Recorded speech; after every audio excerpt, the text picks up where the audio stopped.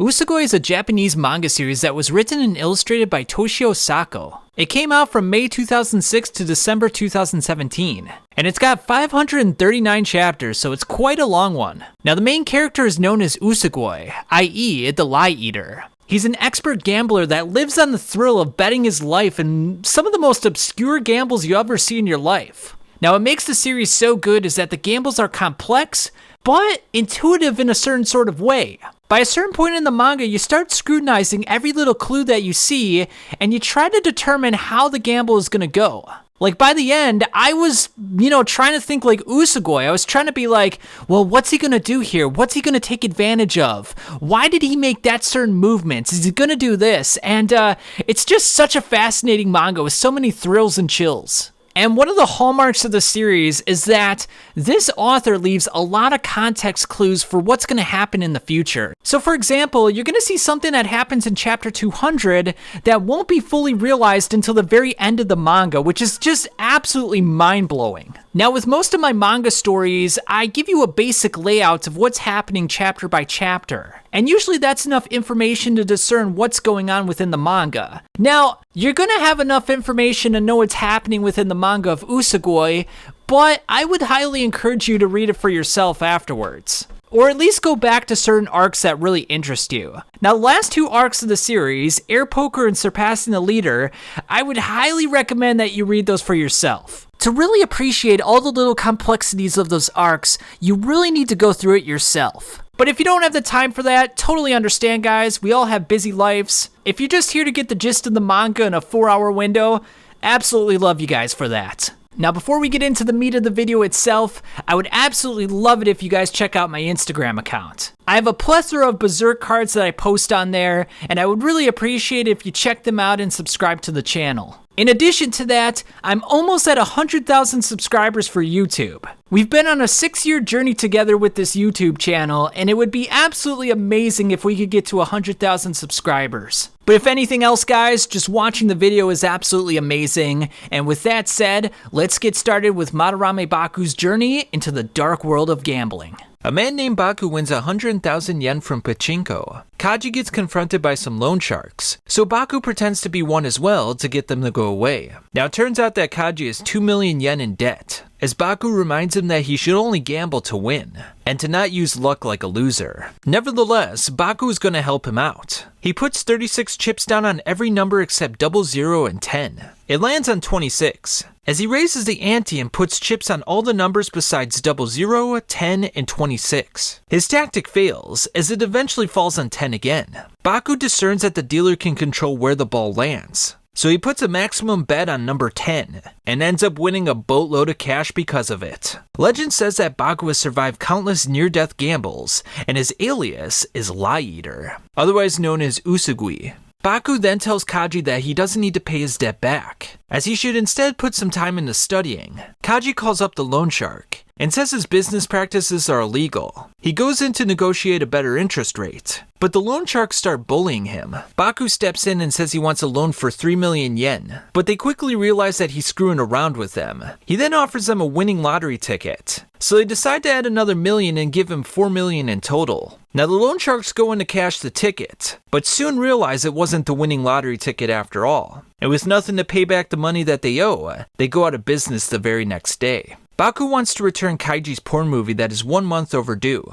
At the video store, he accuses them of selling people's information for profit. The chief believes that there is no evidence to prove this case, so he instructs the manager to call the police. Baku draws his attention to an extra N on the address, and the reason that this was put here is because there was an earthquake when Kaiji was writing it. And he points to the fact that this same mysterious N also arrived on another piece of mail, which means that the video store sold his information. And because of this, the two then received 2 million yen and free video rentals. We then find out that Baku is in need of ample amounts of cash. Baku and Kaji then play poker in an abandoned building in Shinjuku. An old man then offers them 10 million yen if they can escape the building. The catch is that they're going to be chased by murderers the entire time, and a man named Hikoichi will be in charge of running the game. Now Hikoichi is part of the Kakaro, an organization that makes sure that gamblers pay their debts, even if they're offering up their life. Now many scandals involving politicians have been the result of the Kakaro collecting their debts.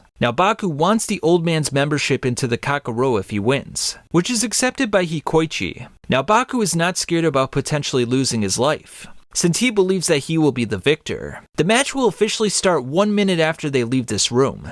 Upon leaving, the power is cut off, so the elevator is not working anymore. Baku senses that the stairs reek of blood, so he says that they should go up to the roof. Once they get there, Baku instructs Kaji to jump off of the ledge. One of Kokuni's men comes to the roof, but sees that no one is there. Hikoichi finds that this situation is one-sided, as he believes that the Lie Eater will win relatively easily. Baku then offers 10 million yen to the gunman. The gunman plays along, as Baku comes out with the money in hand. The gunman prepares to end his life, as Kaji grabs his ankles from behind. "Heh, got your Beretta. Well now, it's my turn," says Baku. Kaiji is grief-stricken to find out that they were actually being chased by men with real guns. Now the Kakuro control this building, and will not allow the police to interfere with the game.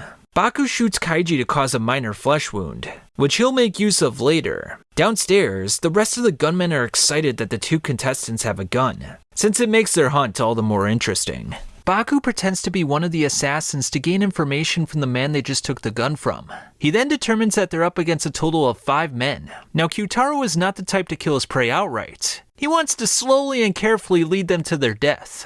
However, because the old man is giving in to his greed, that gives him a chance to win the game. The assassins close in on their position as Baku asks Kaji for the gun. None of the floor's traps have been tripped, as one of the assassins wonders why Baku gave up his gun. "After you took our lifeline, you let your guard down." With this, one of the assassins is taken out, as his comrade wonders what happened to him. Baku then sneakily corners another one, pointing a gun at the back of his head. "You have to try harder, otherwise, old man, you'll be eaten by me." Turns out that Baku used the assassin's assumptions against him, leading him like a mouse to cheese. Taro then finds out that Baku is the famed Usogui, the same man that crushed numerous Kakuro members in an instant. He possesses the brain of a god and the calmness of the devil, and is said to be the strongest gambler in the history of the Kakuro. With this, Taro commands his men to not hold back in their pursuit of killing him. Taro then wakes up his secret weapon, a warrior by the name of Marco. He attaches a camera to him and instructs him to kill everyone in the building.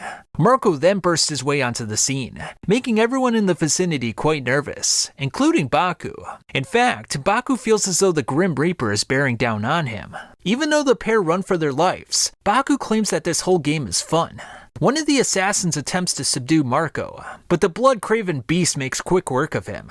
Despite the situation, Baku looks forward to the moments in which the old man is lost and is begging for his life. Now Taro increased Marco's physical abilities through experimentation, but as a result, he lost his intelligence and ethics. Now because Marco is Taro's own son, Hikoichi identifies him as a scoundrel. Now back in the day, Baku challenged the very Kakuro itself, which meant that he faced off against the 21st leader, Soichi. In the game, Baku made a bet that an air vehicle would pass overhead in the next 30 minutes. But unfortunately for him, not a single vehicle was seen that night, which shocked Baku since he arranged for 100 air vehicles to take flight that night. And with that, all the money and power that Baku had disappeared into thin air. Taro then commands Marco to go up the stairs to the 5th floor, where Baku and Kaji are. Shortly afterwards, Kaji finds himself being chased by the lethal Marco. Baku then says something that makes Taro realize that he's been listening into his entire conversation.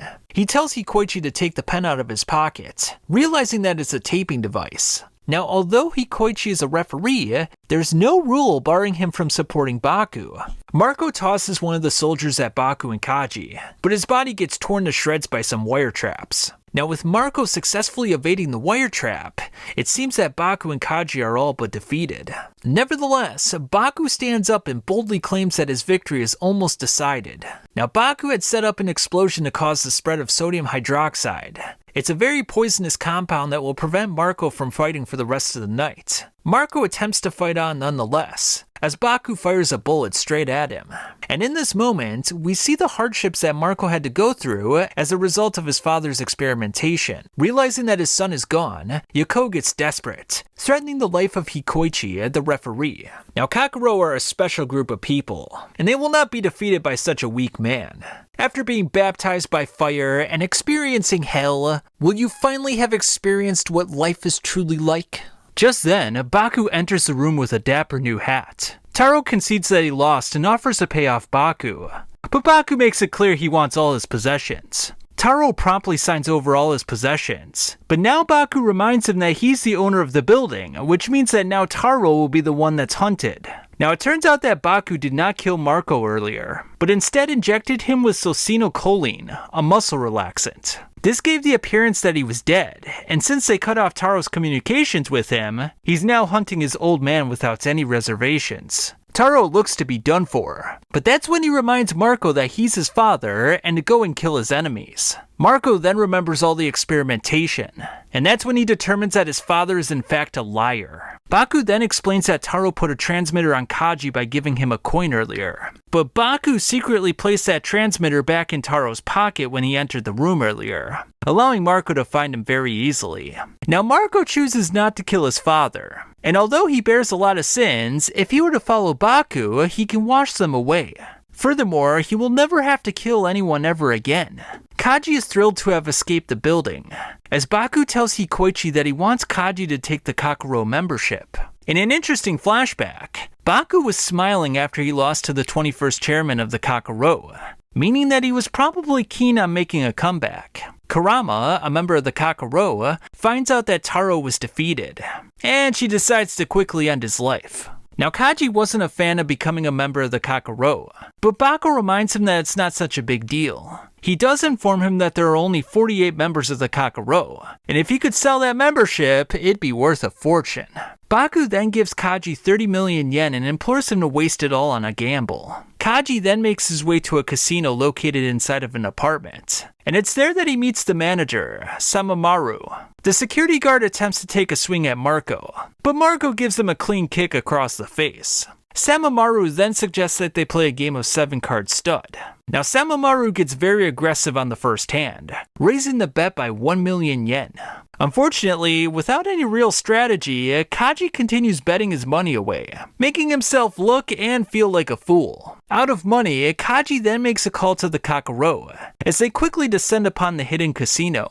Mitoshi will serve as the referee for the match, and he's very astute at estimating a person's worth. He places Samamaru's worth at 1 million yen, and as for Kaji, well, he's only worth 100 yen. Nevertheless, Kaji decides he wants to play on, but this time he wants to use a different deck of cards. Now if Kaji were to lose this match, his whole body would be turned into money. Ipso facto, he's gonna lose his life. Though the weight of this decision is incredible, this is what he's decided to do, and it's all it means to be like Baku. I'm going to devour him, thinks Kaji. Samamaru continues his aggressive ways, feeling confident that he can't lose against this chump.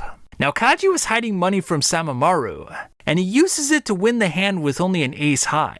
And it's in this moment that Kaji realizes what it's like to not be controlled by money, what it's like to actually gamble. Now Samamaru wants to go for broke, offering to pay 6 times the bet if he loses. Kaji agrees to this, as we find out that the cards are rigged in Samamaru's favor. By distorting the focus of his eyes, he can see the face of each card. Kaji is set to receive a full house of 8s, which is a fantastic hand, but it's designed this way to give him a false sense of security. That's because Samamaru will have a higher full house, securing him the victory. When the cards are revealed, however, Kaji actually has a full house of aces, an unexpected development in Samamaru's plans. Now it turns out that Kaji's ace is just a torn piece. He's actually just covering the 8 of hearts. But if Samamaru brings this to the Kakuro's attention, then he also has to reveal the fact that he can see the cards and that he was in fact cheating. My life has been seized by such a brat! Now because he has to pay 6 times the amount that he bet, he can't cover the debt, which means he'll have to pay with his life. Chris Lee then sends Samamaru flying with a quick move.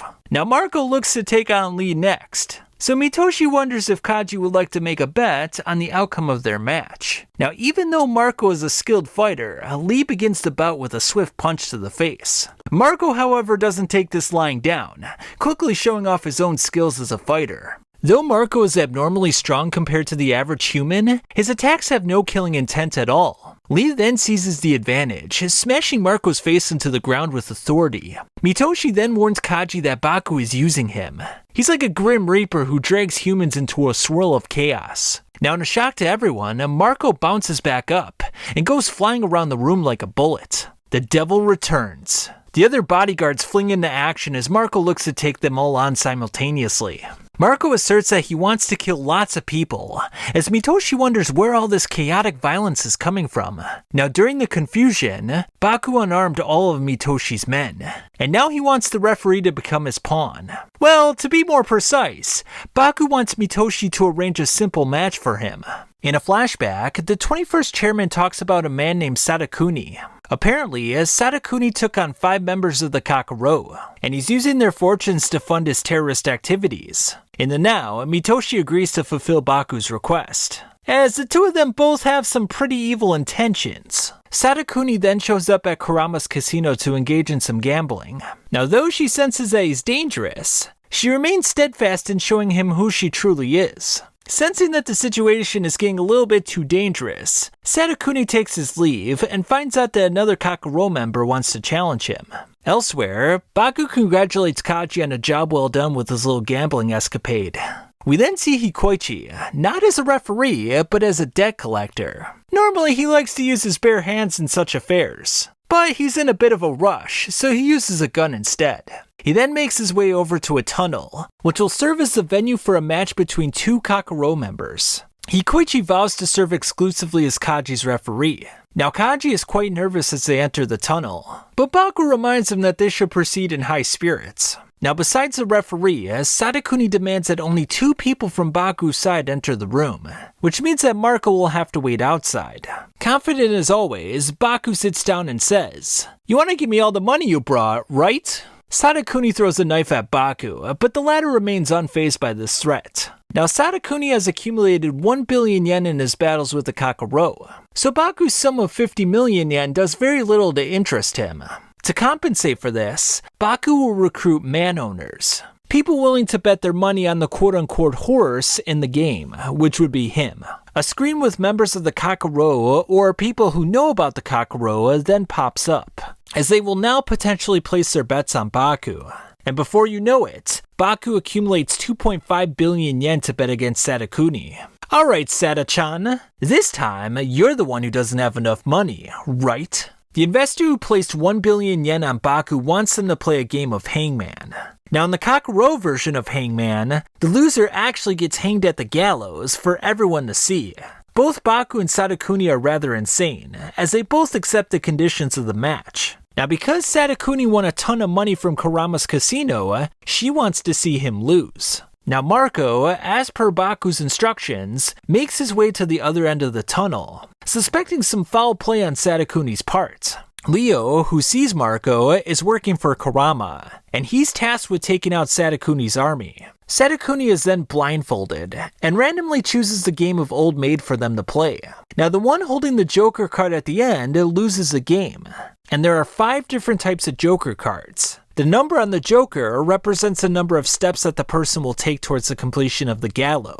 And the number of steps required to finish the gallow is 11, which means that the match could be over with 3 games. And with the rules explained, the match between Baku and Sadakuni is set to take place. The deck is then shuffled, as the referees hand out the cards to their respective players. Baku quickly finds himself with only 2 cards left, and instructs Sadakuni to draw the card on his left. Sadakuni doesn't fall for the obvious bait, and snatches away the card on the right, giving him the first victory. And with this, 5 steps of the gallows is constructed, meaning that Baku is 6 steps away from losing the game and his life. Nevertheless, Baku feels alive right now. And because Sadakuni relies on destiny, it means that he's a dead man. And a dead man can never defeat someone who's alive, at least in Baku's book.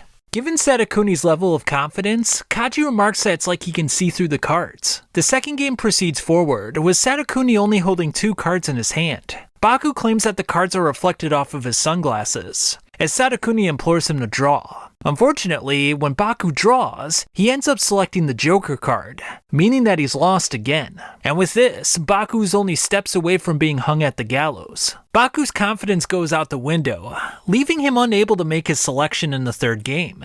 A time limit of 1 minute is then given, as Baku looks utterly horrified.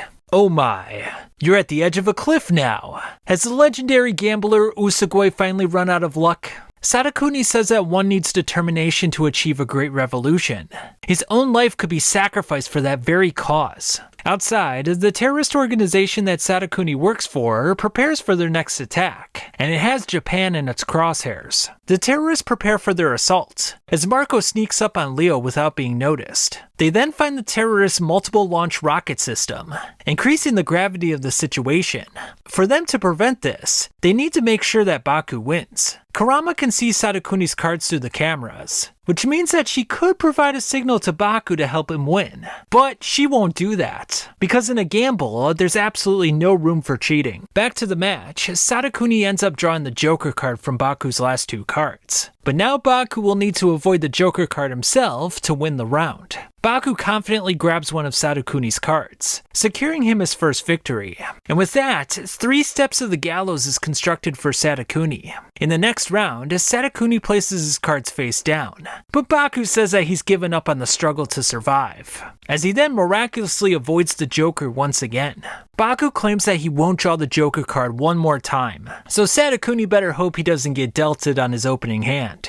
Unfortunately, Baku is dealt the Joker card, and this time it's a 5, so whoever loses this round is gonna lose their life. Baku tells Sadakuni where the Joker card is, as Sadakuni has a look of bewilderment on his face. He ends up picking the Joker card once again, as he wonders what the heck is going on right now. It is now Baku's turn, and to everyone's amazement, Baku stands up and looks directly at Sadakuni's cards. Hikoichi understands that this entire match has been turned into a battle of cheating, which means that Sadakuni was cheating from the beginning. Now Kakuro won't interfere with any cheating unless a player calls it out. So until Sadakuni says something, Baku is completely fine.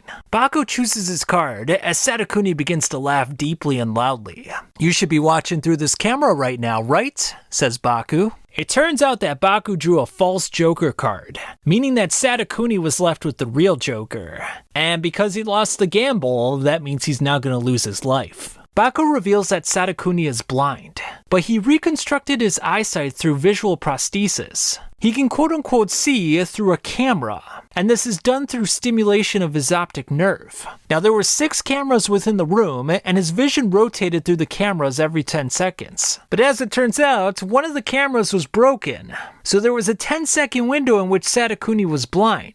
That's why Baku could blatantly cheat without him noticing.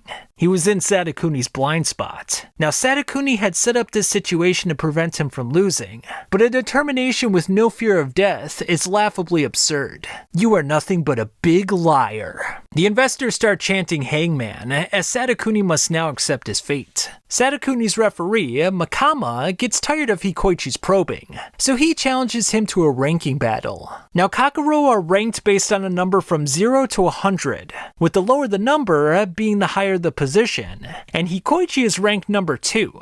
Makama wastes no time in starting the battle with a powerful punch. The two go back and forth for a bit, with Hikoichi removing his left ear in the process. Just then, the leader of the Kakuro and the top referee then enter the room, claiming that they are aliens. Sadakuni does not find this amusing, so the top referee looks to punch him in the face. Makama prevents this from happening, saying it's against the rules to attack him while he's in the middle of a contest. The Kakuro leader then suggests that Sadakuni's comrades have already been taken out. Outside, Leo then notices that the revolutionists have all been killed, and it's all thanks to the 21st chairman. Marco does not want the arms dealer to get away, so he gets prepared for battle. Now the top referee looks strikingly similar to Hikoichi, almost as if they were brothers. Baku then bets all his money that he won today against the chairman, and the wager being that the missiles won't be launched. "I'll end up winning anyway. A life in which I continue to win forever. I guess that's just my destiny. Leo takes care of the revolutionist, claiming that they lack determination and bravery. Marco then finds himself in a battle with one of the Kakuro referees. Marco sneaks in a nice shot, but the referee claims that he is the one that's going to do the killing, no matter who his opponent is. Marco then sees a knife and a gun on the ground, as a vision of his father implores him to murder the man. Back inside the tunnel, Makama lands a precise strike on Hikoichi's face. The man viciously punches Marco in the face, as things look pretty dire. Though Hikoichi is quite a bit older than his opponent, his experience gives him a huge advantage. The chairman finds the fight very boring, as he says he's already forgotten about Hikoichi. The former number 0 member of the referees takes Marco down. He took an interest in Baku when he was winning, but ever since he lost to the chairman, he lost his interest in him. Leo then approaches the former referee, as the two prepare themselves for combat. Leo kicks some dirt in his face as he leaps in for a massive strike. The former referee does well to dodge his knife attack, determining that Leo has reached the fighting prowess of a referee. Leo whips out a gun, but the former referee uses his shoe to prevent his finger from pulling the trigger. Not only is the former referee fast, but he can see through all of Leo's machinations. Marco's father continues to test his resolve, pondering if murder is really a sin. Marco rejects killing, and thusly rejects his father. He will now stop the missile to help out Baku. Marco then breaks out of his metaphorical prison, with both Baku and Kaji by his side. Leo gets knocked onto the ground, as Marco re-enters the fray for Baku's sake. Marco draws blood on the referee, as it's been a long time since he's been in a bloody fight. He doesn't sense killing intent from Marco, however. Instead, he senses his impending defeat. In the past, the referee recalls meeting a young man who was especially skilled at gambling. Now, while the young man won early on, he took his foot off the gas and allowed the richer gambler to get some of his money back. And it turns out that this was the most amount of money that he could win without risking his own life in the process. From that day forward, the two struck a deal so that they could keep on winning together. In the now, the referee finds himself on the ground after being beaten up by Marco. Back inside the tunnel, Baku determines that Sadakuni's men were targeting the missile at Shuei Corporation, whose stock price rose to the highest levels at the beginning of the year. Their goal was to short sell the stock to make an insane amount of profit. And as it turns out, the chairman is following suit, which is why he's betting that the missile will go off. Sadakuni's proposed revolution was just a money-making scheme, and as it turns out, he was going to be blamed for the whole incident. Marco then confronts the arms dealer, hell-bent on stopping the missile from going off. Because the chairman used margin to make his bet, he's set to lose an insane amount of money. Just then, the chairman solves a Rubik's Cube in no time flat, confidently claiming that things will still go his way even if he does nothing. Unfortunately for Baku, the missile is launched, just as the chairman predicted. Makama determines that he can't be Hikoichi, so his instinct is telling him to run away.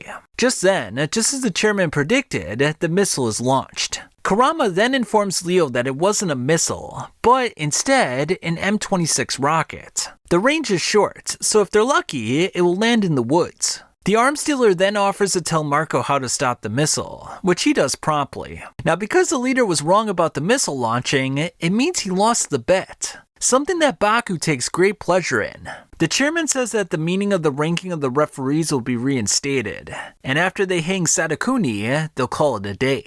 Now, the challenger in a ranking battle has 10 seconds to end their opponent's life. And since they're in the middle of a fight, Makama will now have 5 seconds to end Hikoichi's life. Otherwise, he'll be executed. The battle restarts, with Hikoichi kicking Makama across the face in the very first second. And with the remaining time expiring, Makama's fate is already sealed.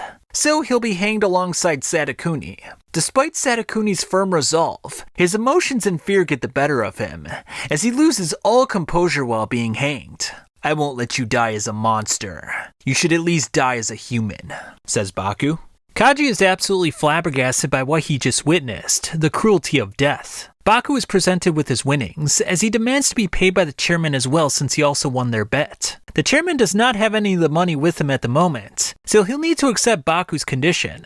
Kayara, the former Kakuro referee, approaches the chairman and the top referee, as the top referee decides to spare his life. It then seems that Baku and Kayara have an understanding with each other, and Kayara was here on Baku's request. When exiting the tunnel, the chairman receives a mysterious phone call from an unknown person. The mysterious person urges the chairman to launch the missile that the arms dealer failed to do. The chairman refuses, saying that it would be no fun to get involved in his own bet. Furthermore, he claims that he knows nothing about the short selling of any stocks. Now, with this act of terrorism, a new organization will be created to combat this, and the Kakuro will be the ones controlling it. With all his winnings today, Baku will become a member of the Kakuro and seriously entertain the notion of surpassing the leader. Although he could have cancelled the order to take his life, Baku feels safest in the Kakuro matches. And with this, Makama and Sadakuni were hanged, and Baku ended up winning 248.8 million yen. Now, as a condition for surpassing the leader, Baku's special referee must attain the rank of 0, which means that Hikoichi's gonna have some fierce competition. Kaji then has a terrible dream that he's gonna be the one that's hanged. But he quickly wakes up, finding out that he fell asleep for 2 days straight. Kaji then receives 25 million yen as a part of his share for the abandoned tunnel game. Kaji then thinks to himself that Baku could have won without him, and it's from this moment that he wants to be just like Baku. But that being said, Baku is just too far ahead of him at the moment. Kaji's mother then arrives unexpectedly, so he offers her the 25 million yen on the condition that she will never appear in front of him again. Shortly afterwards, Kaji's mother gets in over her head with a massive bet, and if she folds, she'll lose everything. Now, to cover the remainder, she plans on using Kaji's life insurance to do so, but she's gonna need his consent. I'll accept this bet, Baku-san. I agree to become the wager. However, regarding my life's worth, can you bet something in return?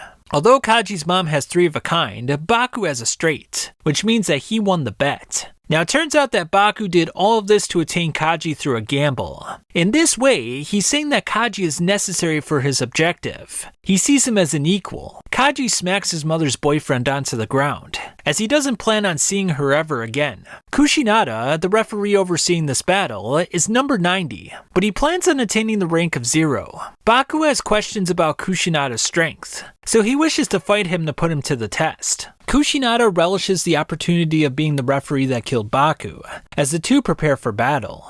Just then, however, Kushinada gets attacked from behind by some mysterious assailant. Baku then proceeds to knock him out, and claims that he put him to sleep with his Hokoto Shinken. A nice little reference to Fist of the North Star. Baku then tells Kaji that he can only enter the Surpassing the Leader competition once. And since he already lost, that means that Kaji will have to be the challenger.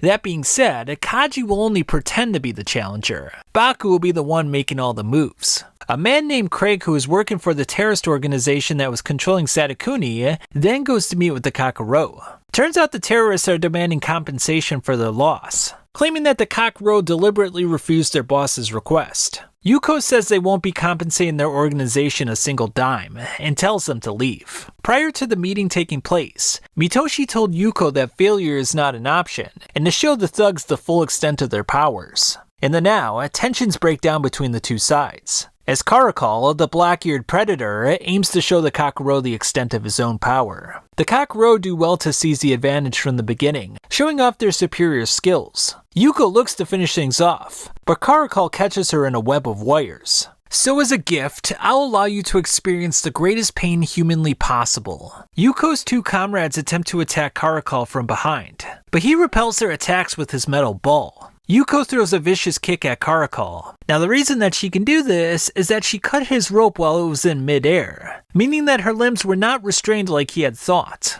A small blade then comes out of her shoe, as she throws a devastating kick that draws blood on Karakal. The bleeding on Karakal stops relatively quickly, as he informs Yuko that his 2 comrades outside escaped their notice. Furthermore, he brought more than 5 men to this little affair, meaning that the Kakuro may be outnumbered. Yuko's comrades attack Karakal at the same time, but he twists their necks around in one swift motion. Joichi Yuko, who we find out is Hikoichi's brother, then appears behind Karakal, ready to sweep up the trash. The 2 combatants face each other head-on, much like a Kakuro ranking battle, as they begin their brutal fight. After a flurry of blows, Joichi is quite surprised that both of them are still alive. Word then comes in that police are en route to their position. Now, it turns out that the police are not a fan of the leader's plans to establish a new, more powerful organization to supervise them. Now, Karakal's real name is Billy Craig, He's a third-rank secretary at the American Embassy and a member of the CIA. It's very difficult for the Japanese police to lay a finger on him, and it's possible that there's a connection between him and the police. Now, Billy's job is to take over the Kakuro, not to get caught up in silly games with Joichi. After going their separate ways, Billy realizes that a direct approach is not possible. He'll have to make his moves behind the scenes from now on. And from this moment forward, Billy wants to set his eyes on surpassing the leader. A gambler then comes to Baku's abandoned warehouse and tells him about a gamble that doesn't require any money. And it turns out that the potential payout is 100 million yen. Now the story sounds like a lie, but Baku will make the final determination for himself. He follows the gambler's instructions to a T, eventually receiving a message that says, "Do you want money?" The unknown person says they'll need to make a breakthrough as they wander through the road of bewilderment. "I can open the gate for you to break through. What you do next is up to you." The game only allows for one participant, as Kaji volunteers for the role. Though Kaji has his doubts about the validity of the gamble, Baku seems to believe it's true. A woman then scratches Kaji on the arm and asserts that he was trying to grope her. A police officer then says that he's a molester and promptly puts him under arrest. The woman then has second thoughts, not wishing to press any charges. A mysterious man then approaches and tells the officer that Kaji is their guest. Kaji is then asked to get into a limo by the man. Now, given all the cryptic actions that are going on, it's possible that Kaji is crossing a forbidden boundary. A fateful boundary that, once crossed, one can never go back. The man introduces himself as Kurisu, as Kaji introduces himself in kind. Kurisu verifies that Kaji will indeed be able to earn 100 million yen with absolutely no money to his name, but there will still be a chance for risk. Before Kurisu can answer any more questions, he tells Kaji to loosen up for this once-in-a-lifetime gamble. Kurisu escorts him to the area in which he will gamble, informing him he'll be back to pick him up when the game is ending. Kaji meets a man roughly the same age as him. The man suffered from a sickness called encephalitis lethargica, or sleepy sickness. The disease leaves the patient in a statue-like position, but after years of suffering, he miraculously recovered. Unfortunately, he had an episode that lasted for 10 years. Ever since then, he's been trying to fill in the voids of the puzzle that he calls his memory. Therefore, the man wants Kaji to bet his life experience, the thing that will fill in the part of the void in his life. Although the bet seems relatively harmless, Kaji has learned that in this world of gambling, sweet stories like this are used to trap and prey. Elsewhere, Baku has Kayara do his bidding, as he feels like Kaji will be fine as long as he goes second. The man explains that he'll have Kaji choose a day from the list and explain his memories of that day. Kaji chooses November 5th, his birthday, and shares a story where him and his mom went to the sea together. The man then bets 100 million yen.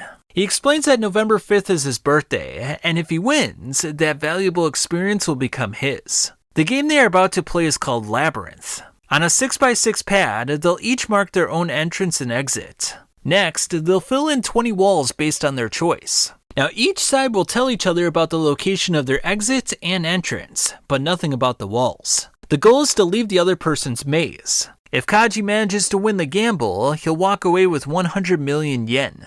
Kaji then informs the man about the Kakuro, as the man reveals that he too is also a member. Yudai, a neutral referee, then comes in to oversee the match, with the stakes being 100 million yen for the memories of November 5th, 2004. Kaji then finds out that the man's name is Karu, as the match officially kicks off. Kaji carefully constructs his labyrinth, as he tells Karu where the entrance and exit are. Karu declares his entrance and exit as well, as this is the labyrinth that Kaji will have to traverse. Karu allows Kaji to move first. Now Kaji has a string of luck, moving around the board without hitting any walls, and he's nearly at the exit. Karu then drops the briefcase with the money to distract him, and it seems like it worked, because the pressure eventually gets to him, as he then runs into one of the walls. Kaji thinks it's alright, since he'll just win the next turn.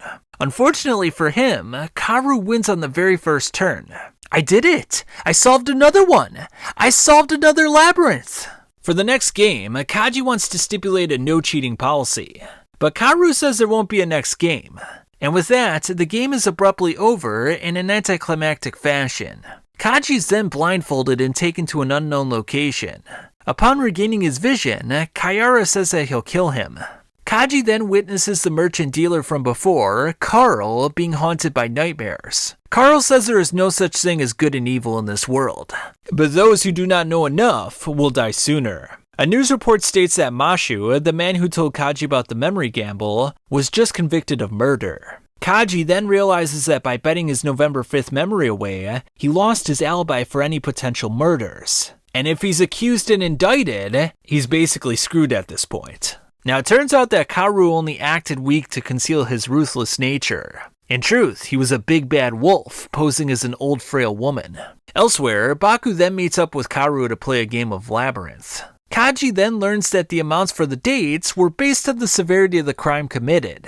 And that's when he finally realizes the truth. I was set up with an alibi as a wager, a prison sentence gamble. Kaji finds out that 3 people got murdered in an abandoned house on November 5th. And although he had nothing to do with it, if he were arrested on suspicion, he would be unable to provide an alibi. Kayara reminds him that people get locked up for crimes they didn't commit all the time, and he's no exception. And it even seems like the police were in cahoots with Karu from the beginning, hence the reason for the strange encounter with them prior to the match. In fact, he was scratched by that woman prior to the match as well, which means they probably collected his DNA sample. And with this, they have everything they need to set him up. Baku then picks a date to bet on, but he's not doing it for the money. Instead, he picked it because he killed someone on that day. Baku then claims that he was just kidding, as the two of them are being extremely deceptive with their words. They're only allowing the opponent to see what they want them to see. Baku then pretends he has no knowledge about the Kakuro or the referees. Because Yudai remained neutral in the last match, and didn't reveal the details of Kaji's bet, she won't reveal that Baku is in fact part of the Kakuro. Baku begins telling his relatively banal story. He then stops and questions Yudai on how she'll collect the bet. After providing an explanation, Baku determines that the collection process isn't set in stone. It's rather ambiguous. Kaoru speculates on the details of the rest of his story, as he decides to take that day and begin the game. Kaoru has one condition for this match, that being he gets to make the first move. Baku willingly plays the fool, claiming that the labyrinth isn't the type of game that you can win on just one turn. Now, like before in Kaji's game, copies of each labyrinth is made, but Baku asserts that a copy of his labyrinth could be electronically sent to Kaoru without him noticing. Although it's a baseless claim, Kaoru agrees to not use the photocopier. And just like that, Baku has everything under his control. After the two complete their labyrinths, Yudai takes a look and loses all composure, breaking out in a smile. Kaoru begins the game with an incredible string of luck, ending up only one space away from the exit. Unfortunately for him, he goes for the win, only to end up hitting a wall. Baku then proceeds to find the exit flawlessly on his first turn, netting him 100 million yen.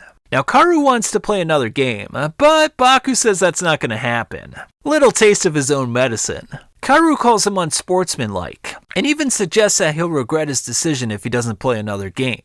Baku then apologizes and says he'll remember another date, that being April 9th of 2001. The two agree on playing 2 more games, as Kaoru offers 1 million yen for the date of April 9th, 2001. Baku believes he set up Kaoru for his trap, but Yudai is certain that Kaoru is a monster and that Usogui will lose. After accepting Baku's story for April 9th, the second round of the Labyrinth game is set to begin.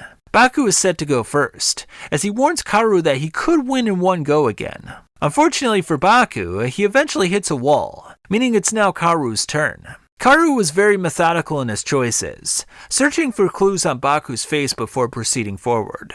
Kaoru then makes a wrong step, running into a wall on D3. With Baku's next move, he encounters a wall immediately at C4, making no progress whatsoever. Kaoru then wonders if he should go to C3 for the potential win, but Baku claims he shouldn't go there. Kaoru does it anyway, securing him the victory. "Damn, I did tell you you should not go there," says Baku. Baku then wonders what crime he committed on April 9th as he's figured out the meaning behind the game.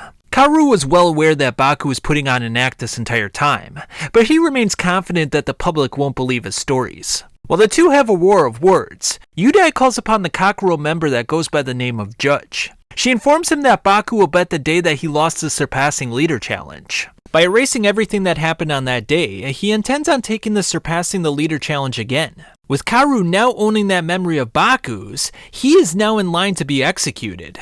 Kaoru blames the incompetence of the Kakuro by not informing him about Baku's past. But Yudai does not find this amusing. Yudai then confers with Judge about how things should proceed, and he vows to make a decision when the final gamble is over. Kaoru was taught from a very young age that order must be maintained over anything else. Even murder is not evil if it's for the purposes of maintaining order. After losing 10 years of his life, Kaoru didn't bat an eye to his parents' disappearance. With an IQ of 190 and a dedication towards order, he became the perfect tool for the police. This is how the Labyrinth gamble began. Elsewhere, Kayara threatens the corrupt police officer and the woman who was in cahoots with him. If they don't cooperate with Baku, then a calamity will fall upon them. Kaoru wants to bet 1 billion yen on the next game.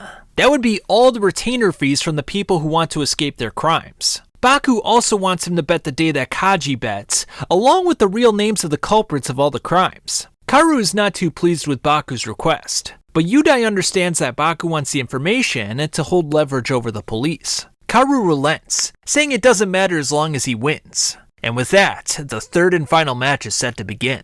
While Baku places his completed labyrinth in the ledger, Kaoru states that he is different. He's not an ant like the rest of society. He then mistakenly drops the paper, as Baku inadvertently takes a look at it. The two then decide to dispose of their current labyrinths and redraw new ones. Now the judges decided that if Baku loses his current game, that he will be disposed of right away. The third game officially kicks off, with Yudai getting an absolute thrill of seeing these machinations play out in real time. Now it turns out that Kaoru uses a magic trick of sorts. It involves the oil-based pens. Now the film of the maze holder is a dummy, allowing it to duplicate the opponent's labyrinth, but in reverse. Therefore, every time he plays the game, he hands in a blank labyrinth, and simply uses the reverse copy of his opponent as his own. By going second, he learns everything that he needs to know. Now when Baku submitted his labyrinth in pencil, he disabled this trick. Now Baku didn't have the pencil this time, so Kaoru is using the same trick as before. But, unbeknownst to him, it's leading him to a corrupted order. He is now one step away from victory and feels like the game is in the bag. Unfortunately for him, there was a wall there. And Kaoru is a bit flabbergasted to say the least. While Kaoru doesn't understand this level of disorder, Baku merely smiles, knowing he tricked him. Baku then proceeds to effortlessly make his way through the maze, as Kaoru can do nothing more than drool and cry. If order is good, that good is born from evil. You are a disgrace. Turns out that Baku used an eraser to prevent the walls from being transferred over. But if that's the case, there shouldn't be 20 walls on his copy. Kaoru then realizes that Baku used a piece of eraser from keeping one of the walls from transferring over. And with this, he's finally solved the riddle. He solved yet another labyrinth. Unfortunately for him, Baku won flawlessly, so he won't be getting another turn. By using some of Kaoru's theatrics and stealing his sheets, Baku understood how the trick was played. And in this way, he could formulate a beautiful trap for him. Now it turns out that Kaoru's parents were charged with a crime that they did not commit. His father was also involved in this gamble, and after recovering from a coma, Kaoru decided to surrender himself for the sake of order. And with the game over, the collection of the Surpassing the Leader game will conclude with the taking of Kaoru's life. The chairman then tells the judge that inside the labyrinth there is a monster that eats human flesh. It lurks in there, the Minotaur. Just then, two mysterious men enter the room as Kaoru's encephalitis lethargica kicks back in. Baku preemptively apologizes for speaking rudely, but he says that ever since they walked into the room, the stench of a lowlife has been there. The two men look to take control of the situation through force, but that's when Marco shows up to provide some assistance. The Kakuro volunteer to watch over the money for Baku, and this will allow Marco and him to defend themselves against the thugs. Amiko, the one in charge, admits that it's Baku's win. With that said, he wants to engage in a Kakuro game. Kaji is then identified as the culprit behind the murders on November 5th of 2004. Fortunately for him, it was just a nightmare. Carl then reminds him that dreams sometimes have hints to the solution that you're currently in. Not too long after this, a group of thugs start searching for Kaji in the abandoned building, but he's nowhere to be found. In what appears to be a flashback, Amako meets up with Billy Craig, demanding the L file that he stole from them. It turns out that Amako is known as the Minowa, I'm guessing Minotaur in Japanese, and upon learning this, Billy immediately returns the L file. Back in the now, Amako says that if Baku would take on Karu's job, he would feel very reassured. Baku realizes that Amako is merely stalling for time, waiting for something to change the situation. And sure enough, Amako was waiting for his men to apprehend Kaji, thus giving him leverage over Baku, but that didn't happen. In 1890, during the construction of the current police department, a real labyrinth was built underground, and it was done so as a symbol of order. Elsewhere, Kayara meets up with Billy Craig in an underground tunnel. Now, when Billy was chasing them down, Kayara directed a motorcycle towards their car. Billy thusly used a human shield to protect himself from the impact. Now, Billy claims that they will never escape, as he calls out Carl for betraying their trust. Carl pretends as though he doesn't know Billy, but Billy does not find this amusing in the least. Kayara then gets a crazed look in his eye, ready to kill Billy Craig right here and now. The lamps in the tunnel go out, as these two beasts unleash their fangs upon each other. Kayara completely reads Billy's moves, as it seems like the two are pretty evenly matched. But just then, something unpredictable happens. Even after sweeping and sweeping and sweeping, the trash of this world forever remains. It's time to sweep, says Joichi. For going against the Kakuro, Joichi wants to end Kayara's life. And while he's at it, he's gonna kill Billy as well. Aiming for you, there are only enemies, no allies. Battle Royale. In this chaotic battle, even the slightest mistake will cause their hearts to stop beating. Joichi and Billy start focusing their efforts on Kayara, putting him at a disadvantage. In a flashback, Mitoshi inducts Kayara into the Kakuro, and he does so at the number 25 spot. But this wasn't good enough for him, so he immediately called out the number 0 referee. Joichi, who was not a referee at this time, but a sweeper, did not appreciate Mitoshi's level of favoritism.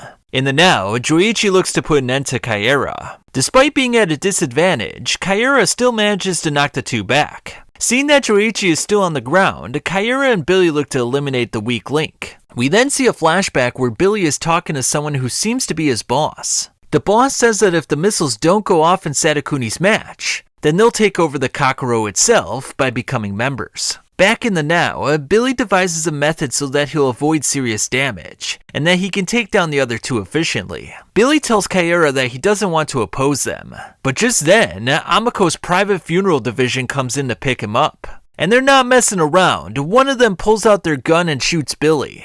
"You monkeys, I'm from the US Embassy," screams Billy. This does not deter them, as they all pull out their guns and begin to shoot. With Billy disposed of, Joichi and Kayara's match is going to be placed on hold until another time. A few minutes ago, Baku, Amako, and the Kakuro enter the labyrinth underneath the police station. Amako then questions Baku as to what he wants to bet on. "What I'm going to rob from you is the L file," says Baku. We then learn that the funeral division was using fake bullets on Billy, so that he could make his escape from Joichi. He now wants Baku to get the L file to become an enormous metaphorical knife, and he plans on grabbing the handle of that knife. Now, the L file contains evidence of those requesting the police to find scapegoats for their crimes. That being said, it doesn't have any decisive or admissible evidence that could prove anything. Thus, it requires someone with the proper knowledge and tenacity to make use of it. With Baku already destroying the terrorist, he's particularly capable of making use of the L file. Amako then wonders how Baku knows about the L file, and even considers the possibility that he's in cahoots with Billy Craig. This is not even worth betting over, this L file. I'll give it to you. Here, take it. Baku wonders why he's just walking around with such valuable information on a flash drive. Amako explains that he recovered it from Billy Craig, and he did so at a French restaurant earlier today. As Baku goes to grab the L file, Amako slaps him across the face, claiming he's just like the rest of society, a peaceful idiot. "I'm happy you understand. In this world, there's nothing more dangerous than something that's free." Now, it turns out that this is a lobbyist file, and it lists all the representative lobbyists of Japan. Yudai then looks into the L file, informing Amako that the Kakuro are going to investigate it for authenticity reasons. And they do indeed verify that it's real. In addition, the labyrinth below the ground is built in the same way as the labyrinth on the table. There are also cameras installed in each room as well. and the doors are only designed to be opened with an electronic key. Yudai then volunteers to create the finest labyrinth possible, as Baku, Marco, Amiko, and Minowa will all be competing at the same time in the same place. If the players encounter each other, one player will become the offering to the Minotaur. In this way, each player will become a quote-unquote Minotaur hiding in the labyrinth. Now, to determine who becomes the Minotaur, every time a player opens a door, they receive an M point. If they encounter an opponent with more M points, then the person with more M points will be granted 30 seconds to one-sidedly attack or run away. So in this way, the player who owns the most M points becomes the quote-unquote Minotaur of the labyrinth. Kaoru is then placed into another room, as all communication devices are taken from the 4 contestants. Yudai provides a small hint before the competition.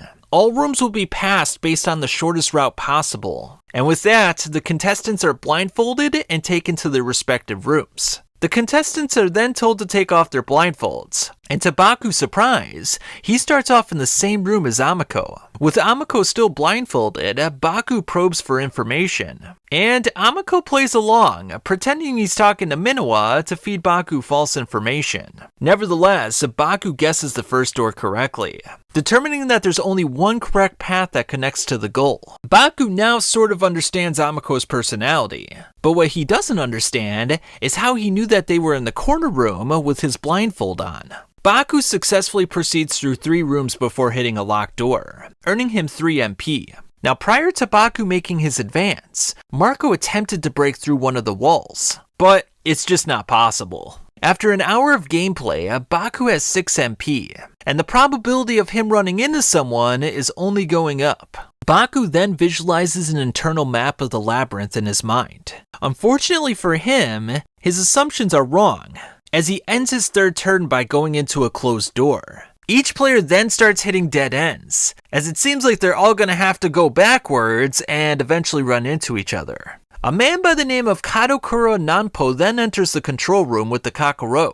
Yudai and him are old friends, but she makes it clear that if he doesn't leave, she's gonna kill him. Kadokura then takes his leave, but shortly afterwards, he does something to the labyrinth that completely changes the landscape of the game. 10 years ago, or perhaps further back than that, there was a criminal organization that ran a town, and the leader was none other than Yudai. There was a similar organization run much like the first one, and the leader of that organization was Nanpo. One night, the two had an epic exchange, the results of which we do not know at this time. Baku and Minowa then meet up in the E5 room, as Yudai wonders what's Nanpo's aim. Minowa wants to use his first 10 seconds to crush Baku's arms and legs, and vows to execute him within 30 seconds. The Kakuro then reveal that Minowa currently has 15 MP. They confirm the MP wager from each player, and as it turns out, Baku has won. Minowa casually sidesteps Baku's punches, making it look like natural movements and not dodges. Baku then finds out that Minowa only used 1 of his MP for the wager, and with the M time expiring, Baku didn't inflict any physical harm whatsoever. Minowa then warns him that he'll be sure to use all his MP on the next time that they meet. Now it turns out that Baku also had 15 MP, but he only used 2 to earn him his M time. Baku then determines that there are doors that can't be opened from the opposite rooms, even if the current room only had locked doors. Now while all the contestants are moving forward, Amiko is only using his starting room as a base and simply going back and forth. Marco meets up with Minowa as the two agree to use 10 MP so that they can have a fair fight. Unfortunately, Minowa lied, allowing him 30 seconds to pummel Marco. Huh? It wasn't 11 MP? Sorry, I guess I misheard you. Now if Marco is dead from this beating, his remaining MP will go over to Minowa. Marco rises up nonetheless, claiming he's going to use his remaining 11 MP as we see a look of fear on Minowa's face. The two of them both hold 11 MP, as the Kakuro asks Minowa how much he wants to use. We then see that Baku concealed a phone in the F3 square, as he contacts Kaji about the information pertaining to the November 5th, 2004 date. After reading Kaji's response, Baku is pretty pleased by the situation. Usogui perfectly understood where he was in the maze, as he mentally tabulates how many MP each person has. With Marco and Minowa meeting up at C5 again, the both of them use the remaining MP to fight each other. The two begin their clash as Minowa claims that Marco could die in the next 2 hits. Kaji and the gang then meet up with Hikoichi and inform him about the situation with the Kakuro game. Now after Kaira left the Kakuro, a battle took place between Amako and a Chinese official who had confidential information about the police. The Chinese official used a legendary assassin by the name of Bao Long to do battle. Amako countered with Minowa, a man whose proteins are similar to that of ancient creatures. He possesses a gene known as GDF8 myostatin, which causes his muscles, bones, and tendons to be highly compressed. The muscles build immense strength even though it doesn't grow excessively in size. Now 25 seconds remain in M time as Marco flies around the room and attempts to seize the advantage. Despite Marco's impressive fighting talent, he's no match for Minowa's raw power. Now Marco should really go into preservation mode at this time. But, that's just not his fighting style. Minowa grabs him by the neck and says that once he's eliminated, he'll kill Baku next. Now even though killing Baku will get him disqualified, Amako will be the only contestant remaining, and that will secure him the victory. But Marco is no ordinary person. He'll continue fighting to his last breath. This is the face that kills you while smiling at you. That's what's inside Marco. Kaira then claims that Marco is no longer being controlled by Rudemu, his inner chaotic entity. He is thusly forming a compromise. Marco then dodges all of Minowa's attacks, knocks him back, and uses a wall as a springboard to launch his knee into Minowa's face. Now this is the current layout of the maze, and the battles that have taken place. The Kakuro check in on Minowa, but he's still breathing for the time being. Baku then begins to understand the labyrinth's design. The foundation is based on a game taken from William L. Black. In said game, you start in the corner where a cross is drawn. The goal is to pass through each room of the labyrinth by using the shortest route possible. And by using process of elimination, Baku determines that the goal must either be A5 or A1. So in this way, he's got a 50-50 chance of being right. He's going with A5, and if he's right, he'll reach the end in his next turn. Baku makes his way through several doors, but upon entering the next room, he has a look of absolute shock on his face. In a flashback, we learn that Nanpo is the assistant commissioner to Amako, and the two of them planned on using the L file for their own gain. Just before Baku went from F3 to C2, Yudai took his leave to meet up with Nanpo. Now when Yudai was confirming the L file earlier, it was Nanpo who was flooding C3 with water. Now the structure of the labyrinth is quite interesting. Oxygen levels in each room are limited, and by filling a chamber with water and draining it, you can cause decompression in another chamber, which results in a decrease in oxygen levels in the other one. A person entering C2, just as Baku is doing, will feel a gust of wind sucking them into the room, and with the oxygen level at 11%, they'll be surrounded by a fatal, transparent poison. C2, therefore, is designed to kill people. And Nanpo told Amako everything about this prior to starting the game. Now Nanpo claims that the weaker ones deserve to be eliminated, and if Baku steps into C2 willingly, then he's the weaker one. Yudai realizes that leaving Nanpo alive all these years was a mistake. He should have killed him when he had the chance. In a flashback, Yudai lies on the ground after being beat up by Nanpo, and it was from this moment onward that Yudai decided to leave the city to join the ranks of the Kakuro.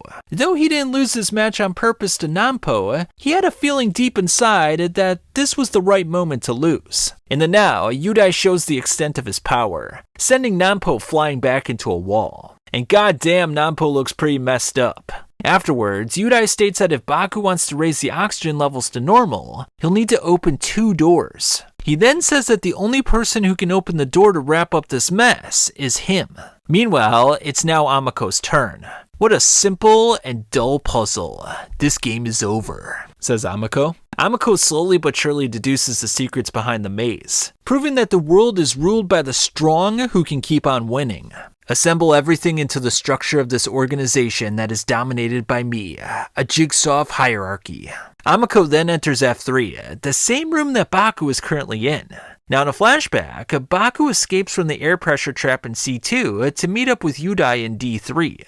Yudai then notices some labyrinth paper stuck inside one of the doors, basically serving as a doorstop for releasing air pressure. Yudai then assumes that Baku must have noticed the water in one of the rooms, and figured out that there must be an air pressure problem in another one. Hence the reason he set up the doorstops to relieve the pressure. Back in the now, Baku and Amiko need to decide how many MP they're going to use to wager for this showdown. Though Amiko has more MP, Baku claims that he'll use the minimum amount of MP to lose on purpose. An elite person like him won't toil away with the dirty work of a pawn. Knowing that Baku met Minowa before, he's going to be wondering why he's still alive at this moment. The only reasonable conclusion is that he used a lot of MP to avoid a direct confrontation. Nevertheless, Amiko correctly assumes that Baku only used the necessary MP, which was 2 to achieve victory against Minowa. If so, Baku has a total of 28 MP, and with Amiko having 80, he can secure the victory. That being said, he doesn't want to waste all his MP on this single encounter, because it's likely that Marco is waiting for him on D4. But if he uses 29 MP now, he'll be left with 1, and when he enters D4, he'll have 2, and he'll be able to defeat Marco. Now prior to the match, Baku made Amiko swear that he wouldn't touch the clothes of the Kakuro. It seemed like a silly request, but prior to the match, Baku switched clothes with one of the referees, meaning technically he can't be touched by Amiko. By the way, did you really think it would work? This kind of joke that tricks a kid, says Amiko. Amiko uses 29 MP as intended, and prepares to leave the room. But that's when Yudai reveals the results, announcing that Baku has won the wager. See, you really lost on purpose. Now the 30 seconds of M time start. Baku starts slapping Amiko across the face, as the police commissioner has a look of absolute horror on his face. You are the one who let me win. The hunter will break through your nest from the inside. M-time expires with Amiko now losing his turn. Yudai attempts to put the pieces of the puzzle together, trying to figure out how Amiko ran into Baku when he knew where everyone was. Now it turns out that Baku made it clear that Marco was on D4, forcing Amiko to take a path that would lead them to each other. Now it's not currently Marco's turn, and he's en route to crossing their path. And with him having more MP than Amiko, he's going to kill him on the spot. However, if Amiko surrenders right now, Baku will show him some mercy. Amiko then places his ear against the pipe in a strange fashion. Now it turns out that he can experience colors in response to auditory stimuli, and this allows him to deduce what rooms look like and how to proceed through the maze. In addition, he was using Morse code to communicate with Minowa by tapping on the pipes. So by not leaving his starter room, he listened to the sounds of the other players opening the doors, distinguishing the little differences between the sounds and associating a color with it. He assorted each door sound with a color, allowing him to construct a perfect map within his head. Now remember the cell phone that Baku hid in the pipes to communicate with Kaji? Well, that cell phone recorded all the Morse code between Amiko and Minowa. This is how Baku prepared a trap for Amiko to fall into perfectly. Now Amiko didn't even tell Minowa about the dead room, but Baku noticed that no one was passing through it, and given the pressure of the water tanks, he suspected that an air-sealed room was pretty high,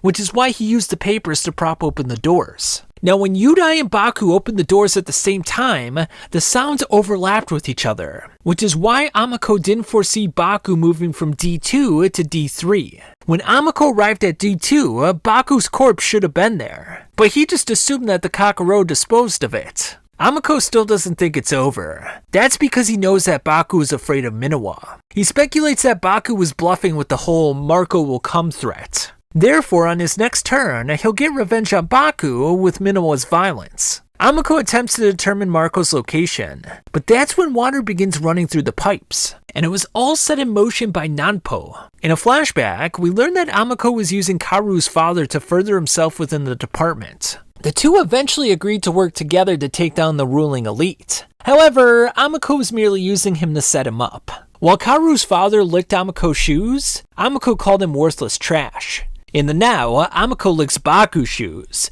in order to save himself from harm. Yudai walks in to inform Baku that it's his turn. Now, he didn't have to do this, he could have just used the intercom, but he wanted to see Amiko licking his shoes. He then reminds Amiko that it's forbidden to touch someone outside the M-time, but he'll overlook it this one time. Baku takes his leave, as Amiko realizes he needs to apologize to Karu's father for what he did. It now turns out that Baku sent Minowa fake Morse code, and this was to ensure that he wouldn't be waiting for him right before the endpoint. So with all the loose ends taken care of, it appears that Baku's gonna win. On his path, Baku comes across Marco. Unfortunately, it appears as though Marco is dead. Because his pulse stopped, Marco is disqualified from the game. Paramedics will arrive in about 1 minute to check in on him. Elsewhere, we find out that Amiko put on a little act to lull Baku into a false sense of security. Minowa then approaches Amiko, which means it's his turn, and it gives Amiko hope that he can still win. After all, the balance of this world is made by the special, the exceptional people who reign victorious. The recovery process is attempted on Marco, but things don't look good for him. Just then, Minowa enters the room that Baku is currently in. Want to eat, over and over. I haven't had enough. Want to eat, says Minowa. Yudai will preside over the final duel that will decide who will win the Labyrinth game. Baku only has 10 MP, and it's possible that Minowa has a total of 19. The two are asked to present their MP as Minowa gets overzealous and lunges in. Yudai steps in to prevent his punch from landing on Baku, surprised by the injured man's strength. As it turns out, Minowa only had 3 MP left, and Baku only used 4 of his total 10 MP. Because Minowa attacked outside of M time, Yudai will now have to purge him. Minowa proves to be quite resilient given his injuries, as Yudai thinks that Baku is a crazy gambler for only winning by 1 MP. Yudai then notices an earbud in Baku's right ear, which could have been used to wiretap into the conversations between Minowa and the Kakuro. Minowa then smashes Yudai's face into the ground, and goddamn he's all messed up. What are you doing? You want a piece of me? Says Yudai as he retaliates. Yudai finishes off Minowa for good, as he now understands why Baku had his opponent present their MP first to the control room. It's because he heard all of the conversations. He then realizes that it wasn't Baku who was wandering through the labyrinth, it was in fact the Kakuro. With his final breath, Yudai announces that Baku has won the labyrinth match. We then see that Marco has survived his encounter with Minowa, as Baku has officially won 1.1 billion yen and the L-File. We then see Baku and Marco staring at Karu as he lies unconscious on a bed. Marco claims that Karu is just like him, they were both manipulated.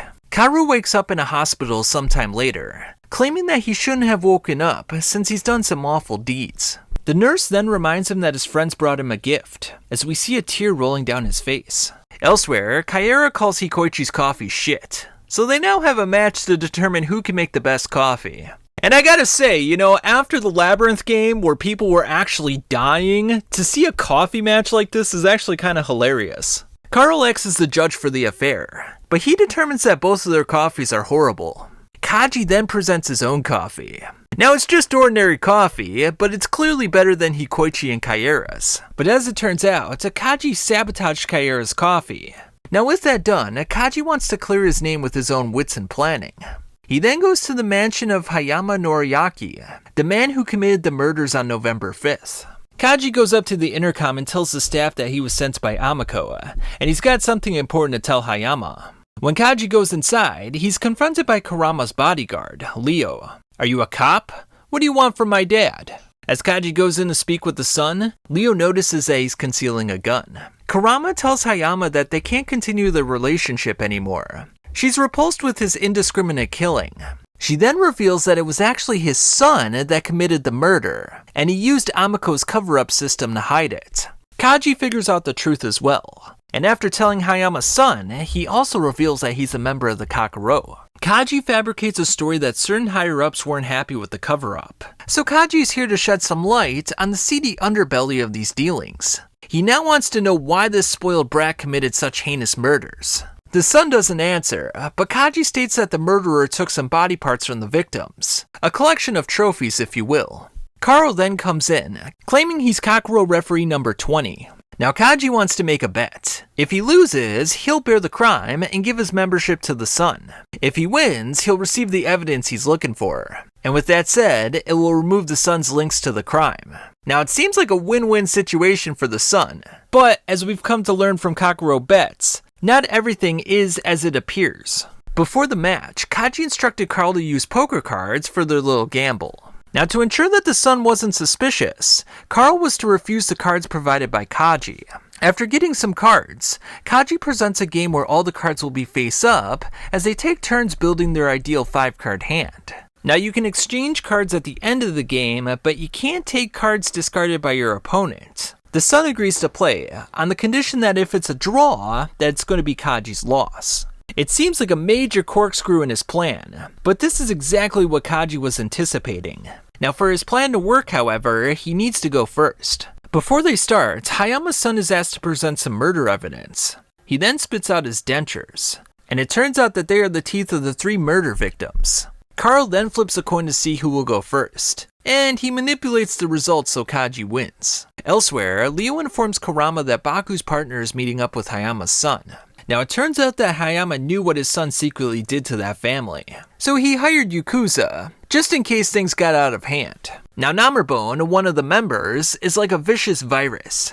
He then grabs onto Kurama's boob, claiming that she'll get infected. Kurama, unfazed by this, grabs onto his dick, saying he's too impatient.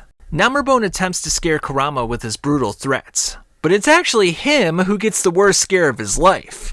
Namerbone then presents a box full of ears, as it's revealed that he used Hayama's son to add to his collection. Now Namerbone is not pleased with Kurama's detailed report, and neither is Hayama. Hayama looks to take care of the situation by contacting the executive of the Daiaku party. Unfortunately, when they find out his son was a murderer, they demand 100 billion yen, otherwise they're not going to help. Kurama then informs him that no amount of Yakuza will help him out right now, as they're all just bloodsuckers after his money. Namerbone reminds Hayama that he received his loans from some dark places, and if he were to step down right now, the person who holds all the creditors' rights is none other than Kurama, which means she'll plunder his entire company right out under him.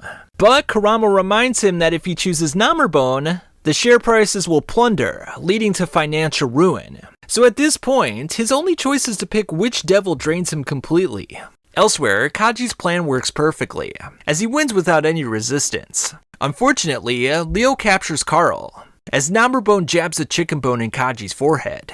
Kaji points a gun at Namerbone, but the crazed killer only becomes more enraged. Kurama then decides to tell a little white lie, claiming that Kaji's the one who pulls the strings of both Rudemu and Usogui behind the shadows. She now wants to end the life of Carl, the fake referee. However, she finds a note on Carl's person, and it's a note from Hikoichi, and it states that if anyone harms Carl, he'll judge it as a personal attack against himself. Kurama then suggested the dentures are not sufficient evidence to convict Hayama's son of the murders. However, the son's fingerprints are all over the severed ears, which means that they'll now conduct a new gamble, and they'll be betting on this evidence. The son, who Namerbone refers to as Captain, is frightened beyond belief, but Namerbone says it will all be fine if he just wins the gamble. Hayama's son agrees to bet as he takes Kaji to a room with an Iron Maiden inside. He then reveals the Sicilian Bull, a statue that dates back to the 6th century BC. The inside is hollow, which means that there's enough space for a person to fit inside. When the person is placed inside, you heat the bull with fire until the person is burnt to a crisp. This is a death match, burn inside the bull. They're going to have a time guessing game, where one player has to guess how much time has elapsed after a specific interval. The total time deviation from the right answer is then given to the player with the closest time, and they can either use the time to torture their opponent, or they could save it for later. Are you mentally prepared, stupid Kaji? Hope you make some nice sounds. Kaji then wonders how many people he's burned within the bull's womb.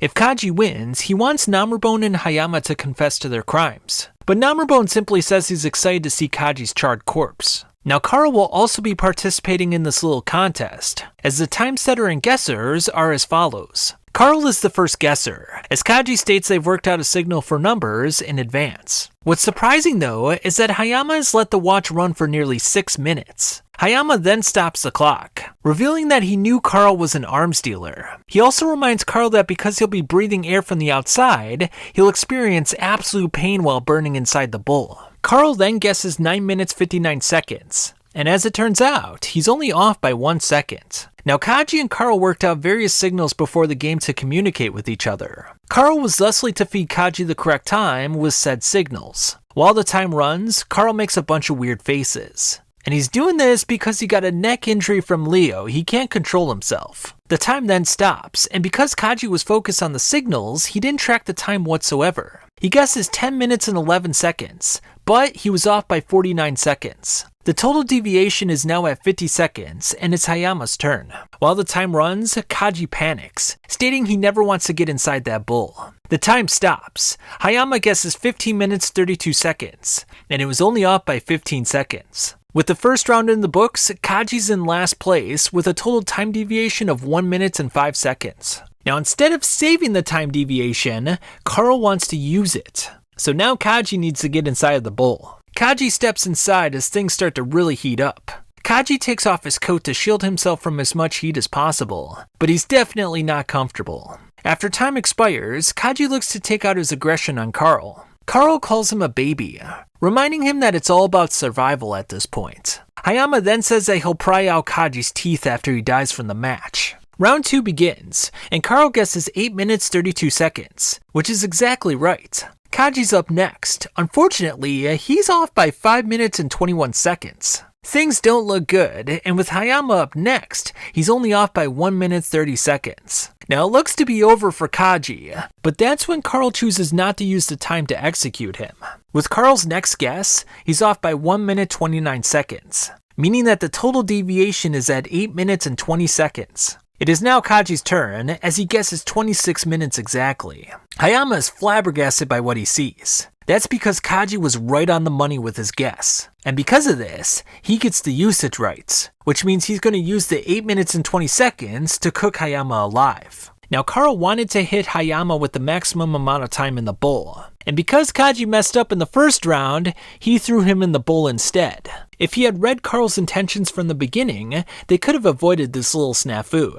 It is now Hayama's turn, and he's going to have to guess exactly right to avoid being turned to ashes. Hayama offers money to get out of this situation, but Kaji wants him to confess to the murders. Kaji then realizes that Hayama knew the correct time before Carl fed him the answer, which means Hayama might be cheating. And speak of the devil, Hayama is dead on with his next guess. The next round begins, with Carl being off by 4 minutes 11 seconds, putting the total deviation at 12 minutes 31 seconds. Hayama then suspects cheating on their part, instructing Carl to turn around and hide the watch. With his next guess, Kaji is off by 9 seconds. Kaji attempts to figure out how Hayama is cheating, as the spoiled brat guesses the correct time once again. With Hayama now owning the usage rights, Carl will need to step inside the bowl for 12 minutes and 40 seconds. Kaji is tied up and gagged as he's forced to watch the horror play out. Upon exiting the bowl, the lights in Carl's eyes has vanished. Yet despite it all, he's got a cool grin on his face. Now Hayama says that if you're capable of killing someone and getting away with it, then you're a chosen one and you have a license to kill. Right now, the one with the most decisive power to decide whether one lives or dies is me, isn't it? Says Kaera as he walks in. Though Kaera feels bad for what happened to Carl, he says that he reaped what he sowed. But now that he's here, he'll grant Kaji his wish and kill everyone in the room.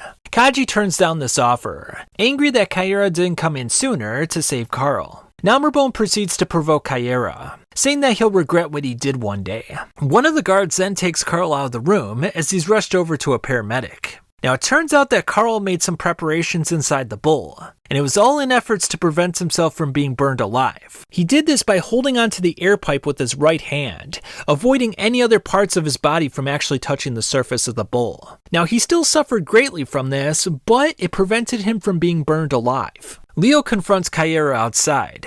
Now the two look ready to throw down, but Leo just wants to say that he was quite kind to save Carl's life. Back inside, Kaji accuses Hayama of cheating as the spoiled brat starts to throw a fit. You have something that beats in 1 second intervals, hidden somewhere within your body, says Kaji. Kaji suspects that it's a pacemaker, so he now wants to use the electromagnetic waves of a laser pointer to mess with said pacemaker. And with this, the match will now be an even battle, a 50-50 match as it were. With Kaji's next turn, he guesses 7 minutes 26 seconds, 16 seconds off from the real time. Nevertheless, Hayama guesses correctly on his next turn, claiming that he was innocent this entire time and was not cheating. Kaji now wants to switch seats with Hayama, stating there's something suspicious about this room. Namorabone says it's all useless, as Hayama has an outstanding ability that no one else possesses. With Kaji's next guess, the total deviation goes to 2 minutes 54 seconds. Hayama seems confident he'll win, but when the timer stops, he goes into a complete panic. He demands a timeout, but the game must go on. With his next guess, Hayama is off by 2 minutes 54 seconds, and since both sides have the same deviation, it will go to a third round. If you're going to quit, now's your chance. There's no chance for you to beat me, says Kaji. Kaji then determines that Hayama can hear at a high frequency, something that most people can't pick up on. And there's a sound in the room that's perfectly clicking every second. So just by counting the sound, he can count time perfectly. After Kaji provides his rationale, Hayama completely denies the claim, saying there's no evidence to prove it. However, based on Hayama's internal monologue, this is exactly how he was cheating. But he still calls Kaji a fool for not being able to prove his claims. It is now Kaji's turn, guessing 27 minutes, 49 seconds, which is right on the money. Now it turns out that the sound was coming from a set of speakers. So Kaji placed a mirror shard on said speakers and used a laser pointer to reflect the light onto a nearby wall. Now because the speakers were vibrating, it caused the light to vibrate as well. And this strategy allowed Kaji to count the seconds by watching the subtle movements of the light. Now Kaji was using an app installed on his phone to emit a high frequency sound, and this was screwing with Hayama's counting method. Now this all meant when Kaji stopped the timer, the arrogant boy would have to guess the time without any advantages. Hayama still calls Kaji a fool. He then stands up and confidently asserts that 30 minutes 20 seconds are on the clock. But that's when Kaji reveals that he was off by 20 seconds, making him the loser. Hayama starts regretting the various decisions he's made in his life, stating he's going to turn over a new leaf and be reborn. Kaji doesn't believe him for a second though, as the spoiled brat proceeds to yell at him. Namorabone then reminds Hayama that he'll just have to endure the 6 minutes, after which time he can win the match for good. Hayama goes inside and begins to burn. Unable to take the pain, he apologizes profusely, claiming he's had a change of heart. While the sun burns, the elder Hayama desperately attempts to hide his money before it's stolen.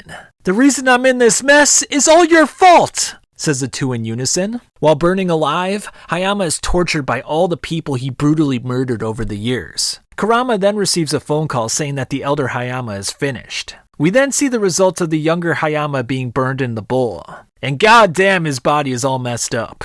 Could it be there are real phantoms inside the bowl? Wonders Kaji. Namorabone admits that it's his loss, but he proposes that him and Kurama work together from now on. She turns him down, not interested in working with a loser. Namorabone gets ready to take his leave, but Kaji reminds him that he agreed to confess to the crimes if Hayama lost the match. Namorabone then reveals that Kaji knew that Carl stuffed his necktie into the pipe, and if Kaji had said something beforehand, Hayama might still be alive. Namorabone then accuses Kaji of being a murderer, as we see the specter of Hayama lurking behind Kaji's body. Kaji doesn't fall for his bullshit, saying that it was none other than Namorabone that led him to the path of death. Kaji now wants to engage in fisticuffs with Namorabone to determine who keeps Hayama's evidence. And, well, Kaji gets his ass beat. While Namorabone leaves the estate, Kaera approaches him from the rear, ready to see his level of violence. Namorabone is no match for Kaera, as the former number 0 referee snaps his neck in quick fashion.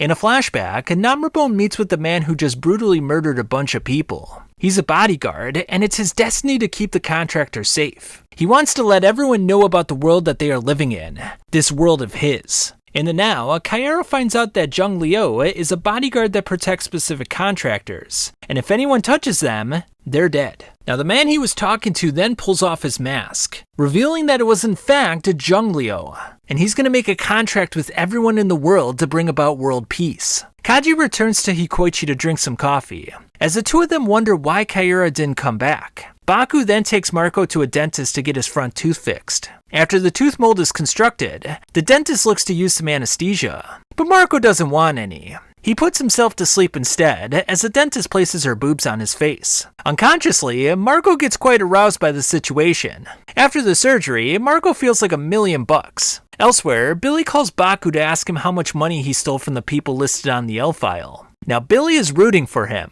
but Baku doesn't want anything to do with him. Unfortunately, Billy has already entered the building.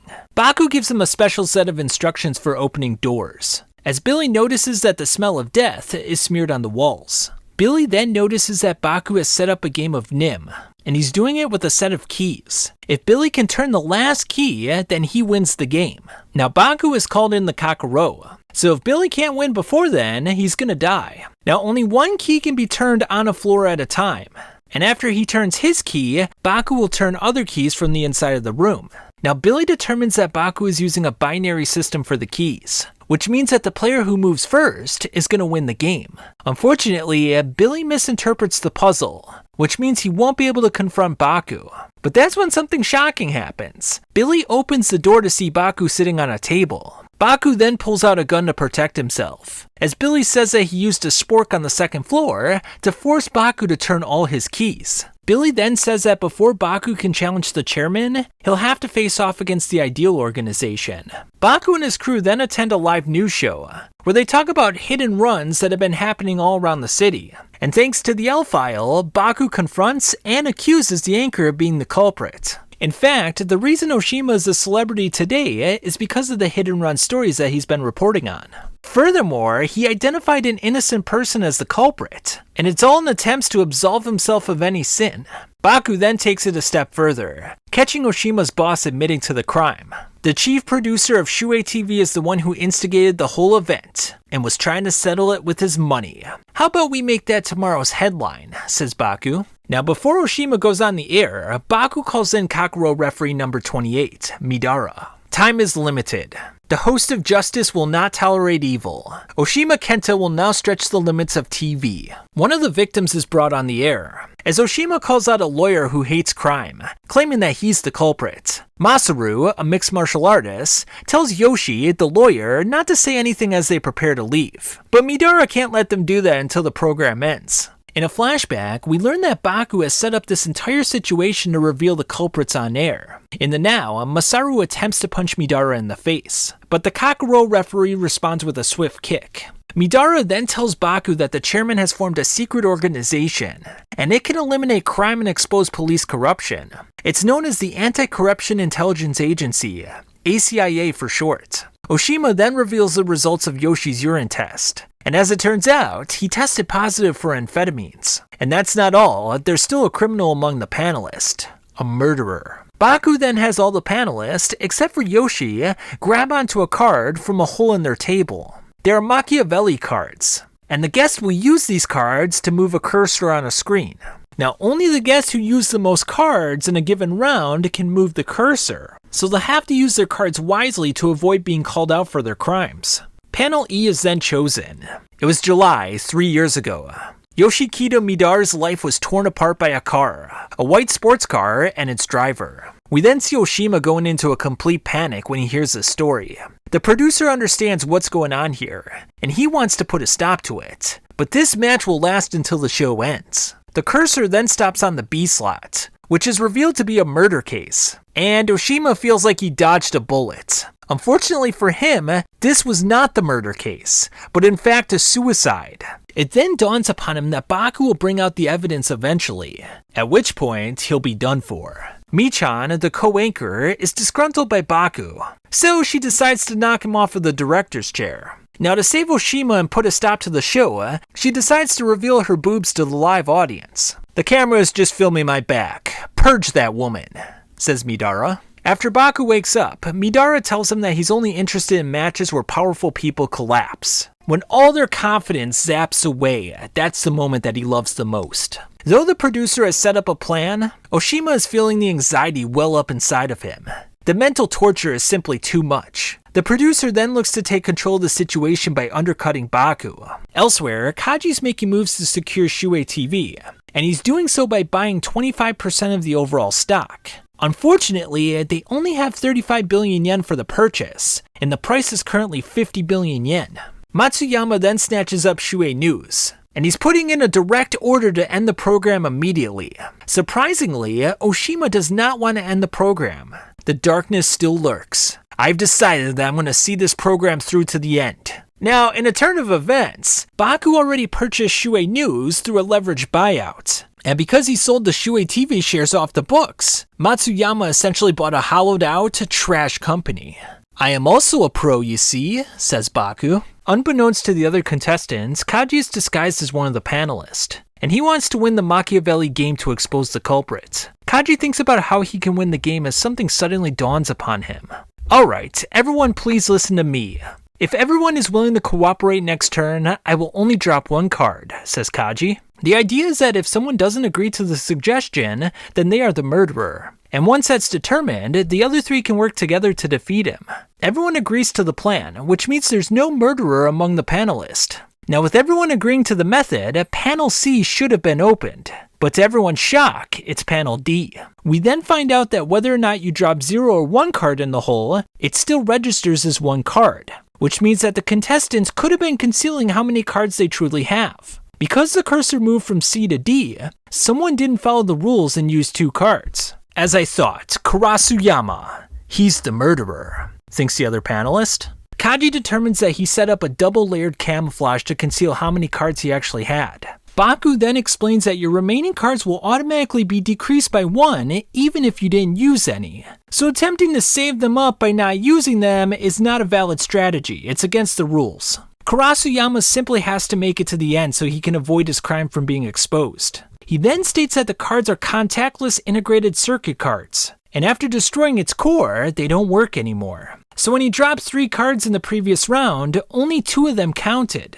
You guys just handed out your cards like idiots. Are you still not awake? I have already made all your cards unusable, says Kurasuyama. Masaru wants to use force to rob Kurasuyama of his cards, but that's when the Kakuro steps in to put a stop to it. Kaji then quickly goes over to pick up Masaru's cards. Mr. Raleigh then begs Kaji for the cards, but it's no use. And after the next turn, his crimes of being a porn king are revealed.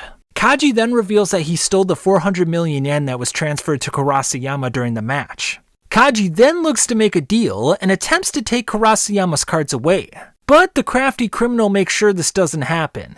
With all the other cards being invalid, Kurasuyama rips all but 2 cards, assuring that victory is within his grasp.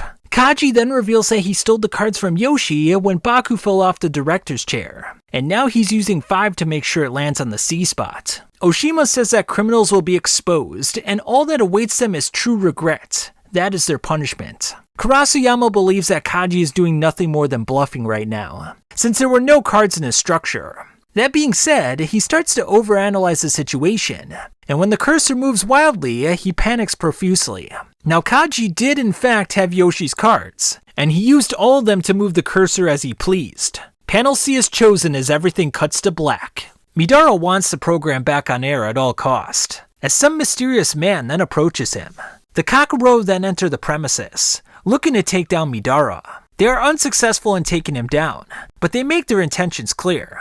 According to the Kakuro, this broadcast is not allowed to occur. The new alibi that lies under panel C goes against the Kakuro's mantra. However, Midara's role as a referee is absolute, and he needs to fulfill that duty till the end. Though he's outnumbered, Midara skillfully takes down the other referees with grace and style. Midara then engages with Mitora, as they burst onto a set of a samurai show. The two continue trading blows, but it's Mitora who gets the upper hand with a devastating punch to the face. By the way, how was it? Did my punch numb you? The punch that just killed the former number 0? In a flashback, we see Mitora defeating the number 0 referee. In addition, we learn that he's the grandson of Mitoshi. Shortly after defeating the number 0 referee, Mitora is asked to go after Shuei TV for another job, and that's where we see him now. Midara valiantly fights on, but it's clear that Mitora is more skilled than him. With his face bloodied up, Midara stands back up, saying it's now time for a ranking battle.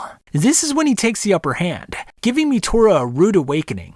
Midara then says that the match is over, as Mitora begins coughing up copious amounts of blood.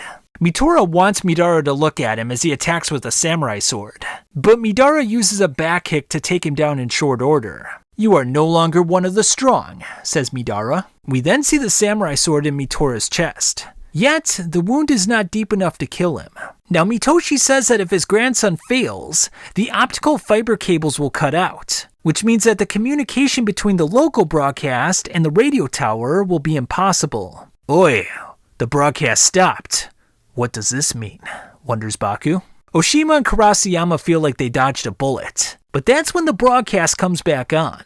Outside of the news station, we see Baku with a very pleased look on his face. The chairman then tells Toya to prepare the karameti. Now we don't know what it is at this point, but in the next arc we're going to learn all about it. Evidence detailing Kurasuyama's crime comes to light, but he asserts that he can't be convicted since they don't know it was him. However, damning evidence then comes forward. That being that Kurosayama acquired land and then sold it for over 10 times the worth. With Kurosayama being accused of murder, it seems like Oshima is finally in the clear, and at this moment, it seems like he can breathe a sigh of relief. That's right, this program has unveiled the truth behind the murder, and uncovered the new culprit. Though a murderer has been unveiled, Oshima cannot live with the guilt of his crime anymore. He goes up to Kaji and begs for him to use the 5 cards to open up the E-slot. Now Oshima was drinking that day, so he doesn't remember what happened. So he now wants to know the entire truth. Michan now holds Baku's tablet. Before Baku left, he told her to open the E-slot to save Oshima. It is then revealed that Oshima wasn't the driver of the car, but instead a passenger. Shimano, the producer, was actually the driver of the car that hit the woman. Oshima then bears the truth about the incident, and even takes blame for assisting in covering it up. Now because the optical cable fibers were cut in the utility tunnel, a huge radio area went out. Mitoshi then determines that the entire broadcast was set up by Baku, and this was to ensure that the next Kakuro match was at the retired radio tower, i.e. the Empire Tower. Hikoichi knows exactly where Baku is heading, and he determines it was all within his plans. Now thanks to the news station and Oshima's hard work, Baku can now make best use of the L-file. All the stations then come on and feature Pandora's box. To reveal everything or not, the decision is yours. Out of the box then comes a roulette table, but instead of numbers, it has letters. There are 21 letters on the board, and each one corresponds to a crime in the L-file. Mitoshi says this program has gotten out of control, and has since become a public trial at this point. Baku now has 40 million people in the palm of his hands, and he plans on having a Kakuro match inside of the Empire Tower, where no one will be able to interfere. Surprisingly, Hikoichi puts a blade to Baku's neck, but shortly afterwards he claims it was just a joke, as he wanted to see how he would respond to such a situation. However, if you try to joke your way out of this, I'll stab your flesh, rip your carotid artery, and kill you, says Hikoichi. Baku warns Hikoichi that he doesn't want to kill him, as he then pulls a pin on a grenade. Luckily, it was only a stun grenade, but that's when Baku pulls out an M26 grenade as a warning. If there's a chance one day, I hope you will take over the number 0 position, says Baku. As the two make their way to the tower, it's then revealed that Baku's grenade was a fake, meaning that the both of them were big fat liars. Now the Karameti is not a frontal attack, it's a strategy that attacks from behind. Now the Kakuro have been around for quite some time, and for them, Karameti means to blend in with law enforcement, or inside of the rivals and control them secretly from behind the scenes. And as the world developed, they have been continuously expanding their power. In the now, it's revealed that Baku has sent messages to 21 organizations that are being represented on the roulette wheel. He's blackmailing them, and he's going to offer them up as a tribute to the chairman, along with 50 billion yen to challenge him to surpassing the leader. Now, if Baku can survive hell inside the Empire Tower, then the chairman will accept his proposal. The Kakuro then descend upon the tower, for what is sure to be an exciting game. Secretary General of the Good Governance Party admits that he's represented via the Z-Spot. He has thusly come to do battle with one of his lackeys. Now for him to accept, he wants Baku to wager 50 billion yen. Now it turns out that he knows Baku is stalling for time, and he's doing this for the sake of the Karameti that is being contributed to the Kakuro. A deal is then agreed upon. But that's when something shocking happens. The lackey slices the politician's neck. Now let's begin. By the way, unlike this pig, I am a Kakuro member. In other words, this is a match between Kakuro members. Referee number 0 will arrive momentarily. In a flashback, we see how Sudaguma won his Kakuro membership, and he did so via a gambling match with a poker master. Referee number 0, Tatsuki, then slides in with his roller shoes to preside over the match. Pardon my tardiness, I am referee number 0, Karuma Tatsuki, it's an honor. A tear then comes down Hikoichi's face, as Tatsuki wonders what's going on. After Tatsuki kicks out the politician, he declares that the winner will receive 50 billion yen and the rights to present the Karameti to the Kakuro, which means whoever wins this battle will have the rights to surpassing the leader. Now the deputy commissioner wants to make this case a mysterious terrorist attack and bury it into the darkness. After all, after the contestants are killed, they'll bury the broadcast as a fake. The police deploy the SAT, and it forces the chairman's hand, vowing to do whatever it takes to protect the tower from the outside. The chairman of the Kakuro then confronts Sasauka and Nanpo of the Metropolitan Police Department, and he's ready to make them bleed.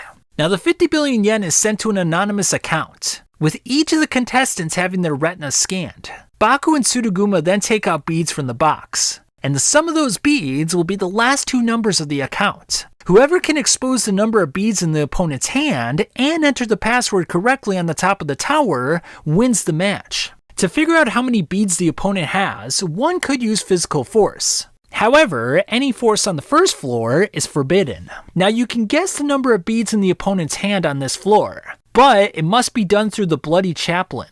In the device, you can guess the number of beads the opponent has, but the admission fee is 600 ml of blood from each person. Now the two people each have 10 minutes to guess the number of beads, and they will be disqualified if they guess an impossible number. So for example, if you took 6 beads from the container and you guess 5, which is impossible because you have 6, you're going to be disqualified. That being said, the Bloody Chaplain is just an ancillary mechanism. No matter how the process goes, they still need to go to the top of the tower and enter the correct password. Now a password can only be guessed after a retina scan, and if it's guessed incorrectly 3 times, it will become invalidated, which means no one wins. When a player correctly guesses the number of beads, he can leave the Bloody Chaplain, but the loser can't leave the box until he injects the 600 ml of blood.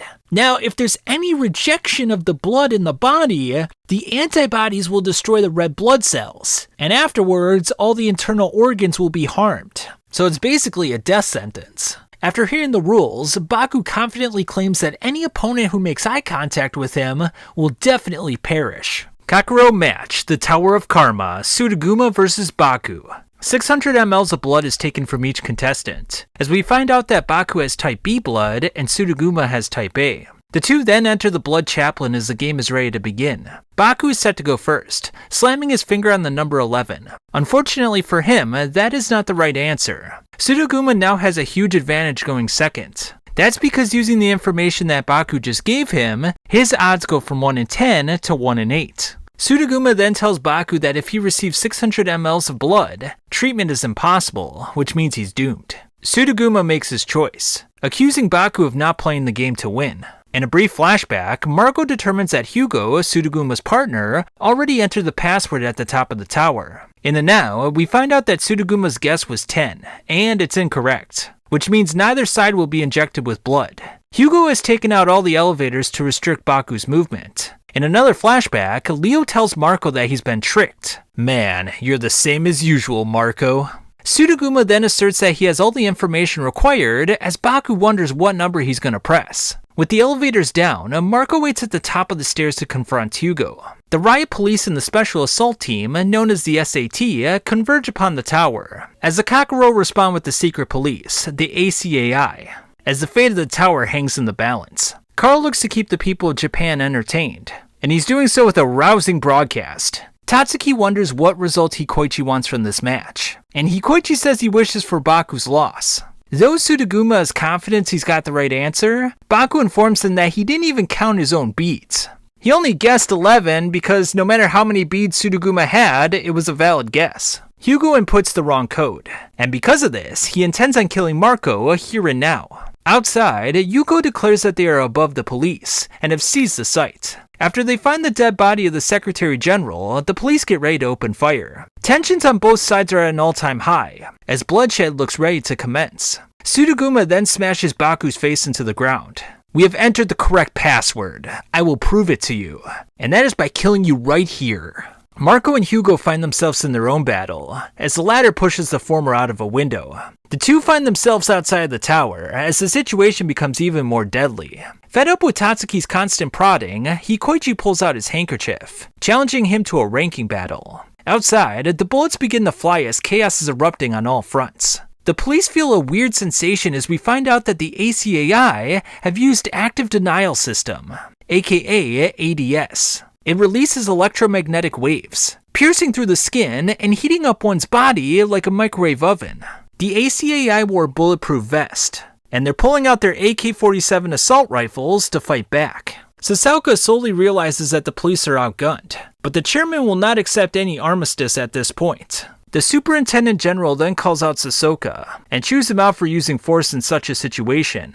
Afterwards, to resolve the whole matter, the chairman proposes that they make a bet. Yuko then proposes that the two sides put down their weapons and choose one representative to do a one-on-one duel. If the police lose the duel, Sasoko will need to spit out the dirty deeds that he has done and the top secrets that he knows. Right now, Kakuro is gradually gaining an unprecedented power. Nampo will now be the judge for the match, as we find out that he's Kakuro referee number 16.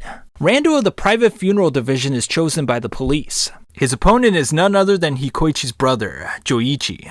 The match begins as Joichi is quite surprised with Rando's speed. The two go back and forth, as word then comes into the chairman that Joichi lost the match. Marco determines that he'll be chased relentlessly.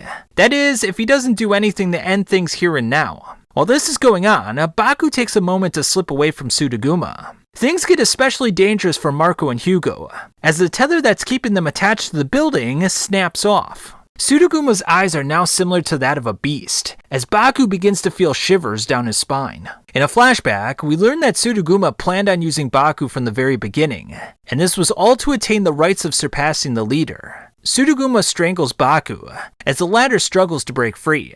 After doing so, he tackles Sudaguma as they fall down the stairs. Leo warns Marco that Hugo is not to be underestimated.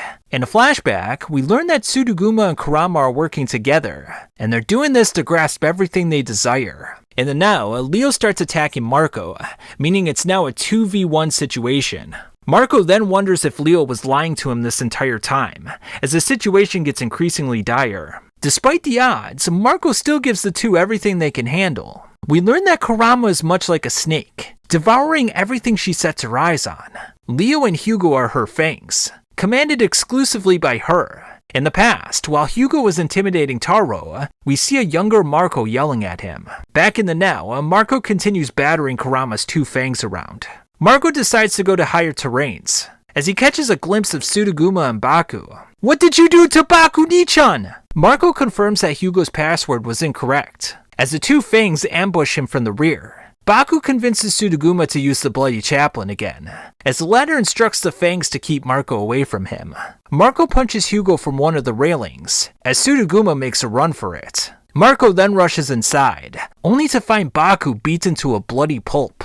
Baku has a brief flashback. When he comes to, he notices that his left eye is damaged quite badly. With Baku unable to do the eyeball scan, he's going to rely on Marco to enter the password for him. Outside, Joichi continues his battle with Rando, as a third person enters the fray from behind. "Are you kidding me?" says Joichi while getting pummeled in the face. Hugo, who is now at the bottom of the tower, realizes he's going to get scolded by Kurama by failing his mission. Yuko then tells Hugo to go back to the tower. Sasaka calls the Kakuro a weak group, and says they'll win the next match too. Tensions outside the tower only escalate as a car drives in between the ACAI and the SAT. Oh, so it finally begins. SAT versus Kakuro. "I'd love to watch it, even if I had to pawn my own wife for it," says Tatsuki. Tatsuki is not the type of person to accept a ranking battle. In fact, he became the number 0 referee without fighting anyone. Tatsuki then returns Hikoichi's handkerchief, and we now see that it says the number 0 on there. Tatsuki literally handed him the number 0 spot without any resistance whatsoever. Now it turns out that he doesn't fight guys that he likes, but now that Hikoichi is the number 0 referee, that means he's stronger than him, which makes Tatsuki really mad. This will have to wait, however, because Hugo tells him that Sudaguma and Baku are going to play another game inside the Bloody Chaplain. We then find out that the person inside the car is the chief of the Private Funeral Division. The chief expects Rando to suppress the tower and take everyone out. With Baku returning to the first floor, they're ready to begin another round, which means Baku and Sudaguma will give up another 600 ml of blood. 20 select viewers are now watching the feed for Baku's match, as they're hoping for death via transfusion. Baku determines that Sudaguma came from a poor family, and that he's actually Chinese. He attempts to pry into Sudaguma's mind, reading his emotions to ascertain the secrets hidden underneath. In a flashback, Billy Craig gave Baku a video recording of Sudaguma's game with Fukuro. Baku believes he's seen a tell on Sudaguma's face, as he then chooses the number 12. By revealing that he thinks Sudaguma has 5 beads, he's basically saying that he has 7, which is a double-edged sword that could backfire. Unfortunately for Baku, that is the wrong answer. Based on all the information that Sudaguma has gathered over the course of the game, he can narrow down Usogui's number to a 1 in 4 shot. You'll guess it right for sure, it's too obvious. My number is 7, says Baku. Baku says that if he has the right answer, he should just let the time expire. That being said, he'll still have to take a penalty of 100 ml of blood. If you guess the right answer, you'll be able to win this match. Sudoguma does not heed his advice, pressing the number 14. The viewers feel confident that Sudoguma has chosen the correct answer, as they revel in the opportunity of seeing Baku get destroyed. That all being said, 14 is not the correct answer. Baku claims that Sudoguma's allies no longer exist, and the top of the tower will become his cemetery if he goes there. If Sudoguma plays a third game of the Bloody Chaplain, Baku will open up a path for him, drag you into the last round, a death match. Mitoshi says that Baku's chances are now 1 in 2, and if he knows the wrongly guessed password, he might already know the answer. Sudoguma agrees to play the third round, on the condition that they go to the top of the tower to determine whether or not his allies are still there. Now Sudoguma thinks to himself that Baku's got no chance at victory, whether that be in the Bloody Chaplain or in the fight above. Elsewhere, inside the Empire Tower, we see that Kurama has joined the fray. Back outside, a rando brutally takes down Chris Lee. You know, that one Kakuro referee from chapter 31. Joichi then steps forward once more, ready to re-engage Rando. Sasauka bets the infiltration of 20 men as the chairman accepts his wager. When Baku and Sudoguma exit the Bloody Chaplain, they're surrounded by Kakuro referees. Joichi and Rando continue their epic exchange, as Baku encourages Sudoguma to play a third round of the Bloody Chaplain. Just then, a doll falls down through the elevator shaft. Baku warns Sudoguma that it might be his partner next time. Joichi seems to have taken the upper hand in his battle, as he then says, "Let the spring cleaning start again." Now it turns out that Joichi had misled Rando this entire time, and as such, he delivers a devastating blow to the neck. With one final punch to the face, Joichi is declared the winner of the match. Baku and Sudoguma agree to go in the Bloody Chaplain for a third round, as Baku claims that the wrong password entered was 8. 13, Marco. Let's end it with 13, says Baku. Marco runs off as the Kakuro seal the door shut. Baku now claims that the game is over. You lost, whether at the top or down here. Baku claims that Sudoguma was also going to enter the number 13. Mitoshi then looks over at the previous guesses and the possible combinations on a chart. After eliminating all the possible options, 13 seems like the obviously correct answer. Yes, because Usogui chose 13, it must be correct. And if 13 is the correct number, then Baku must be holding either 6 or 7 beats. Realizing that he's lost, Sudoguma volunteers to enter nothing and to be injected with the 100 ml of blood. And he's doing this as compensation for damaging Baku's eye. That all being said, there's also a possibility that 15 is the right answer, which means that even if Marco is wrong, Sudoguma will be injected with 600 ml of blood, meaning he'll be dead. Baku then extends his finger outward, as things at the Tower of Karma are coming to a head. We learn of Sudoguma's miserable childhood. He was considered less than human and was abused physically and sexually by his masters. After growing up and polishing himself off, he executed his vengeance on the leaders of the human farm. Back in the now, it's determined that 13 is the incorrect answer. Usogui, I can see it clearly, your face. Everyone watching the affair is flabbergasted that Baku's plan backfired so badly. 10 minutes ago, we see that Marco is holding Baku's beads in his hand. Hugo suspects that this is a trap, but Kurama states that she'll make the final determination. The group then makes their way over to the device, as Kurama wants to now enter the sum. Weirdly enough, she decides not to enter the number, saying it's all for the sake of victory. The three are then locked into a room by Marco, as Kurama senses that there are some visitors behind them. Plastic bottles start exploding in sequence, as Kurama suspects that they sneaked in here before the Kakuro match started. Kurama is forced to separate from Leo and Hugo, as she wonders if all this was planned out by Baku in advance. Kurama is doubtful of Baku's number of beads, as Billy Craig ambushes Hugo and stabs him in the side with his knife. Luckily for Hugo, it was just a flesh wound, as he then attempts to flip Billy over. Billy does well to parry the both of them, as he now says that they are of no use to him. Kurama runs into a guy who is setting up traps inside the building, and he works for the Ideal organization.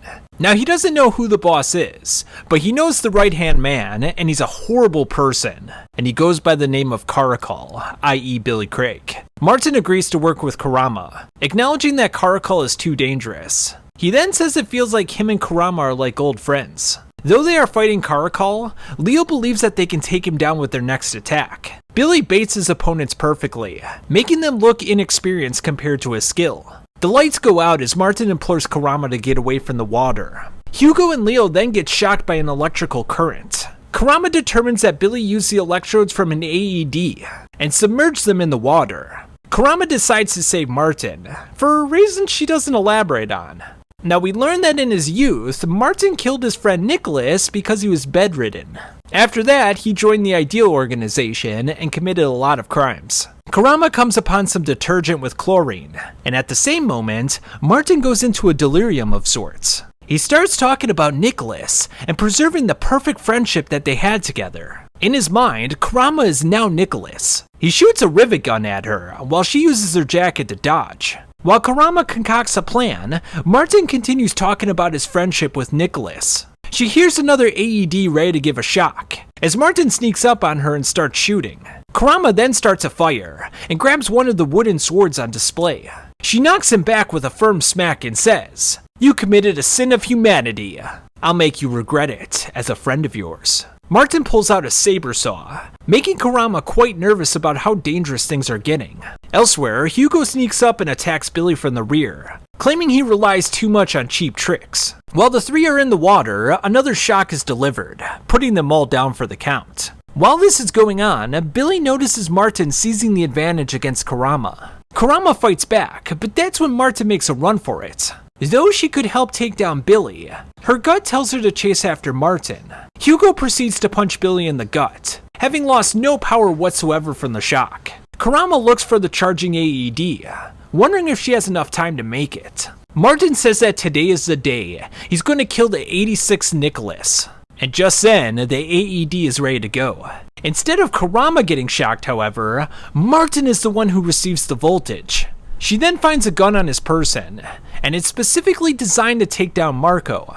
She then says that they should take things from the start, by being pen pals. Just then, another shot goes through Martin's body, as Kurama has no intention of letting him live. In a flashback, Billy's boss wanted him to get close to a Mexican drug lord, and in this way, they could take the cartel's drug shipping routes. The plan failed, however, as we are then transported back to the present with Kurama firing the specialized gun. Billy is resistant to losing, calling them all a bunch of monkeys. Kurama retorts by saying they are like snakes, and snakes swallow their prey, even if it's bigger than them. I pushed down the doll as Usogui instructed. Now Marco has been told the correct password and is moving upwards. Now it's our turn to move, says Kurama. When Marco inputs the correct password, Kurama's team will anesthetize him and take over the right to change the password. We then learn that Billy is a short sleeper. What's more, the sleeping itself is a nightmare. Not only for him, but the people around him. When he enters a sleeping state, his beta endorphin, dopamine, and noradrenaline are all at abnormal levels. And when he enters this state, he is Billy Craig living in a parallel world. He is Karakal. In the now, Kurama and her team come upon Billy in this state, leaving them all flabbergasted. Billy wastes no time in punching Hugo in the face, as he now looks like some roided out monster. With Sasauka having lost the bet, he now has to hand over 20 dark cases of the police over to the Kakuro. Since he doesn't have that many to give out, he'll either need to make some up or stick his hand into a hole. Sasauka then places his hand into the device, as it then cuts his wrist. They will now inject heparin into his body, which is a drug that prevents clotting, and this will cause him to bleed continuously. Now Hugo and Leo are up against it, but they'll continue fighting Karakal to protect their leader. Despite their best efforts, Karakal beats them both to a bloody pulp. Now to Kurama's surprise, Marco then shows up to throw down, and it's pretty much guaranteed it's going to be an epic exchange. Sideburns, who are you? Are you planning to get in Marco's way? Says Marco. Karakal easily smacks Hugo around and then viciously attacks Marco. Hugo's limp body falls from the building as Marco attacks Billy in retaliation. Back on the first level, a car smashes through the entrance to disrupt the match. Tatsuki stands on top of the funeral director's car, as the strife between the two factions will end here. Manabe invites Tatsuki inside, as the two discuss their disagreements with one another. Manabe then eats a half-grown chicken egg, accepting Tatsuki's challenge. It's then decided that the four of them will settle their disagreement inside of this car. An instantaneous death match. the result will come out instantly. The one who will win is the stronger one. In other words, that will be us. Referees are not worth fearing. Back on top of the tower, Caracol pushes Marco to his physical limits in their exchange. And when I say he's pushing him to his physical limits, he's actually beating his ass. Caracol says that the true nature of humans is savageness. We may hide it under our ethics, kindness, or morals, but the fact remains that humans are savages. In his most desperate moments, Marco remembers his father. And this causes him to turn into a devil, the Devil Rodem. And this is when the tide of the battle completely changes in his favor. I don't want people to think I'm crazy. The fight rages on, with the two of them trading blows outside the windows. All of Marco's training as Rodem kicks in, as he becomes more animal than man. Caracol fights back, as the two are pushed to their physical limits. Meanwhile, the fight between the two Kakuro referees and the private funeral division intensifies. Though Marco slows down from his pain, Caracol pushes through, acting as though nothing has happened whatsoever. The two of them knock each other off of the building, as Leo hopes that it's a tie and that they both die. Kurama grabs onto the wire with Marco, saying that if they don't save him, they can't use his retina to steal the account. While hanging on from the wire, the two beasts clobber each other, with Marco taking the brunt of the damage. Marco then summons up his strength to punch Caracol in the face, claiming that it's his own fault that Rodem exists. Afterwards, Billy dreams for a bit. He then wakes up on the ground in extreme pain. He can't move at the moment, so he implores Martin to get back to the tower. Unfortunately for him, Martin starts calling him Nicholas, and I think we all know how this is gonna end. Now, Kurama needs Marco to complete her plan, but he's in some pretty rough shape at the moment. The battle inside the vehicle with the Kakuro and the private funeral division continues, and goddamn, just look at them go. The fighters enter the death zone, a place where heroes like to visit to experience the highest ecstasy possible. Hikoichi steps on the gas, as Tatsuki and Manabe go in for huge haymakers. Just a blink of an eye.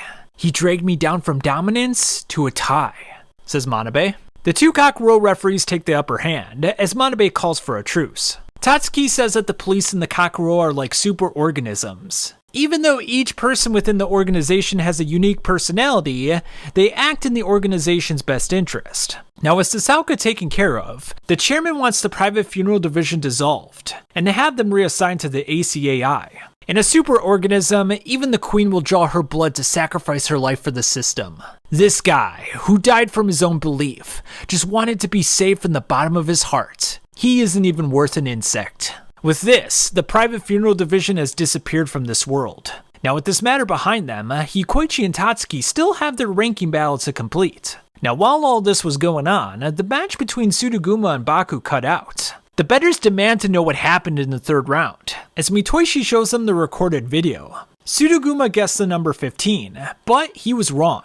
Nevertheless, he confidently left the Bloody Chaplain and climbed up the stairs towards the top. While Baku sulks in despair, Hikoichi wonders if there's still a chance, as he then vows to become the number 0 referee. While the viewers of the showdown attempt to figure out the correct answer, Sudaguma continues ascending.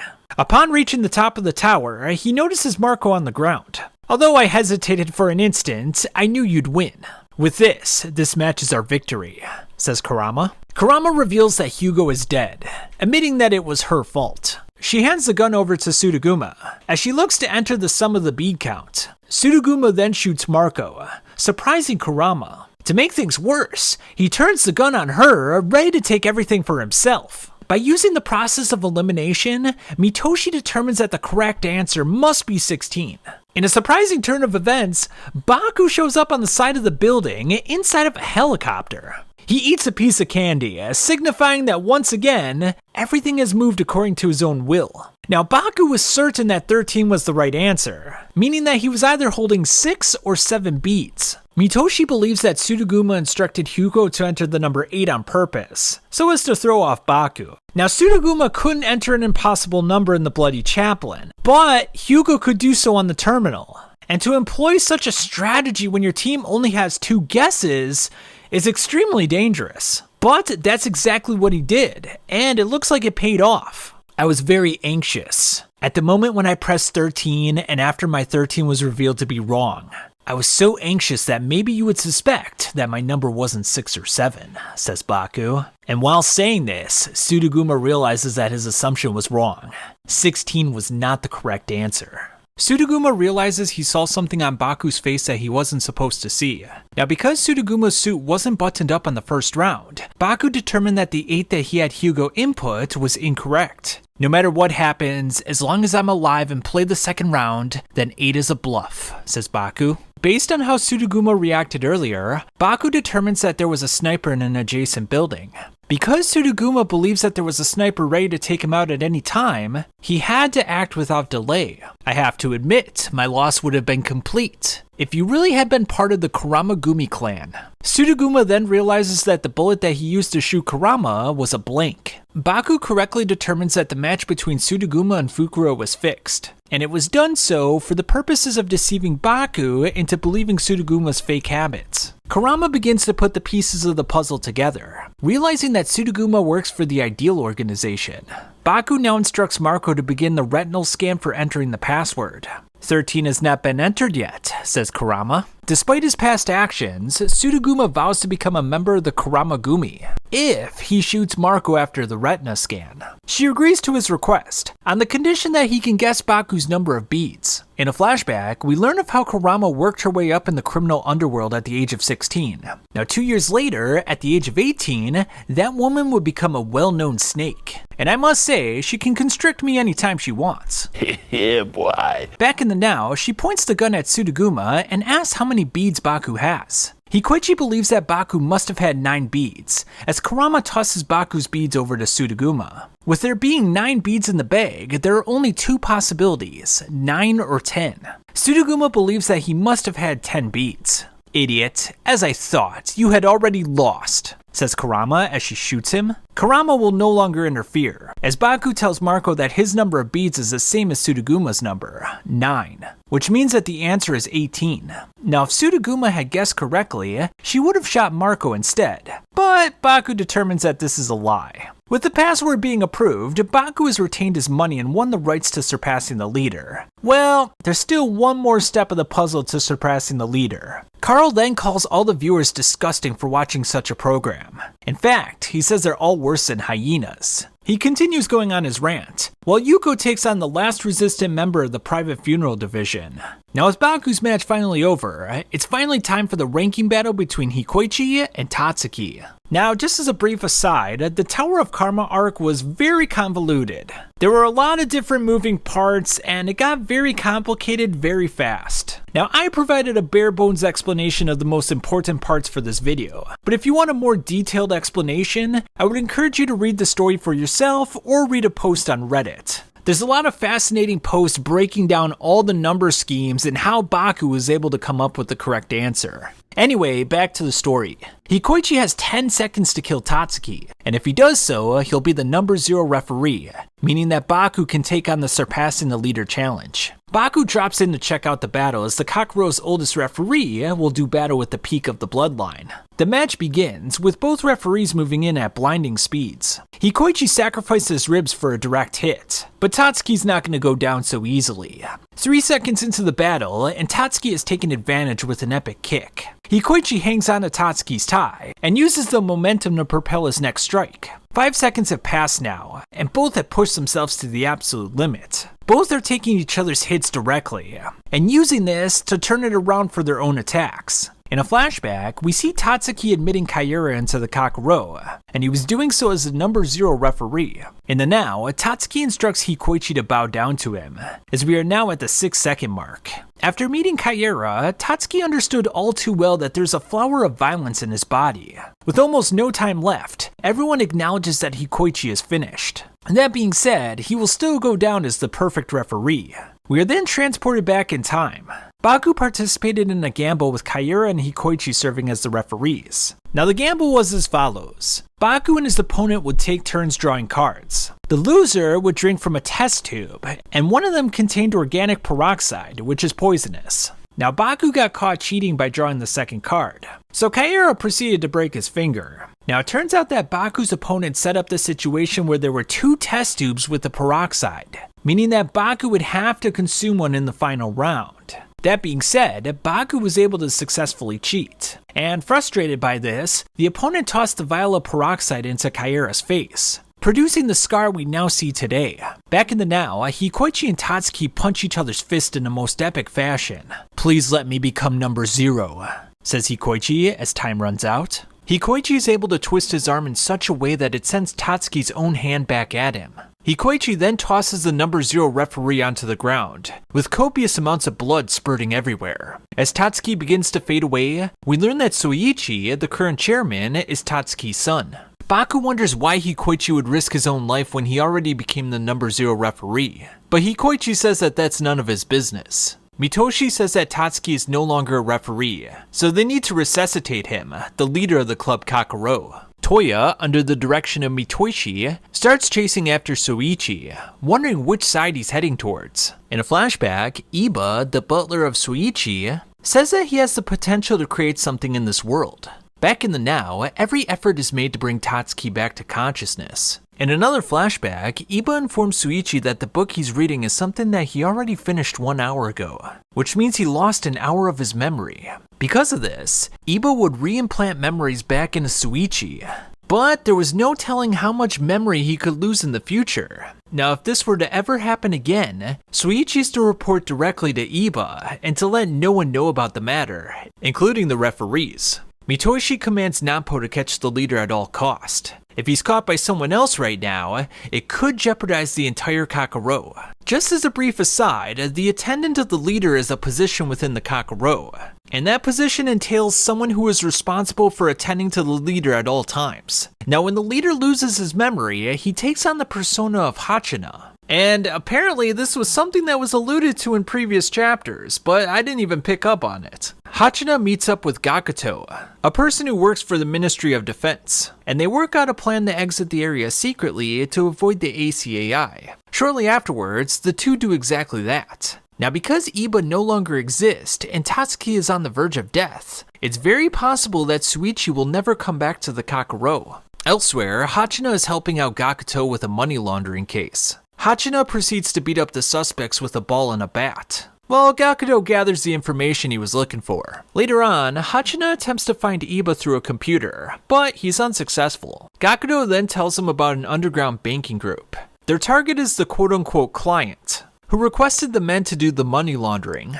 Hachina meets up with the client, Kido, inside of a restaurant, and he proclaims that this is going to be his last meal. Gakuto, who's listening in on the conversation, says they don't want to kill him, they just want information. Now, in a strange twist, Hachina starts demanding money from Kido. Kido doesn't have any money on him, so he proposes that they solve this little issue with a gamble, and he thusly proposes a coin pushing game. Now, during your turn, you either move a coin forward or backward. Your coin cannot cross the opponent's path, and once neither of your coins can move, you lose the game. Hachina agrees to the game, but he demands to go first. Unfortunately for him, he finds himself in a forlorn position, so his defeat is inevitable. That being said, if he doesn't move, the game will never end. And it's in this moment that he asks for another game. To play a second time, Hachina will need to bet some money too. In addition, the rules will be modified. There's a number on the bottom of each coffee creamer, and that will determine the number of steps that the person takes. If a creamer has 2 digits, then the player will choose either one of those numbers for their movement. Kido will go first as Hachina opens up a new creamer and drops it into an empty cup. Kido picks up the number 5 creamer, and moves the coin in the 10 square line 5 steps forward. Hachina picks 12, choosing to move his coin 2 steps forward. Now, because the current sum of numbers is 17, that means the betting amount is up to 170,000 yen. After the next round of moves, Kido gleefully thinks that there is no way for Hachina to win.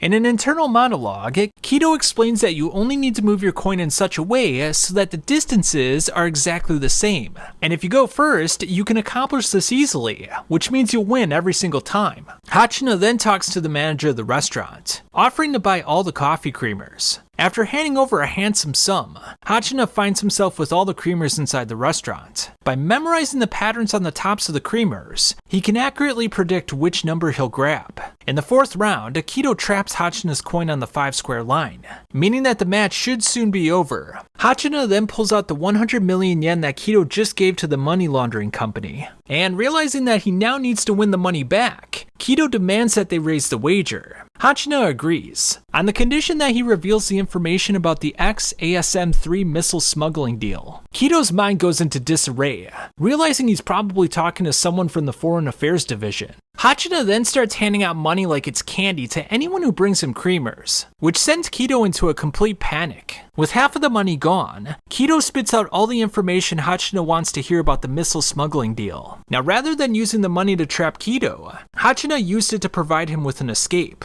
which is working to perfection. Now, Kido wants to end the match in this turn, but Hachina claims he won't stand a chance. Kido calls out Hachina for having a wiretap, pointing over at Gakudo for his suspicious behavior. Kido then chooses his next creamer, aiming to draw the number 72, since that will secure him the win and raise the wager to 56,880,000 yen. Kido's creamer has the number 72, but that was the one that he used to determine the order, which isn't allowed in the rules. Hachina then explains that you can combine creamers by pressing them together. And it's at this moment that Kido realizes that he in fact chose the number 6, not 72. And because Kido must now move 6 steps, the only possible move for him right now is for his coin to go back to the starting position.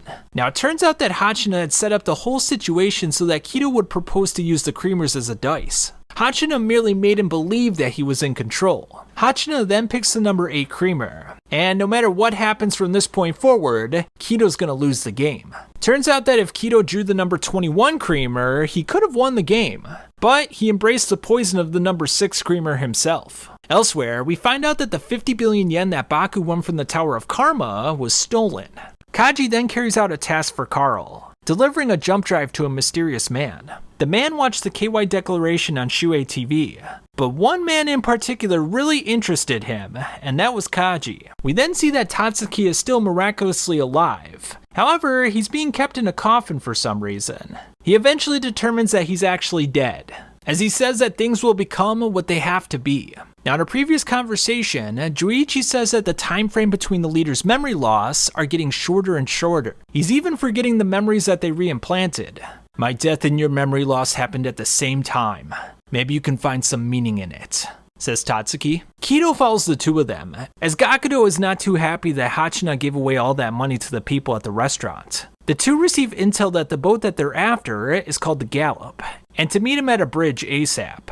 Now, Hachina is suspicious of the phone call, suspecting that their colleague Yukoi is being held against his will. And sure enough, that's exactly the case. In a surprising twist, Kaji is tied up on the boat as well. Now, it turns out that Yukoi was the person who invited Kaji into his car, and he wanted to know why he appeared on Shuei TV. In the now, Gakudo meets up with Captain Lacey of the boat. The captain wonders why he knew Yukoi and Kaji were being restrained. Word then comes in that the workers who should have been loading the containers are all mysteriously gone, and this was all set in motion by Hachina. And because of this, Captain Lacey is forced to negotiate with Gakudo. Angered by this, Captain Lacey proceeds to make an example out of one of his men by giving him a Colombian necktie. We then see that Captain Lacey has a slit in the bottom of his neck where his tongue hangs out. Kaji determines that Captain Lacey wants to load the containers with the weapons and then set off. So now he needs to try something that will leak the location of said containers. Gakudo was well prepared for a situation like this to play out, so he's risking his own life until the reinforcements arrive. To resolve this delicate balance, Kaji proposes that they engage in a gamble, so that the winner will reach their goal perfectly. And with this, referee number 91, Mogami Teiko, arrives on the ship, ready to provide a fair match. Elsewhere on the ship, Hachina determines that Kido contacted the person who requested him to do the weapon smuggling. His goal was to intercept Gakudo's request for reinforcements. Gakudo then receives a message that they can't expect any help at this point, so he should accept the Kakuro match. Captain Lacey kicks everyone out of the room except for Gakudo and Mogami, and he proceeds to do a body check on Gakudo. Captain Lacey then proposes a naval strategy game, Battleship. Now, players can only do single shots in the beginning, but if you destroy multiple ships in the same turn, then you can fire a volley of fire. To make sure the match is fair, Mogami calls in her own reinforcements. Ironically enough, it's a group of seductive women. Mogami will have her girls load up a boat with containers, And although Gakudo can't trust him, he's really got no choice in the matter. Now if Gakudo wins, Kaji and Yokoi will be released, and the boat and the captain will stay in the port. If Captain Lacey wins, the boat is to leave the port immediately. And with this, the battleship match is set to begin. A coin is flipped to determine who goes first, with Captain Lacey earning the honors. I've never lost in the games whenever I go first. Captain Lacey misses in the first round, but he warns the three that they show their emotions easily, and he'll be sure to take advantage of that. Gakudo also misses on his first try, as Captain Lacey is confident that he's going to win this game. Kaji then tells Yokoi that in a match such as this, there is a way not to lose. Captain Lacey misses in the second round, as he notices that Kaji and Yokoi have left the room. Kaji wants to contact Marco, which will provide them with a nice physical advantage. Yokoi then gets into one of the ship's computers, allowing them to see the battleship match in real time. Now it turns out that Gakudo hit a cruiser on his third turn. He misses his subsequent shot, meaning he's got a 1 in 2 chance of hitting it on the next turn. Captain Lacey misses once again, and with this, Gakudo successfully takes down the cruiser, a 3-square boat. And with 5 rounds in the books, this is the current layout of the game. Captain Lacey successfully hits Gakudo's destroyer on the next turn, allowing him to go again. Now Lacey's crew is forbidden from hurting Kaji and Yokoi during the match, but there's no rule against imprisoning them. Lacey proceeds to miss. On Gakudo's next turn, he hits the destroyer. What's more, it's placed on the edge of the board, which is one of the worst spots in the game. Without any hesitation, Gakudo destroys the destroyer, putting him well ahead of Lacey. Lacey is flabbergasted by Gakudo's play, wondering how he knew the placement of his ships. The game proceeds to turn 8, with Gakudo missing his shot. Captain Lacey determines that there is someone else on the boat instructing Gakudo how to play. And what's more, he's incredibly astute. In a strange turn of events, Lacey bends down to a plant, claiming it will tell him Gakudo's ship placements. Now there's a theory that states that plants have a certain measure of memories and intelligence, and Lacey will use radar to have the plants tell him the position of Gakudo's ships. Now this is known as the Baxter effect. Apparently, a polygraph was placed on a cactus in a room where a murder happened, and the cactus was later able to identify the correct murderer. Lacey then successfully uses the Baxter effect to sink Gakudo's ship. The trick works once again, with Lacey successfully hitting Gakudo's battleship. He then gets a continuous 4-strike hit, sending the battleship into the depths. And with this, he's earned the right to use a volley of fire. My placement has been seen by a fucking plant? With the volley of fire, Lacey hits a destroyer and sinks a submarine.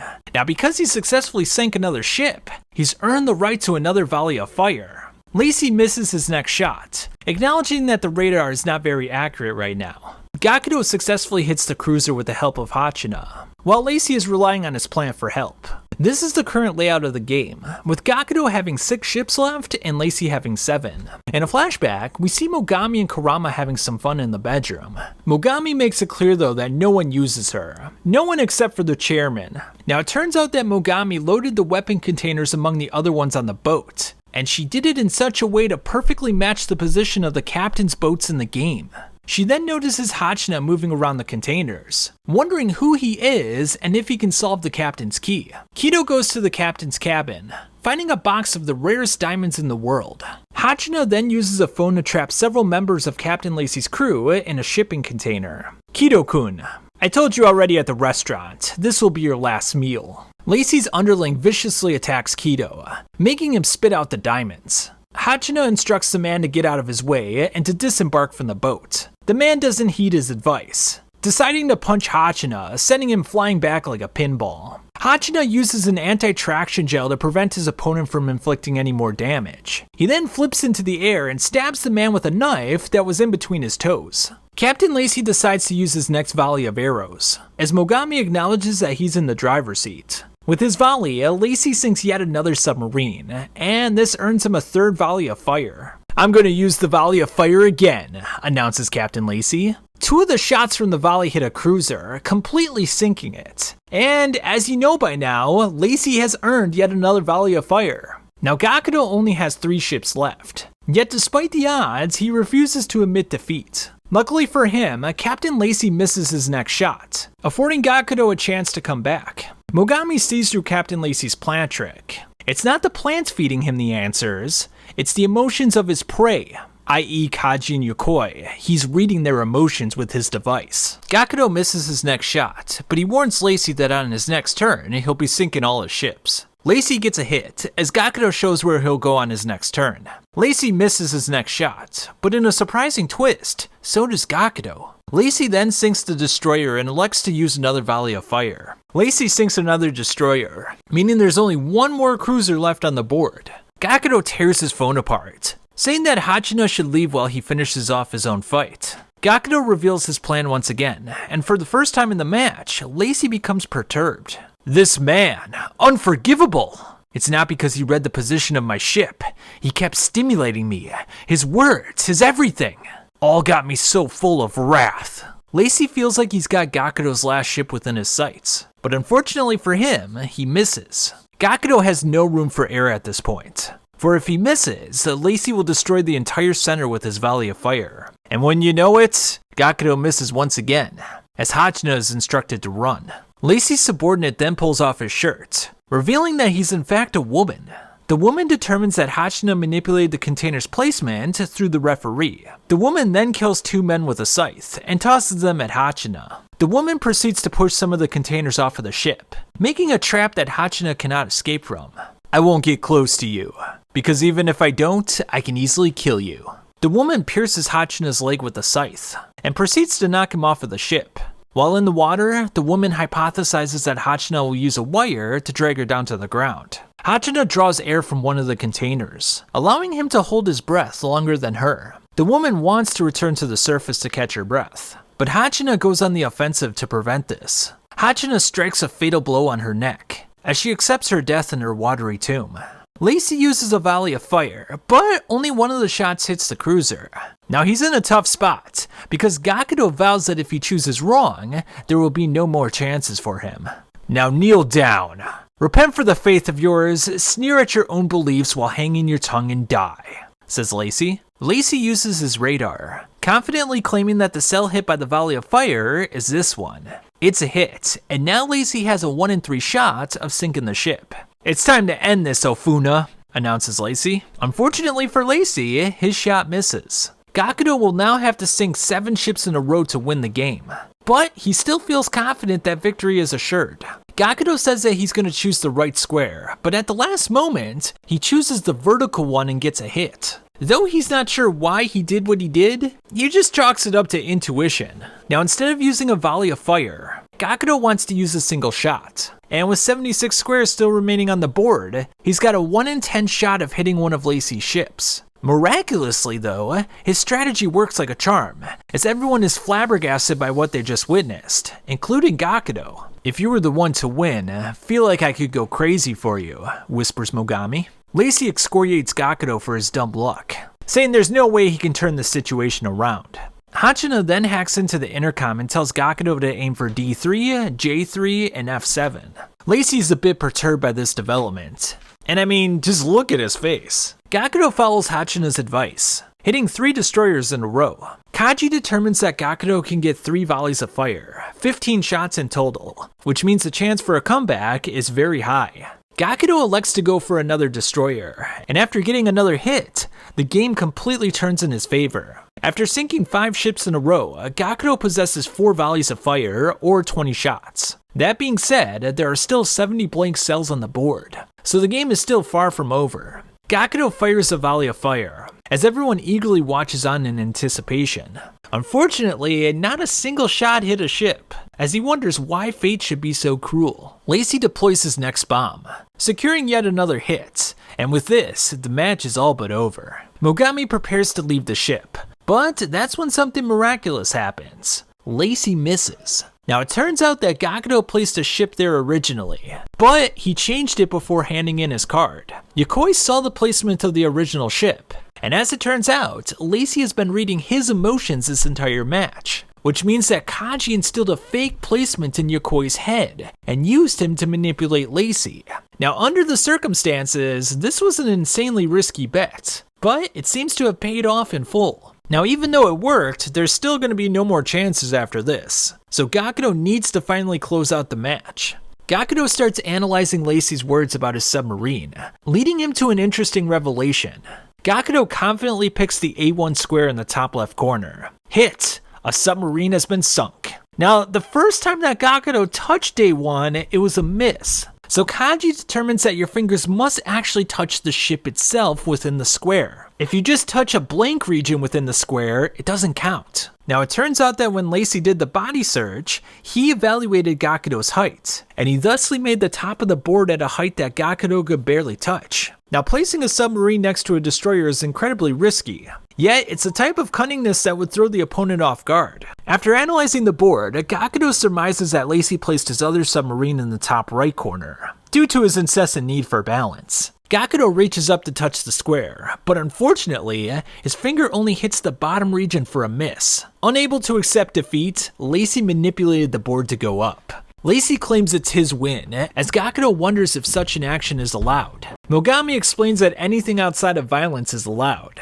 which means that Lacey acted in accordance to the rules. And with this, Captain Lacey sinks the last ship and officially wins the game. Though Lacey won the match, because he destroyed the intercom system, he now has no way to contact his crew members for help, which means he's gonna have to fight Gakudo one-on-one. Now earlier, since a fire broke out, one of the Kakuro referees, Soma, broke out Kaji and Yokoi from their restraints. And it also looks like Soma had a little bit of a crush on Kaji. Now while Kaji and Yokoi jump off of the boat, Gakudo proceeds to kick the living shit out of Lacey. Lacey begs the Kakuro for help, but his safety was not guaranteed in the match. The only thing guaranteed to him if he won was that his boat would depart the port. Gakudo doesn't want the boat to depart, but that's when Mogami gives him a swift chop to the neck. Hachina then walks past Mogami, as the latter suspects that he was testing Gakudo. She then wonders if she'll have a chance to meet him properly in the future, as she officially takes her leave. After coming to, Lacey wants to put an end to this nightmare. In a flashback, we learn that Nadia, Lacey's wife, tried to kill their precious daughter. Because of the trauma from her mother, Voya had an incessant need to watch her prey die. Lacey only thought about finding an underground world where she could fulfill her wishes. Back in the now, we finally realize that Voya was the girl who fought against and died to Hachina. Hachina then talks to a mysterious man who says that Lacey and Voya were burdened by a difficult situation, and he fed off of them. Now this mysterious man knows Hachina's real identity, and on top of that, he's the one who took the 50 billion yen from Baku. Hachina has the mysterious man's diamonds, so the man wants to meet him so they can have a gamble. Now Hachina had set up this situation so Lacey's ship would sink, and Gakudo would be presumed dead. Now if Gakudo is quote-unquote dead, the real instigator in the Ministry of Defense will make his move, which will allow Hachina to more easily identify him. Moreover, Hachina wants to continue working with Gakudo moving forward. Now Iba is an author of a picture book called The Prince Bee, and when Hachina places an order for said book, Iba will put a message which includes the time and location of their meeting. When Hachina goes to retrieve the book from the bookstore, he comes across none other than Baku. In a flashback, Baku wants the same picture book, so Hachina demands that he give him 1 million yen for it. Baku seems shocked by this number, but it's not long before he hands over the cash. Baku determines that there's a hidden story within this book, so he proposes a game in which they each find the highest valued book in the store. To determine who will go first, the bookkeeper will flip through a book and they will have to figure out which page he lands on. Baku is slightly closer in his guess, earning him the right to peruse the store first. Baku finds an older book with a 3 gilded book binding. He drops it as Suichi reaches out to grab it. Baku then takes it back, thanking him for catching the book and preventing it from getting ruined. After time expires, Baku has Gotoku. It's a representative book of a famous writer from the Meiji era. Hachina has a Grover book, Sea Paradise. It features a famous actress, Kozakai Izumi, before she was famous. Only a few editions remain, and due to her sudden death, the price has gone up exponentially. After evaluating the books and calling his granddaughter for pricing, he determines that Baku is the winner of the gamble. Hachina figures out that Baku placed a wraparound band on his book to increase its value, and because of that, he's not going to leave his side until he sees the picture book. Back in the now, Hachina is trying to get the Prince B picture book once again, with Baku lurking over his shoulder. Baku steps in, claiming that he's the one that bought that book. Baku then says that if Hachina wants the book, he's going to have to win it back. Though Baku was able to beat Hachina last time, he senses something different, a sort of danger. Gakudo comes in to figure out what's going on with Hachina, as the younger version of Hachina warns Baku that he's sinking at an abnormal speed.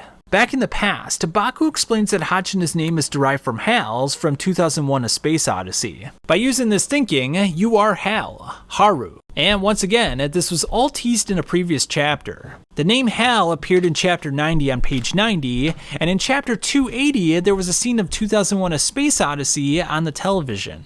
Later on, Hal is surprised to find out that Baku is a Kakuro member. What's more, his referee is Kaera. It wouldn't be long before Baku drained a rich executive of his net worth, and his position as a company's major shareholder. Elsewhere, Iba determines that Hal lost his memory 4 days ago, and it most likely happened at an airport. Hal tells Baku that he shouldn't have destroyed the executive completely.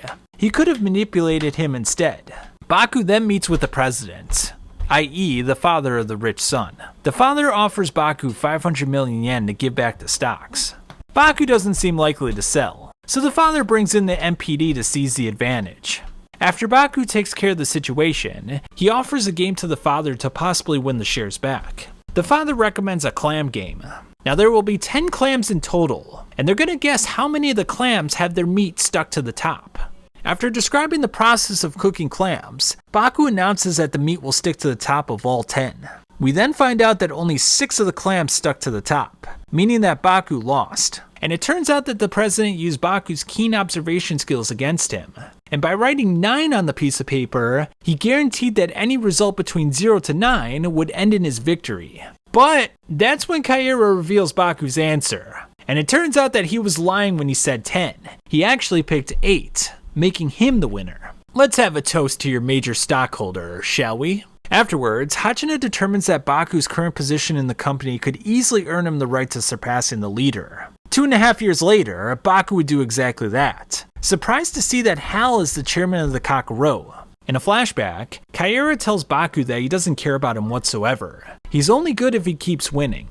Back to the match, Hal says that if Baku wins, he'll become the leader of the Kakuro, and as for him, he'll become nothing more than an intruder. "I'll take my own life," says Hal. Back in the past, Baku gives the picture book back to Hal, and implores him to do what he wants with it. Baku was then set to have a Kakuro match with Fukuro, but for some reason, he didn't show up. Hachina shows up instead, and they're gonna play a game of Russian roulette. Each time one of their red chips is taken away, they'll have to pull the trigger of the gun.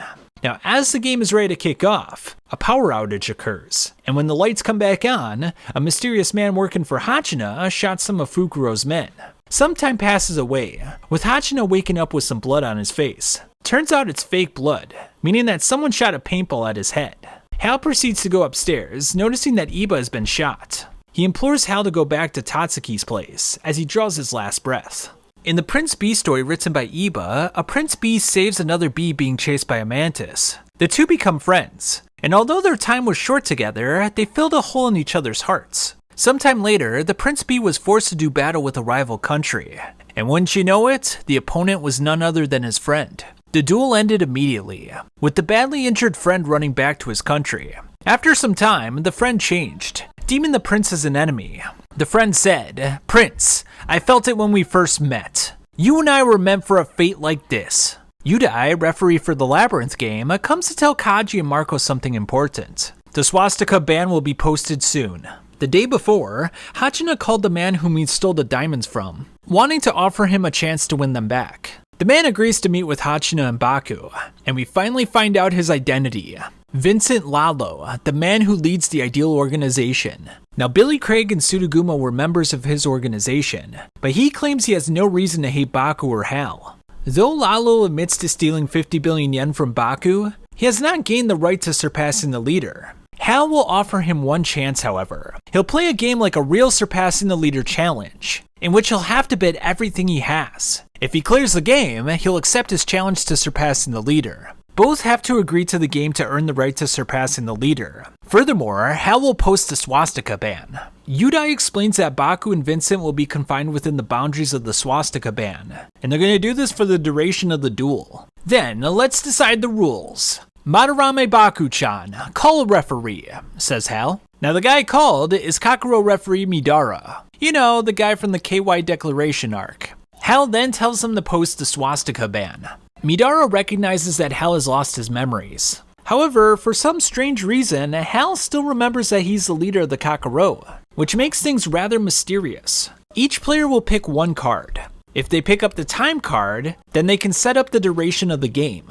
If they pick the men card, then you get the right to select the number of allies that are going to go with you in the game.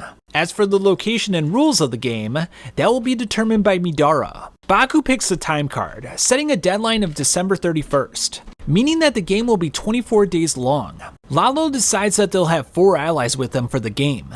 Baku's first 2 choices are Kaji and Marco. As for his third person, he chooses the leader himself, Hachina. Baku proposes that Hachina planned on making sure that there was no victor for the game.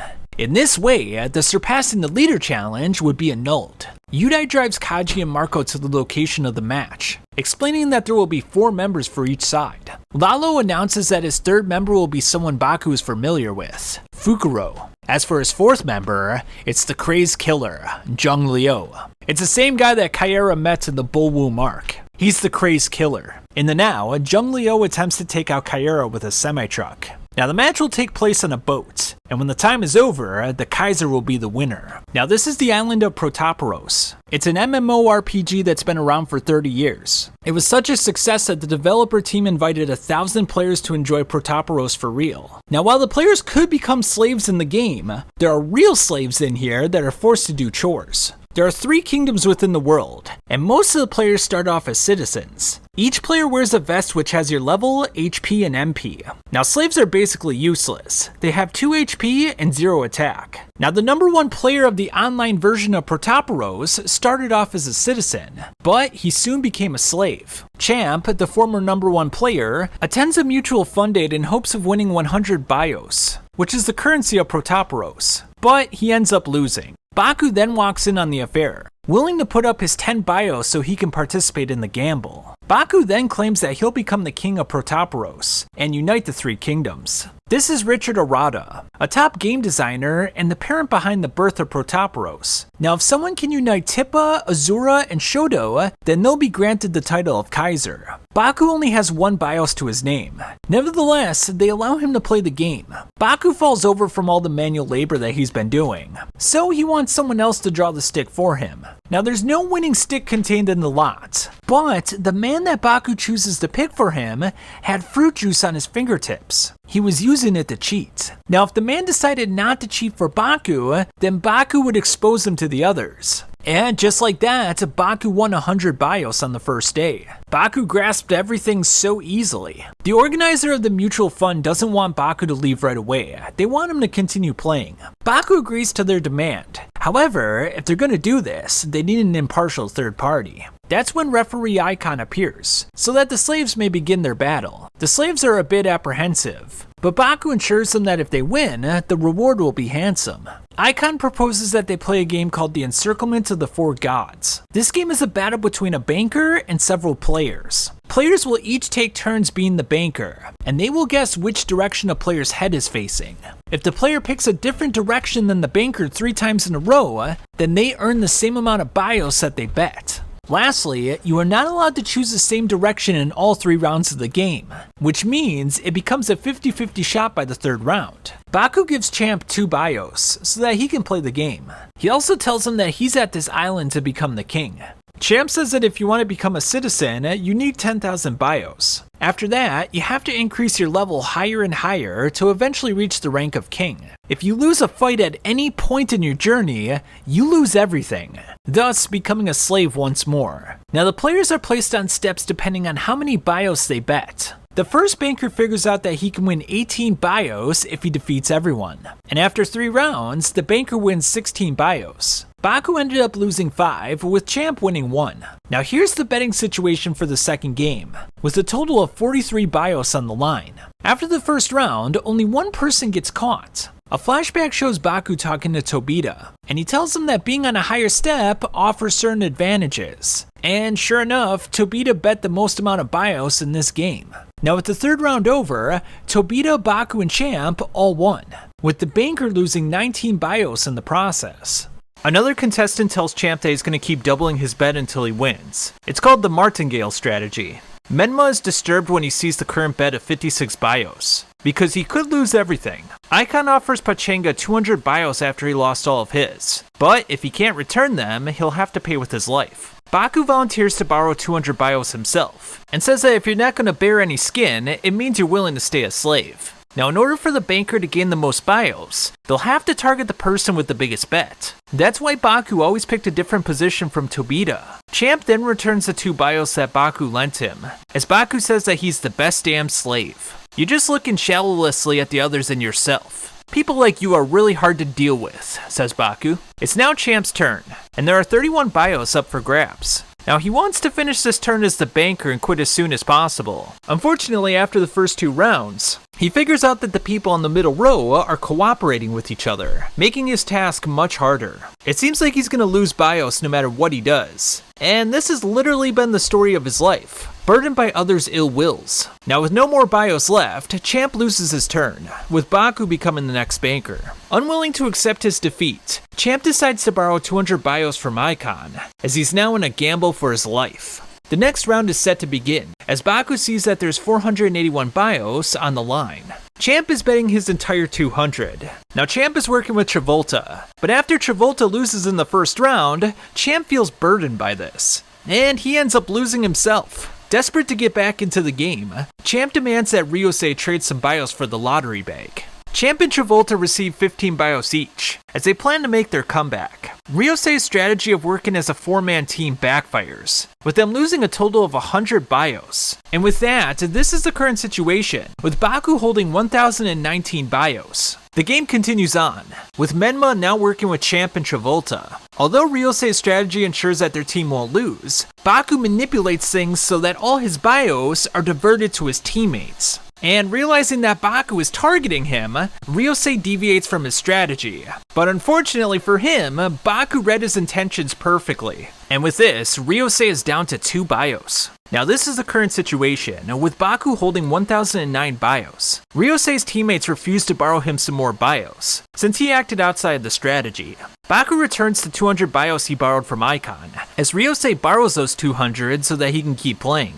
Champ then devises a strategy with the other slaves, agreeing that they're all going to move in one united direction to make sure that Baku loses. But Baku reads their intent, ensuring that they all go broke together. Finally, you are a big liar, aren't you? Says Baku to Champ. Turns out Baku manipulated everything from the beginning, so that they would all fall perfectly within his trap. And it's all thanks to them being ordinary men full of desires. The slaves beg for Baku to spare their lives, but he's not interested in becoming a king of slaves. And with that, he officially takes his leave. As a result of their loss, they'll now become entertainment animals in the Colosseum, a fate that is worse than being a slave. In a flashback, we see how Kaji arrived on the island, becoming a slave in the kingdom of Tipa. Yudai explains the rules as Kaji tells him that they played this game before. Now, Lalo started in the kingdom of Azura, as Yudai hands Kaji a piece of paper with the location of Baku. In a flashback, we learn that Champ was betrayed by his allies in a battle, leaving him with nothing, hence the reason he became a slave. In the now, Baku tells Champ and the others that he wants to increase his bios by a large amount. So large, in fact, that he can make them all citizens. Kaji and Marco arrive, stating that they already accumulated 400 bios. The Colosseum is now going to host a bloody battle with pro-hunters facing off against slaves. Champ recognizes one of the hunters as Sunio, the man who betrayed him when he was a citizen. Now, the Untouchables need to survive for 100 seconds to progress to the main event, which is a stage of the tournament in which they could be freed. Now, it's very clear the Untouchables have no way of winning, since they have no equipment and they're outnumbered 2-1. After the current round, the number of Untouchables who make it to the main event is 0. Baku investigates the betting odds for the contestants, finding out that Marco is currently at 50-1. The second fight is ready to begin, with 7 Untouchables going up against 14 Hunters. Now, Baku has decided not to bet on Marco, but instead Travolta, since his payout is 300-1. And with Baku placing a 1,000 bios bet, he could potentially win 300,000 bios. With the match beginning, Marco quickly annihilates 2 Hunters. However, the developers have insurances for such situations, as Marco now finds himself in a battle against an extremely well-trained man. Now, Marco got trapped within a circle for more than 10 seconds, and because of it, he receives an intense shock and he's out of the game. With 70 seconds left, the others need to protect Travolta at all cost. With Marco incapacitated, the others are hitting their physical limits. Nevertheless, they gang up on one of the hunters, brutally beating him up to a pulp. Now it turns out that Kaji told Champ about this strategy in advance, and it was in this way that they could instill a level of fear in the hunters. The hunters, however, attack them while they're separated, showing no mercy whatsoever. Icon urges them not to give up, as victory is literally within their grasp. And summoning up all their courage, Travolta, Champ, Kaji, and Ryusei all last for the entire 100 seconds, earning them the victory. At night, Kaji tells Champ that Baku is here for a larger gamble. He's battling against Vincent Lalo, and he wants to become the Kaiser of the island by December 31st. The group goes to buy their freedom back from the developer, but he wants 500 bios per head. Now 3 of the members who lost yesterday earned their freedom, which includes Marco. But as for the other 4 that won, well, they have to continue competing. With their bodies all bruised up, the 4 of them wonder if they can really come out on top again. While waiting for the match to start, Lalo approaches Baku and asks to sit next to him. Now Lalo has already become a normal citizen, while Baku is still a slave. Robert K of the Ideal Organization instantly KOs one of the top fighters, as Lalo says betting on him was a 100% guarantee. Baku says that he has his own guarantee, that being Kaira. Baku and Lalo then bet 100,000 bios on the 2 of them, and if it's a tie, they'll split the winnings. Now with Robert K touching the ground for 2 seconds, Kaira is now in the lead. Though Robert K continues losing ground, Lalo is utterly transfixed by Kaira's talent. Lalo then proposes that they raise the bet. The loser of the match will have to permanently leave the island. Baku accepts the bet, claiming that Kaira would have left on his own accord if he lost anyway. And with Kaira's time officially hitting 0, Baku has won the bet, putting Lalo at a severe disadvantage. "What a good start for me! You are so weak at gambling," says Baku. Now in just 3 days, Baku has already earned 400,000 bios. Baku's strategies continue paying off at the Coliseum, with him amassing 1 million bios in just 3 days of the game starting. Now Lalo, much to everyone's surprise, pulls in 1.5 million bios himself. That's because he wasn't betting on a single win from Robert K. He was actually putting a double bet on the win of the Hunters, which was an extremely bold strategy. Now, losing Robert K is a major setback, but because of it, Lalo has taken a huge lead in bios over Baku. Now, the ones in control of Protoporos are called the developers, and they're watching the players at all times. The developers are utterly stunned by how quickly Baku and Vincent are accumulating bios. Before Baku cashes out his winning tickets, the developers want him to accept one more bet: Slave versus Coordinator. Kaira enters the Coliseum, as he's slated to fight someone by the name of Veronica. Kaira makes the first move, going in for a kick, yet he hits nothing but Veronica's cloak. Veronica thrusts his sword into the cloak, drawing blood on Kaira. But this is exactly what Kaira wanted, since a wounded beast is a real beast. Kaira is spilling copious amounts of blood, and although Baku can't see his face, he knows that he's smiling. Veronica continues battering Kaira around, making it look rather easy. "You beast, I'm going to strangle you with my own hands," claims Veronica. We then see that Kaira's carotid artery is cut, meaning that he's going to have to finish this off quickly before he dies. In a flashback, we learn that Lalo has planned for Robert K to lose, and upon leaving the island, he wants him to use a sextant to determine the location of the island itself. In the now, the Kakuro referee Doji needs to monitor Robert K. Now he's going to have to do this until the 31st to make sure he doesn't find the location of the island. Word then comes in that Robert K was taken in by the developers, further complicating the situation. The developers want to bring in Robert K as a cast member to perform certain jobs on the island. Doji reminds him that if he does that, he'll be breaking the rules of the Kakuro match, and he'll have to purge him. Robert K spritzes some blood in his face as the two begin to fight. We then see that Kaira threw a spear into Veronica's chest. It also seems to be a mortal wound, as Kaira goes in for the vicious haymaker. Turns out that Kaira never received a mortal wound. He only cut his own neck to make it appear that way. Now Robert K has taken down Doji, and is now poised to rejoin Protoporos as a cast member. We now find out that Purpose has loaned out 200,000 bios to other players, so that they would transfer the money to his daughter's bank account in the outside world. Now this is not something that he was supposed to do, and he's gonna get in trouble with the developers. So Baku decides to borrow him 200,000 bios, and he's gonna do this because he wants to use the Coliseum to level himself up. Now usually leveling up takes a long time, but with the Coliseum, they could do it very easily. Lalo determines that they could basically do anything they want as long as they're not banned by the developers. Robert K wants to get to the manager's computer so that he can deliver the observation data to the outside world. Just then, he's smacked by a 3-hit combination by Doji. Robert K then announces that he's set on discovering the location of the island, as Doji attempts to contact another referee, but Robert K took his communication device. After their little scuffle, the two find out that the developers of Protoporos are causing people to go brain dead, and they're doing this because they want to harvest their organs. The developers are making the players commit many crimes under the name of entertainment, thus creating a shared culpability. Robert K and Doji drop the matter to finish up their death match. Robert K uses a cheat item to take down Doji, saying that he would have lost if the fight didn't take place on this island. While Robert K goes to a PC, Doji says he could help him with his little brother's case. Robert K refuses, so Doji has to put him down. "You can't do as you please anymore," says Midara. The manager of the developers, Daiba, says that what Robert K did was a heavy crime, and because of it, he's going to have to suffer until his death. Now the Kakuro and the developers decide to make a temporary agreement. Now the Kakuro can stay on the island for 21 days. However, the referees are going to be treated as players, and with this, the real show is about to begin. We then find out that Sudaguma and Robert K are brothers. Now while everyone was focused on Robert K, Lalo had another teammate leave the island, Pan Pan. Having gained citizenship, Champ returns to the others to tell him the good news.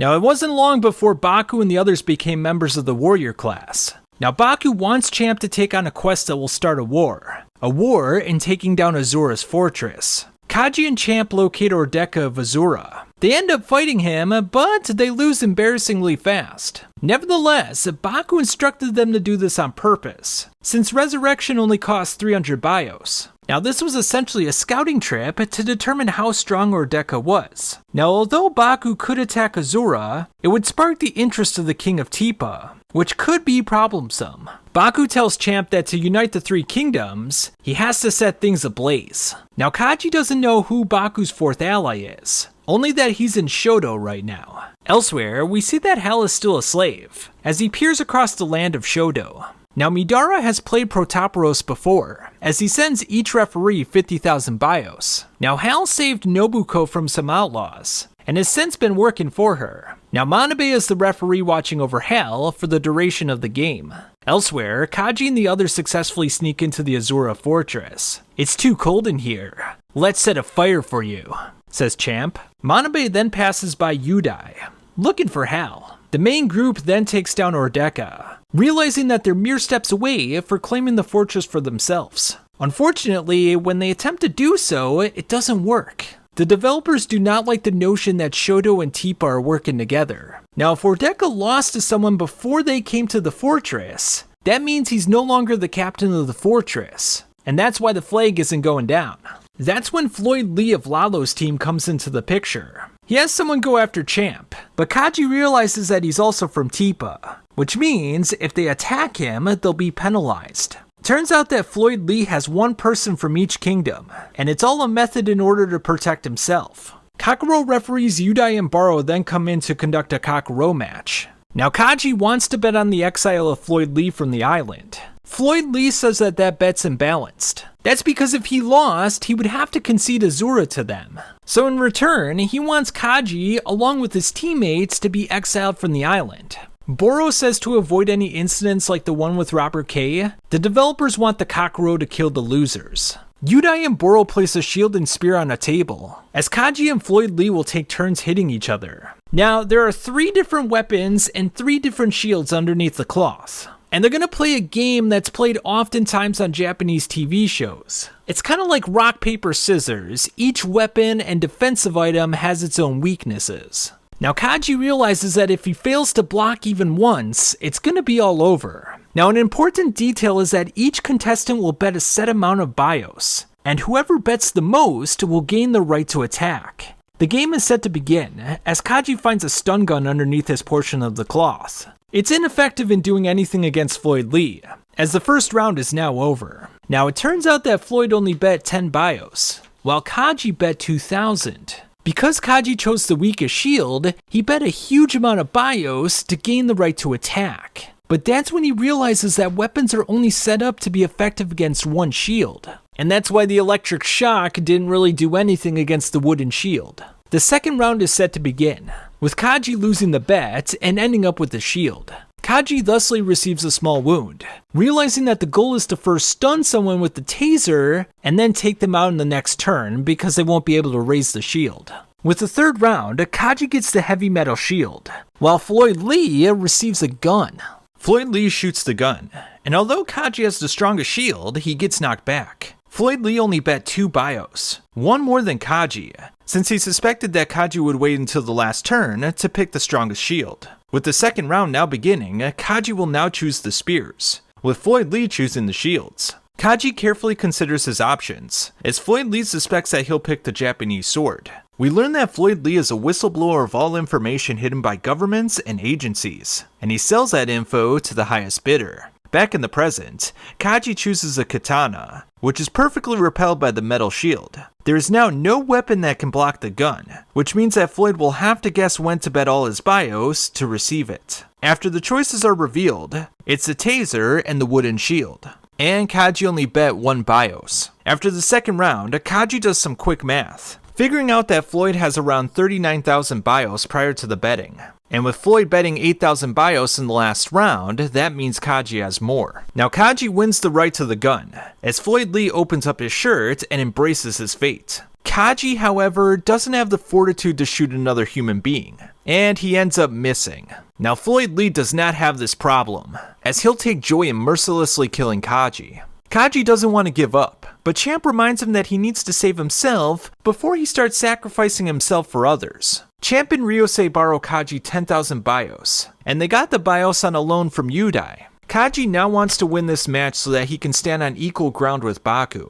And with this, Kaji has 10,000 bios, with Floyd Lee having 25,486. Both sides bet 1 bios, which means they'll have to bet again. Now Yudai told Floyd Lee that he lent the other side some bios, so Floyd Lee used this first bet to test the waters. He wanted to actually see that it was true that Kaji had some bios in his possession. Kaji deduces that Floyd Lee chose the Japanese sword, so he wagers a lot of bios to earn the right to attack. Unfortunately, it's the taser going up against the rubber shield. Now at this point, we learn that Kaji shot the handle on the rubber shield. You know, when he missed Floyd Lee before, he actually shot that handle. And because of this, the shield fails to block the taser, resulting in a large shock. Now this is a situation for the second round, with Floyd Lee experiencing a great amount of damage. Now Floyd bet everything on this round, looking to end things here and now. And with the gun in hand, Floyd gets a direct hit on the wooden shield, as we then see blood dripping onto the ground. Luckily for Kaji,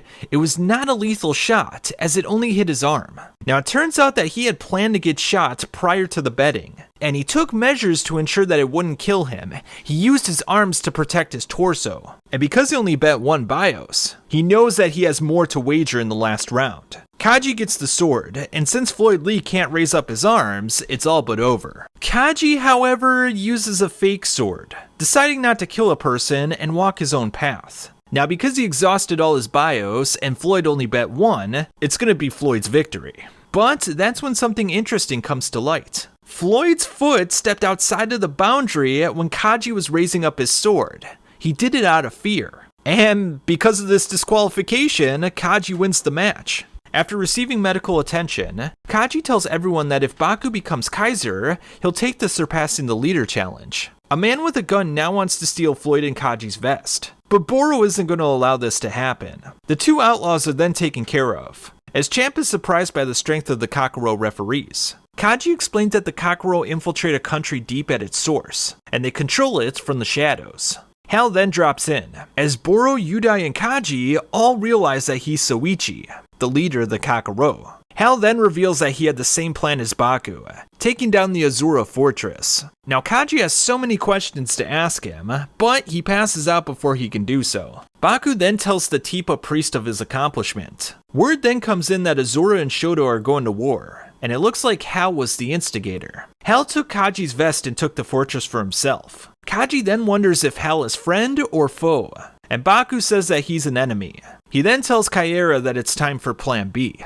Hal wants to make Nobuko king of Shoto, and then he's going to take down Teepa. While at the Teepa festival, Baku and his team sell pickled plums and attempt to continue to raise some money. Unfortunately, their plums and money are robbed from some outlaws, And as it turns out, Lalo has been using the Outlaws. With 16 days left, Baku's first objective is to dominate the Outlaws. Now it turns out that the Outlaws exist outside of the game, so they are fighting against the developers. It's Leslie Kaira's job to gain control of the Outlaws. Now there's about 40 to 50 Outlaws on the island, and they're constantly on the move to avoid the Outlaw Hunters. Now there's two big Outlaw factions, that being the Militants, the ones that fight, and the Concealers, the ones that hide in the shadows. Kaira takes out some of the Outlaws. He then says that they're going to use the plums as bait so that he can dominate the Outlaws within one day. After dominating the Militants, Kaira is set to meet with the Concealers' leader, as he says that all of them will become one. "Welcome to the island's deadlock," says Richard Arata, the creator of Protoporos. Although Arata has watched over the game from a bird's eye view, he states that everything will eventually come to an end. Now he's going to agree to help him, but his assistance is limited to one person, which means that Kaira is going to have to defeat someone first. And wouldn't you know, that certain someone just happens to be Jung Leo, member of the Ideal organization. Kaira then throws a punch, but Jung Leo remains unfazed. Arata says that the Concealers have been moving according to Jung Leo's orders, so if Kaira wants to control the Outlaws, he'll have to defeat him.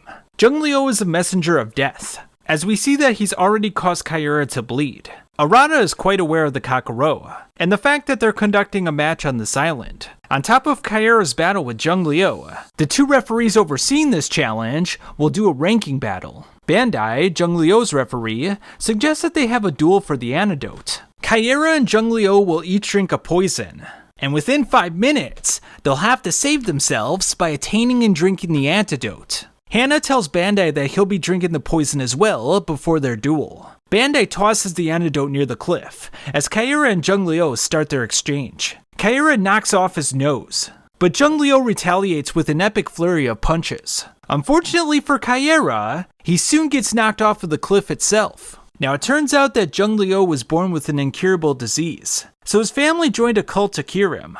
The cure worked, however, it turned him into an unstoppable monster. The battle continues on the side of the cliff, with Bandai sending crumbling rocks down towards them. In the past, Lalo tells Voya that Jung Leo's optic nerves improved tremendously with the surgery, to the point that he can dodge bullets. From Jung Leo's perspective, everything looks still to him. Jung Leo ingests the antidote, and tells Kaira that it's the end. Hana tells Bandai that it's time for them to start their own fight. Kaira determines that Jung Leo can't dodge attacks he can't see, which means the real fight starts now. Meanwhile, it seems that Hana is toying with Bandai. After elbowing Jung Leo in the stomach, the Ideal member spits out the antidote. Jung Leo was now staring at a savage in human form, a man called Kaira. And with the antidote out, there's only 30 seconds left to ingest it. Jung Leo focuses on capturing the antidote, while Kaira pummels him with no remorse. After smashing his face, Kaira goes back up to eat the antidote. And with this, Baku's team has gained the right to control the Outlaws. Bandai considers Hana a spy for the private funeral division, as he goes in for a furious punch. The two's fists meet, as Bandai looks to crush the antidote with his shoe. Now it turns out it's not the real antidote, as Hana uses her hat to distract him. She then performs an impressive combination to knock him off of the cliff. And with this, Hana wins the battle and eats the antidote. Back to Baku, he plans to force out the King of Tepa in the next 3 days. Arata then controls a mysterious person to let him know that Baku has taken an overwhelming advantage in the game. Unfortunately for Kaira, his wounds are too severe, as he finally takes his last breath and passes away. Despite losing all his allies except one, Lalo continues rising the ranks, approaching King Criteria. Arata then comes to visit Baku, stating that he's the leader of the Outlaws. After reading a sign from Hana, Baku realizes that Kaira is dead. 2 allies of the King of Tepa have left the island, as Baku has now reached the high class of level 80. In the game of Protoporos, kings have the ultimate power and can only be challenged by other kings. Arata tells Baku that if he can drive away the allies of the king, then he can usurp the throne. Now, in addition to being level 80, you need support from 2/3 of the high class players. So instead of that, they're going to play a game. They'll each point their fingers out, and the first player will use one of his hands to touch the opponent's hand. Now the hand that is touched will then have 2 fingers out, and then it will be his turn. Now if he takes his 2-finger hand and touches the other person's 1-finger hand, then that person has to put out 3 fingers. And if all your fingers are pointing out on a specific hand, then that hand is dead. But if you go over 5, for example, if you hit 6, then it goes back to 1 finger, it loops around again. And when both arms are killed, that's when the battle is over. Referee Icon pays his respects to Kaera, the strongest number 0 referee to have ever lived. In Shoto, people want Nobuko to be the new king. Now among the 3 kings of Protoporos, Nero the king of Tepa is the strongest one. Now although the hand chopper game seems simple, the amount of variability is quite high. Now with the game ready to start, referee number 0, Hikoichi, comes to officiate the match. And with this, whoever wins the match becomes the king of Tepa. While the match begins, we learn that the loser will have to leave the island. And if Baku loses, he loses his Kakuro membership. The two of them move at blinding speeds, with the positions looping over and over again. Each side chooses perfectly. Now if each side chooses perfectly, the loop can never be broken. But with Baku being down on the clock, he's at a disadvantage. Baku makes a mistake, as Nero is quick to destroy his hand. Now the game looks to be over, but that's when he chops off his own finger. "Here, touch," says Baku. Now with this clever trick, Baku has reversed the situation, assuring that he'll now win the game. "This is my arena," says Baku. Nero thinks that this is cheating, but through Baku's clever language, it is permitted through the established rules. With Nero's time running out, he realizes he perfectly fell into Baku's trap. Nero wonders why he would go to such lengths to win the game, but Baku says he gets what he wants, and that's because he's a gambler. With this, Baku officially wins the hand chopper battle, and becomes the king of Tepa. The developers are shocked that Baku and Lalo could become kings in such a short amount of time. The developers are now relying on Nobuko, the Demon King, to crush them. The 3 kings then meet at the neutral site, the obelisk, to discuss unification. "Looks like there's no thumbtack planted this time," says Lalo. Nobuko shows up, and she's surprised that Azura and Tepa's kings have changed. Now, when she reveals her stats to the other 2, it turns out that she's already level 100, and most of her stats are maxed out. And they're quite surprised to see this. Hal then steps in on the affair, as the meeting with the 3 kingdoms is set to begin. Now with Nobuko being the strongest king, Baku and Laulu got their work cut out for them. Hal tells Hikoichi that the winner of the swastika ban will earn the right to Surpassing the Leader. Hal returns Kaji's vest to Baku. Now Lalo determines that Hal wants to avoid playing Surpassing the Leader, by making sure that neither of them win.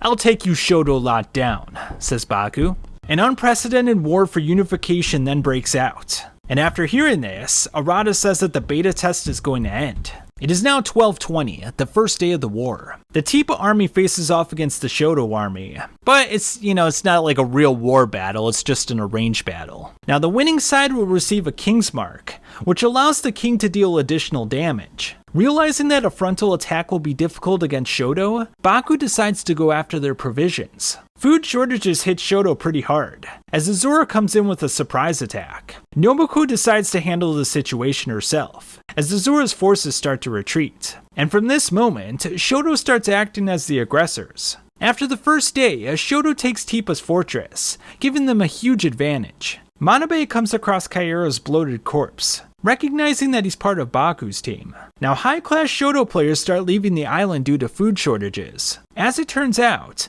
Lalo bought up all the rations. He now wants his team to sink a boat that's bringing in more food.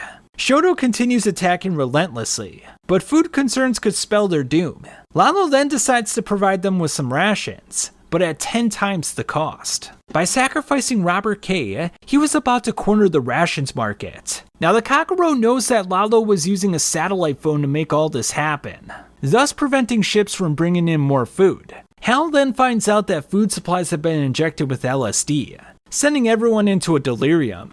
It doesn't last long, but this is the beginning of the collapse of the island. It is now 2 days until the match ends, and Baku finds Kaera's rotting body. Now Baku seems very somber, as he wonders if this is the limit of his gambling prowess. Now 7 days ago, Baku's teammates have all leveled up substantially. On the 23rd day, while attacking Shoto, word comes in that Azura destroyed Tepa. Since 12/23, from that day, the only thing I could do was keep running. says Baku. Elsewhere, Champ, Marco, and Kaji are all searching for Baku, wondering if there's anything they can do to turn things around. Now it turns out that Azura used an army of slaves to attack and take down Tipa. Lalo equipped them with the armor of indomitability, making them all immortal. When the slaves destroy Tipa, Baku is forced to flee from the castle. Baku tells Kaira that you must struggle on, as he remembers the day in which Lalo destroyed his kingdom. Now, unbeknownst to Lalo, Baku already destroyed Shoto, which meant that Lalo was now the Kaiser. Word then spreads around the island, as the inhabitants indulge in the festivities of celebrating the new Kaiser. Now, after the 7-day celebration, the game goes into a reset mode, which means on the 31st, Lalo won't be the Kaiser anymore, and he won't be eligible to play the game, which means that he can't win. And with only 3 level 80 people eligible for becoming king, and with all of them being Baku's allies, that means he could become Kaiser in 1 day. Now, Baku and Hal weren't working with each other, but it turns out they had the same strategy of having Lalo win on the 23rd day. Lalo throws a knife at Baku, but it's stopped. Now, because of Lalo's loss, he'll be purged on the 31st. Not willing to accept this, Lalo's going to do whatever it takes to change the results. Just then, all the Kakuro referees are shocked simultaneously. Now, if Lalo can't become the Kaiser on the 31st, he just needs to dominate the developers and change the rules. In addition, he wants to purge the referees to start a war with the Kakuro. Daiba wants to protect the island at all cost, and he wants to use the Kakuro to make this happen. Thus, one of the coordinators needs to bring in Hal. Number 1 referee, Mitoshi, then confronts an assassin by the name of Bai Long. And Bai Long works for the Ideal organization. Mitoshi goes in for an attack, but his wheelchair is busted up in the process. He then uses his legs to crush the assassin's neck, which is quite surprising because we thought his legs didn't work this entire time. Now, when Daiba hears that intruders set foot on the island, he angrily wants them all banned. Now, 6 years ago, Arata gave Daiba 50 billion to build the island of Protoporos. Daiba never felt so alive bringing the world of Protoporos to life. In the now, we learn that Arata plans on buying a whole country, and that's because he wants to extend the reach of his game. Nobuko escapes via submarine, thanks to the help of Hal and the Kakuro. Elsewhere, Hikoichi eliminates a number of the intruders on the island. Hana tells the developers that Arata is now a player, and has also made the other outlaws into players. He will now create a real Protoporos, and afterwards, the reallocation will begin. Though Lalo has lost many of his subordinates, he still plans on dominating the developers, but the Kakuro are aiming to stop him in his tracks. Now, Hal was captured by the developers, and Manabe has sneaked into their HQ to find him. Now, although Baku has no flaws, he couldn't predict the rift between Arata and the developers. Now, one of the conditions of becoming king is that you need to recharge your vest pretty regularly, and by doing so, you're giving up your location. Outlaws then catch wind of Champ's location, looking to steal his vest. Kaji and Champ escape, but they'll need to charge their vest 2 more times before the 31st. Hal then tells the developers that this is all a test, and the real goal is to bring the game to a country, and Arata's going to do all this without the developers. In his mind, they're dispensable. Arata wants to build a country run by players, and he's going to frame Daiba to make it happen.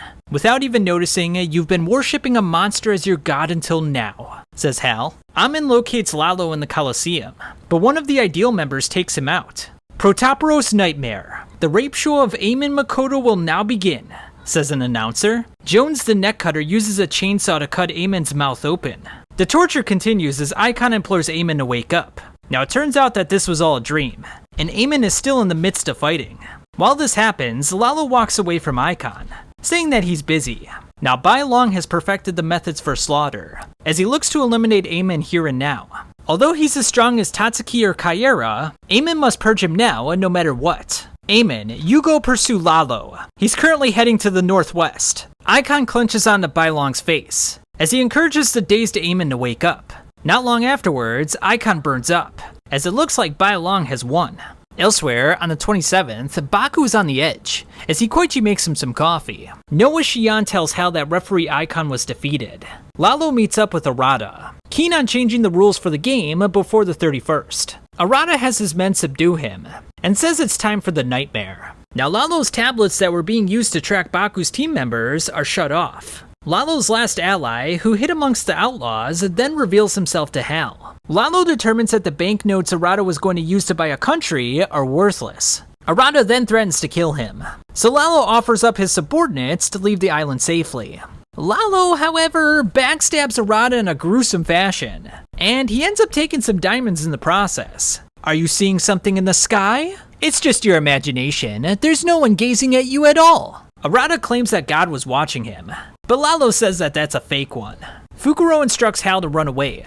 That is, if he doesn't want to lose and end up regretting it. While Baku changes his vest, Bai Long confronts Hikoichi. The battle starts with the number 0 referee vowing to purge him.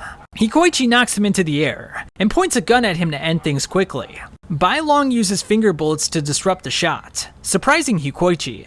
Now before he can make a move on Baku, Hikoichi comes in with a devastating kick. Hikoichi escapes his own nightmare, as he proceeds to rip off Bai Long's ear. Senile geezer, did you see a nightmare? Or is this the real nightmare happening now? In his nightmare, Baku learns that all his teammates are being punished by heaven, and he too is being punished. While Baku continues to roam about in his nightmare, Hikoichi and Bai Long continue their battle. The number 0 referee pushes himself to the absolute limit, sending Bai Long into his own nightmare. In the physical realm, Bai Long catches himself before falling, surprising Hikoichi. We then learn that Hana is Bai Long's wife. Baku wakes up inside of a burning cabin, as a bunch of players come in with torches. It's 12:29, as the number of insurgents on the island continues to grow. Baku's delusions continue to subdue him, making him feel helpless. Baku then finds Kaira's body, as we are finally back in line with the current timeline. Torp continues to incite the masses, instructing them to attack the Kakuro and the developers. Now more referees won't come to the island, since that would break the rules, and doing so is unforgivable. That being said, referee Doji and Makami return to the island, since they were there from the beginning. Midara confronts Torp, finding out that he can change his face because his skull is special. Torp and Midara engage each other, as Midara says that he's quite distorted too. Hana comes into contact with Hikoichi, finding out that his right arm is broken. Now Bai Long is hanging on by a thread, but he continues fighting on with reckless abandon. Now Hana left Bai Long when she was pregnant. Unfortunately for her, the baby had a genetic heart defect and was not long for this world. Hana encounters Bai Long and is forced to purge him due to his aggressive nature. And with her husband gone, there are now only 2 days left until the game is over. Because Lalo has Arata's level 100 vest, he can disrupt Baku's bid to become the Kaiser in 1 day. Now almost every player on the island makes their way to the developer's HQ. With this, Fukuro plans to exploit this weakness and hack into the security system to change the rules. Hal offers to help the developers out, as long as they reset the password for the main computer. Now it turns out that Hal reached out to Gakudo ahead of time, and he's now brought a force to oppose the rabble-rousers. Gakudo informs them of who he is, and now he's here to protect all the citizens. With this, everyone drops their weapons under his impressive aura. Fukuro makes his way to the developers, but Hal is not too far off, saying that the mob has been suppressed. Hikoichi then tells Baku that Lalo has requested a Kakuro match. Now because of this, everyone inside of the island is placed inside jail cells. They then see a giant cylindrical structure in front of them. Even though Lalo lost the original match, he completely turned everything upside down, even killing Arata in the process. You truly are a troublemaker, aren't you? Looks like you'd rather be killed by me. Now Lalo is going to bet Arata's vest and Ryosei's vest, while Baku's going to bet on his vest and Champ's vest. And whoever wins is going to become the Kaiser. You can't run away. The match will be decided by the difference between the things both sides lose and gain, says Lalo. Baku kicks Lalo's diamonds away, claiming that his allies knew what they were doing, and he hasn't lost anything thus far. The match has been decided, and it's called Air Poker. They're going to be inside of a water tank, and they're going to bet with air bios. The air bios that are keeping them alive. While being submerged in the tank of water, they're going to bet on air. Baku and Lalo exchange words, attempting to psych each other out. The water is drained as the contestants go inside. The two then notice a ceiling hatch, meaning there's a room above them. Now each player will receive 25 air bios, and those bios contain 5 minutes of pressurized air. This game will not end until one of you two drowns and dies. Death is defined as going unconscious for 10 seconds and rising from one's chair. Now they're going to play poker with 5 cards each, 10 total. The gamble is simple, 1 card versus 1 card. There will be 5 rounds in total, with the ante starting at 1 bios and going up to 5. Now what's weird about this is they'll place their bets after the cards are revealed. No further elaboration is given, as water then fills the tank. Now the cards only have numbers on them, quite different from a standard deck of playing cards. Now whether they win or lose a hand is determined by a certain law, and when you lose in a specific way, a calamity will occur, which is an outcome of the law. The losing person of said calamity will thusly have to release their air bios into the water. The cuffs are released as the water tank fills, starting the game. Now before the tank fills completely, Lalo grabs some extra air. And this is allowed if he gets back to his chair within 10 seconds. As they breathe in their first air bios, they also put in their ante, leaving them both with 23 air bios. Baku plays the number 36, while Lalo plays 15. The two start betting, with Lalo eventually raising to 4 bios. Don't tell me he's already resolved the law of the numbers. Baku already needs to switch to his second bios for more air. Baku eventually calls, with both sides betting 8 bios. Now 15 is deemed to be the winner, as Lalo promptly collects his winnings. With this, Lalo has 32 bios to Baku's 15. The second round of betting starts. Now there's hints about the law hidden within the cards themselves, and based on which ones they drew, Lalo has a better chance of figuring it out. Baku goes with 39, while Lalo goes with 8. Baku weighs his options as he realizes that Lalo could put him all in. Kaji places his hand against the tank, claiming that he's figured out the law. And with this, Baku becomes confident and bets 2 bios. Lalo is in disbelief that he figured out the law so quickly, so he raises by 1 bios. Baku is quick to raise to the limit of 5 bios. Baku has to change his air again, as he raises 1 more. He bet all his bios? 0 air bios left? Lalo takes his time making a decision, while Baku struggles to breathe. Lalo then makes the call, as Baku's gonna need to wait and see what the results are. Now the sum of the numbers corresponds to a 5-card poker hand. Thus, someone can create a poker hand based on the number played. Through simple deduction, the smallest number should be 6 and the largest should be 64. And since each metal card corresponds to a 5-card poker hand, and there's only 10 cards in total, they will be playing through a standard deck of playing cards. There's 52 cards in a standard deck, and because they have 10 cards in total, that means they're going to go through 50 cards. So each time a card is taken out, it can no longer be played again. In the first hand, Lalo's strongest hand was a straight flush, which is why he won. Now if Baku can win in this round, he can take control of the match. Due to the lack of oxygen, Baku starts hallucinating. His number won, but he wasn't quick enough to breathe from the bios. "Wake up, Madarame Baku," says Kaera. Miraculously, Baku comes back to consciousness. Though he was only floating for 3 seconds, he experienced countless signals of death. Lalo then wonders how all this is possible, while Baku collects his bios. Baku now has 29 bios, while Lalo has 16.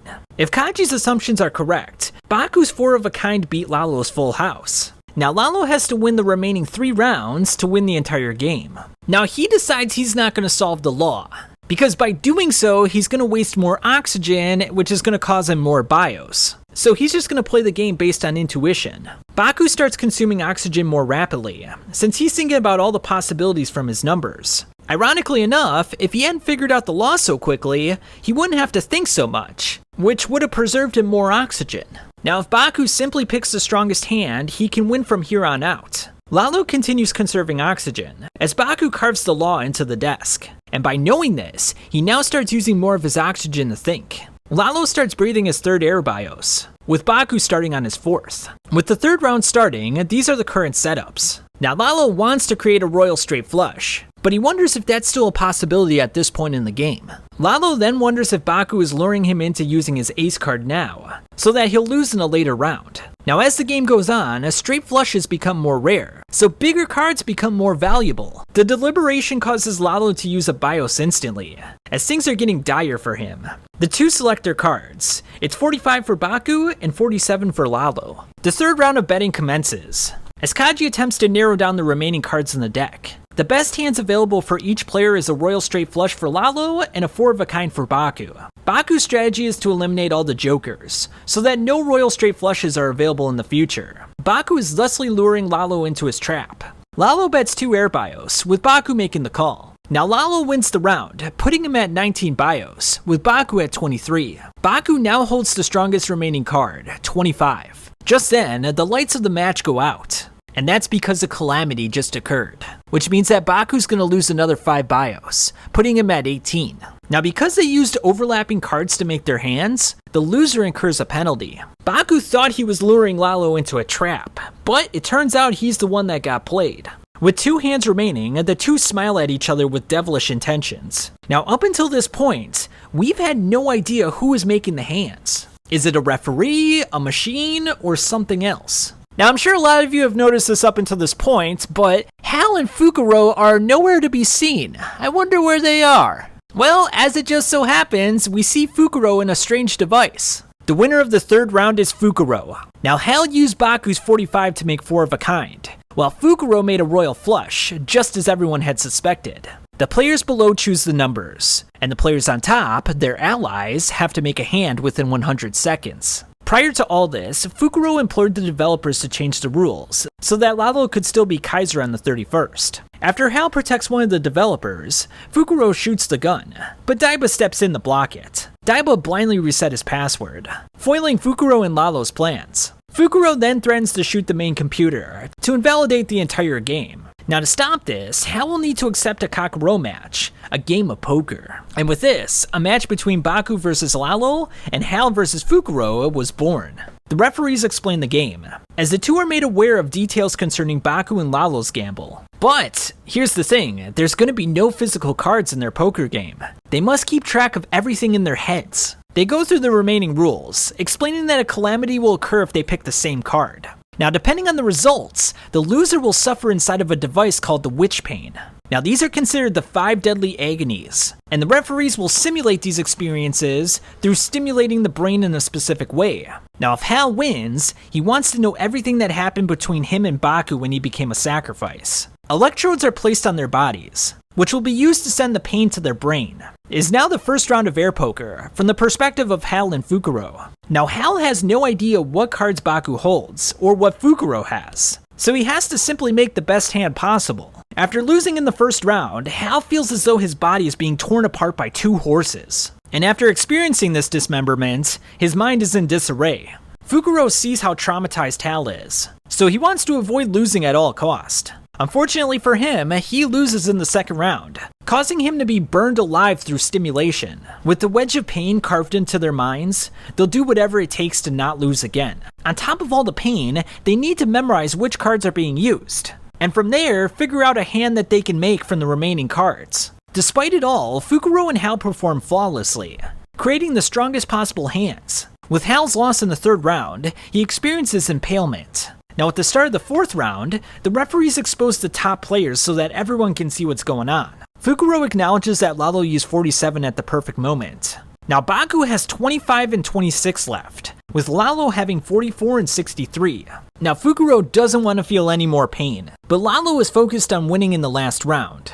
Lalo chooses 63, while Baku picks 26. Baku then takes out his regulator, determining that he no longer needs to think. And it's true, because in the 5th round you only got 1 card left, so you don't really have to do anything about that. We then learn that Hal's memory loss is due to a psychological disturbance, and it's caused by his need to be perfect. We are aliens that have come to invade Earth and enslave humanity. Hal goes through an episode in which he says that no one is perfect. He then thinks today will be the day in which he will achieve perfection.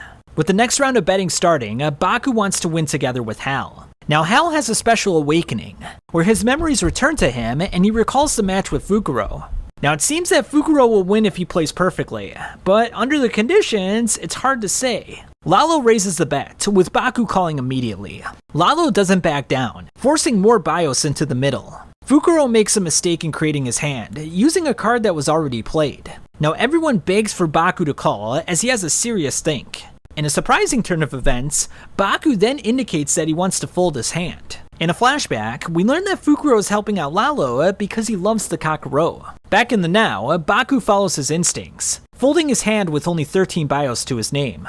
I took 1 step ahead in this battle. It's clear that I'm the one with the upper hand right now. It is now the 5th round, all-in gambling. Lalo determines that his number can make a stronger hand than Baku, a full house of 10s. Are you scared? Wonders Baku. Now to minimize the risk, Lalo considers folding the ante over to Baku, and if he does this, they'll both end up with 17 air BIOS. It will then be a game to see who can survive the longest underwater. Nevertheless, Lalo decides to bet 1 BIOS. Baku realizes it's now or never, so he proceeds to go all in.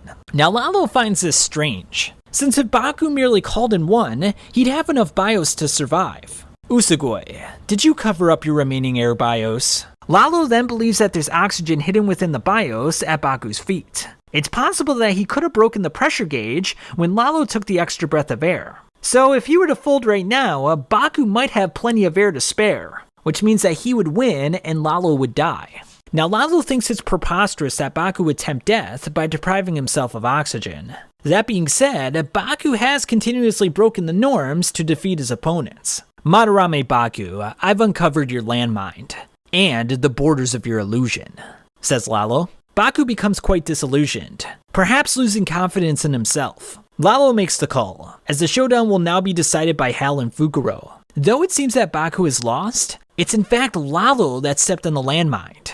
With this, Baku has 24 air bios to Lalo's 10.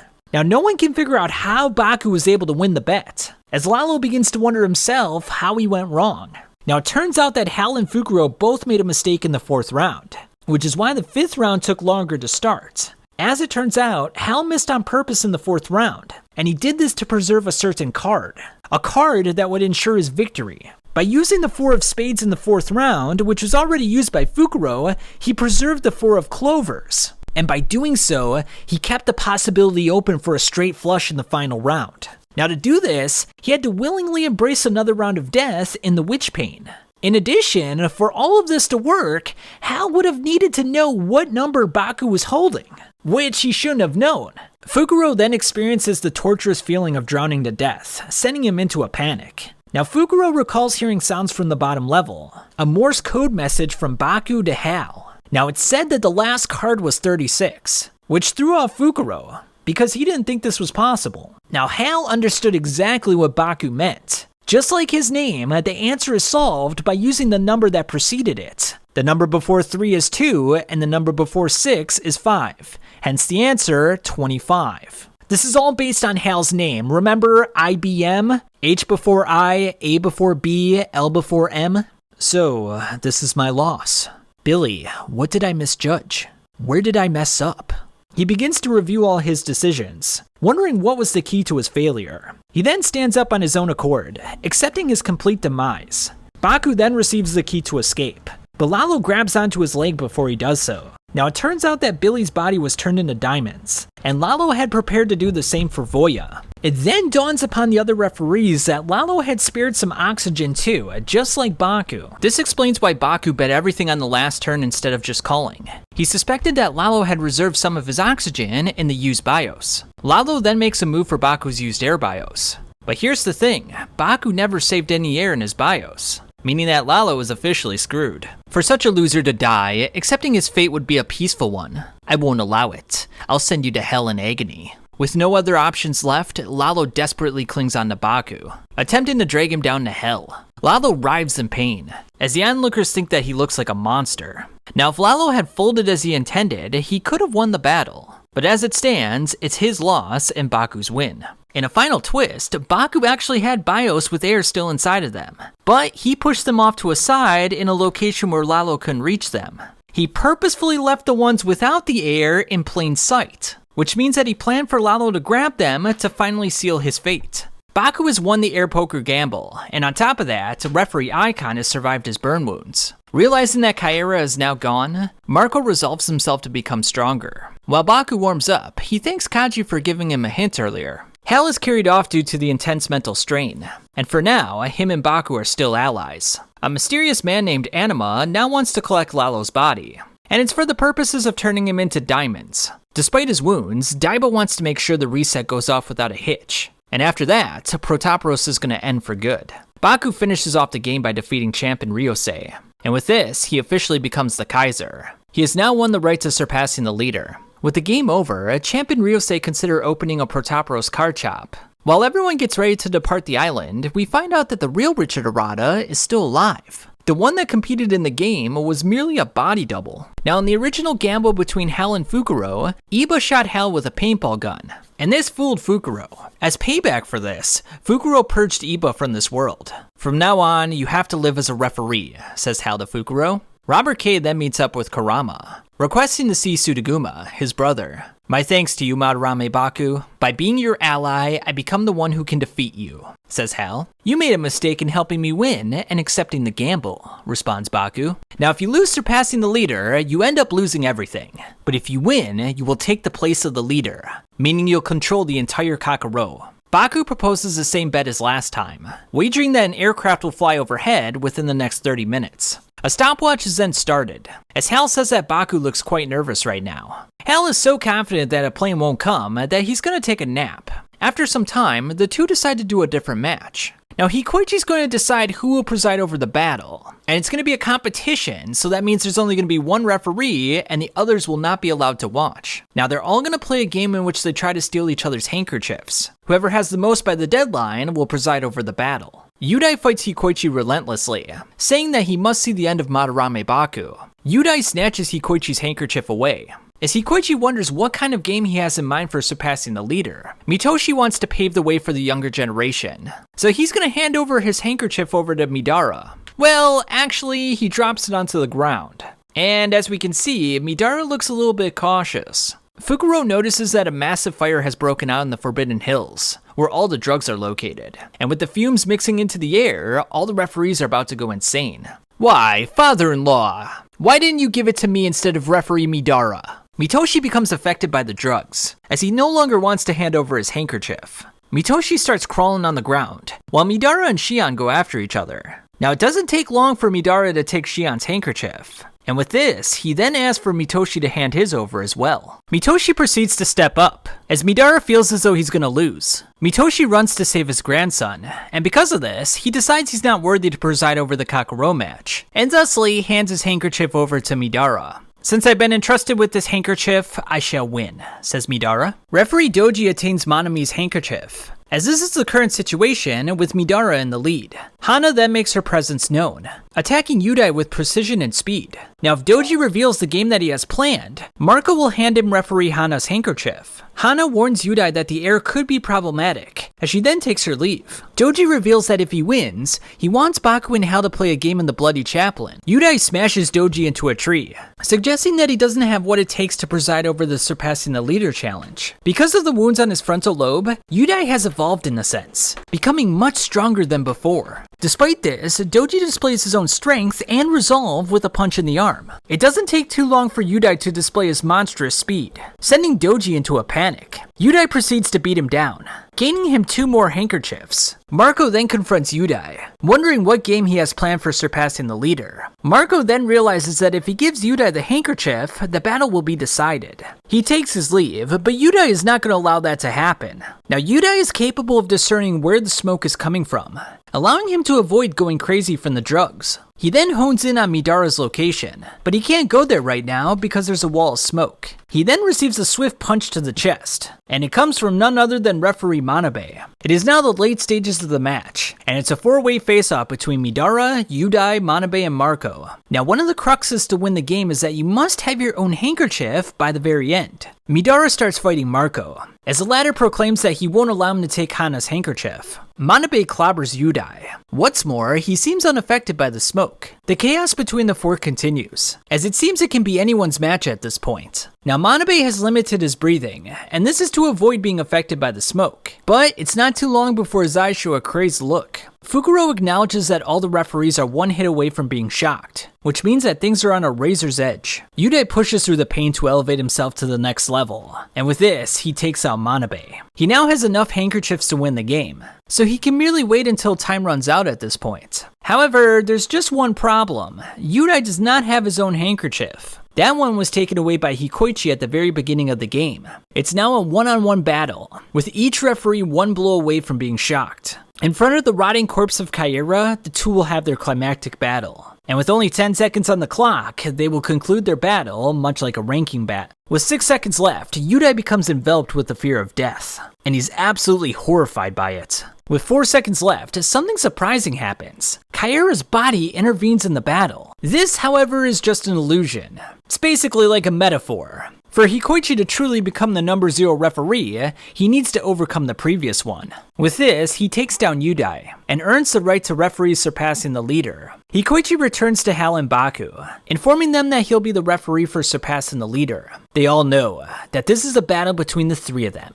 The 3 enter the obelisk, and proceed to the very top. Hikoichi has Hal take a seat, and says that if he loses his gamble, he'll be the murderer of both father and son. You won't be able to win this match if you can't speculate the time when the handkerchief will fall, says Hikoichi, and thus the game is decided, and it's called Drop the Handkerchief. The one who does the dropping is the D side, and the one who checks is the C side. C will guess when D dropped the handkerchief, and if C loses, he'll accept a penalty. Now there will be a time limit of 1 minute for each turn. Now the time discrepancy between the handkerchief being on the floor to when C guesses will serve as the punishment, and said punishment will be stopping C's life. The 2 of you will die, once or twice or maybe 3 times. The near-death drug is made up of potassium chloride, which is used to stop one's heart. So for example, if the leader is off by 30 seconds, he'll accumulate 30 seconds of near death. Now, if you guess wrong when the handkerchief has not been dropped, then you'll experience 1 minute of near-death drug. So let's say, for example, you have 24 seconds accumulated already and you guess wrong. Then it's going to be 24 seconds plus 60 seconds of near-death drug. Now, after that time has expired, Hikoichi will inject the revival drug. Hikoichi will then carry out compressions for 10 seconds, after which time the player must get up on their own accord. Everything will be determined by the handkerchief. That is this Kakuro match, Drop the Handkerchief. Now, even if a perfect check is achieved, at least 1 second of near-death drug will be accumulated. The drug will only be administered on a failed check or when there's 5 minutes of near-death drug in the cylinder. Hikoichi has Fukuro connect a speaking clock to the speaker system, and this will serve as a timekeeper for the match. Now that the game is decided and the rules explained, it's finally time for Surpassing the Leader. The 2 play a game of rock, paper, scissors to determine who's going to go first. Hal wins, so he'll begin the game as the D with Baku as the C. The ticking of the clock echoes across the room as the game officially kicks off. Now there's one safe strategy in this game, which involves checking right before the time limit is up. This would guarantee that the handkerchief is already dropped and would result in a near-death penalty. You didn't drop it yet, did you? Wonders Baku. Baku turns his head, but to his surprise, the handkerchief is still in Hal's hand. First round, first half. Sir Madarame Baku, check failed. Hikoichi prepares the injection for Baku, as Baku says that Hal was just about ready to drop the handkerchief. I won't miss next time, says Baku. Hikoichi injects the drug into Baku, as the latter is confident that he won't die in this situation. Hal correctly predicted that Baku would purposefully lose in the first round, when the near death was only at 1 minute of time. I mean, it's the safest round to do so. Hikoichi confirms Baku's death, as the 1 minute countdown then begins. After the 1 minute of near death, Hikoichi administers the drug and performs CPR. Now after coming back to life, Baku is quite weary, but that being said, the gamble must go on. Now in a surprising move, Baku steps in front of Hal to throw him off of his game. Now Hal goes back and forth in his mind. He thinks that maybe Baku is pretending to hold the handkerchief, and that maybe the real one has already been dropped. That's it. Go ahead. Keep on thinking a little longer. The accumulation has begun, as the handkerchief has already been dropped. In fact, it was dropped 2 seconds after they began, and Hal has fallen for his ruse. Hal waits for him to reveal his next move, yet Baku is going to continue waiting him out. I've seen through you, proclaims Hal. Now Hal has correctly identified that the handkerchief has been dropped, with 24 seconds of the drug being accumulated. Hal then says that his time as a mad gambler is running out, and that he's gonna die. He instructs Baku to take a seat, as he seems rather confident that Baku will not survive another near-death experience. The various referees and Kakuro members are made aware of the Surpassing the Leader match. That's when the various referees on Protoporos enter the control room with Fukuro. And with this, the second round is ready to begin. The second round kicks off, as we notice that Baku is crunching on something, and it's his trademark candy. Now because Baku experienced the near-death drug, he's currently at 0 seconds squandered, with Hal at 24 seconds squandered. Now Baku's strategy is to use his body as a container to store as much of the lethal drug as possible. Now 5 minutes is going to kill you, but he wants to store as much as he can under 5 minutes. So if you look at it this way, we could say that he's got a 24-second advantage on Hal. This battle will all depend on how efficiently Baku can die, and how many times he must die in order to win, says Kaji. Hal says that Baku is an annoyance. What's more, he's gonna win this gamble perfectly. Baku turns around, earning himself a successful check. That being said, he squandered 25 seconds. Mogami tells Kurama that revival becomes more difficult from the third death onwards. So Baku and Hal want to minimize the number of times they die to only 2. Now normally, death is the end of a gamble, but in this game, it's actually a prerequisite to winning. Kaji and the others determine that Baku will aim to build up Hal's tube to 4 minutes of drug. With this, they start the next round, with both Hal and Baku vowing that they're going to win. Baku tells Hal a story about a man who trained his neck to survive a hanging. Hal then has a vision of his father in the afterlife. "I didn't expect you would come." Hal then comes back to life, as Hikoichi tells him that he just died for 1 minute and 24 seconds. "I died? Did I lose to this man?" Kaji suspects he did this on purpose to reset the container. It is now the start of the third round, with Hal as the D. Kaji determines that the best time for Baku to die is at 2 minutes 35 seconds. Now Baku displayed astonishment when Hal lost, as Hikoichi suspects that Hal is employing the same strategy. 40 seconds pass by as Hal still has a handkerchief in his hand. Hal contemplates dropping, but he feels as though Baku is seeing straight through him. Baku successfully checks, and he only accumulated 4 seconds. With this, Baku has enough room to use the strategy twice without the fear of permanently dying. Manabe says it's now time for Baku to go on the offensive and take control of this match. He does exactly that, putting 36 seconds of Hal's drug into the container. Baku successfully checks in the 4th round, only accumulating 3 seconds of drug. Hal proceeds to call out the referees, almost as if he's reading their thoughts. His perceptive abilities put a strain on Baku's heart, as it seems like the leader is now in control. Now Hal believes that it's his destiny to win, yet Baku remains skeptical of this. Hal successfully checks, but he accumulated another 34 seconds. Now with the 5th round, Baku makes a successful check, squandering only 1 second. Nevertheless, Hal remains confident that he'll win and Baku will lose. "I have foreseen that you would check at the 0-second mark during the 5th round, and that you would do so in order to die," says Hal. Marco then suggests that Baku planned to die 3 times in the game, something that no one else expected. Despite seeing through his strategy, Hal did no damage to Baku, so it feels as though Baku won.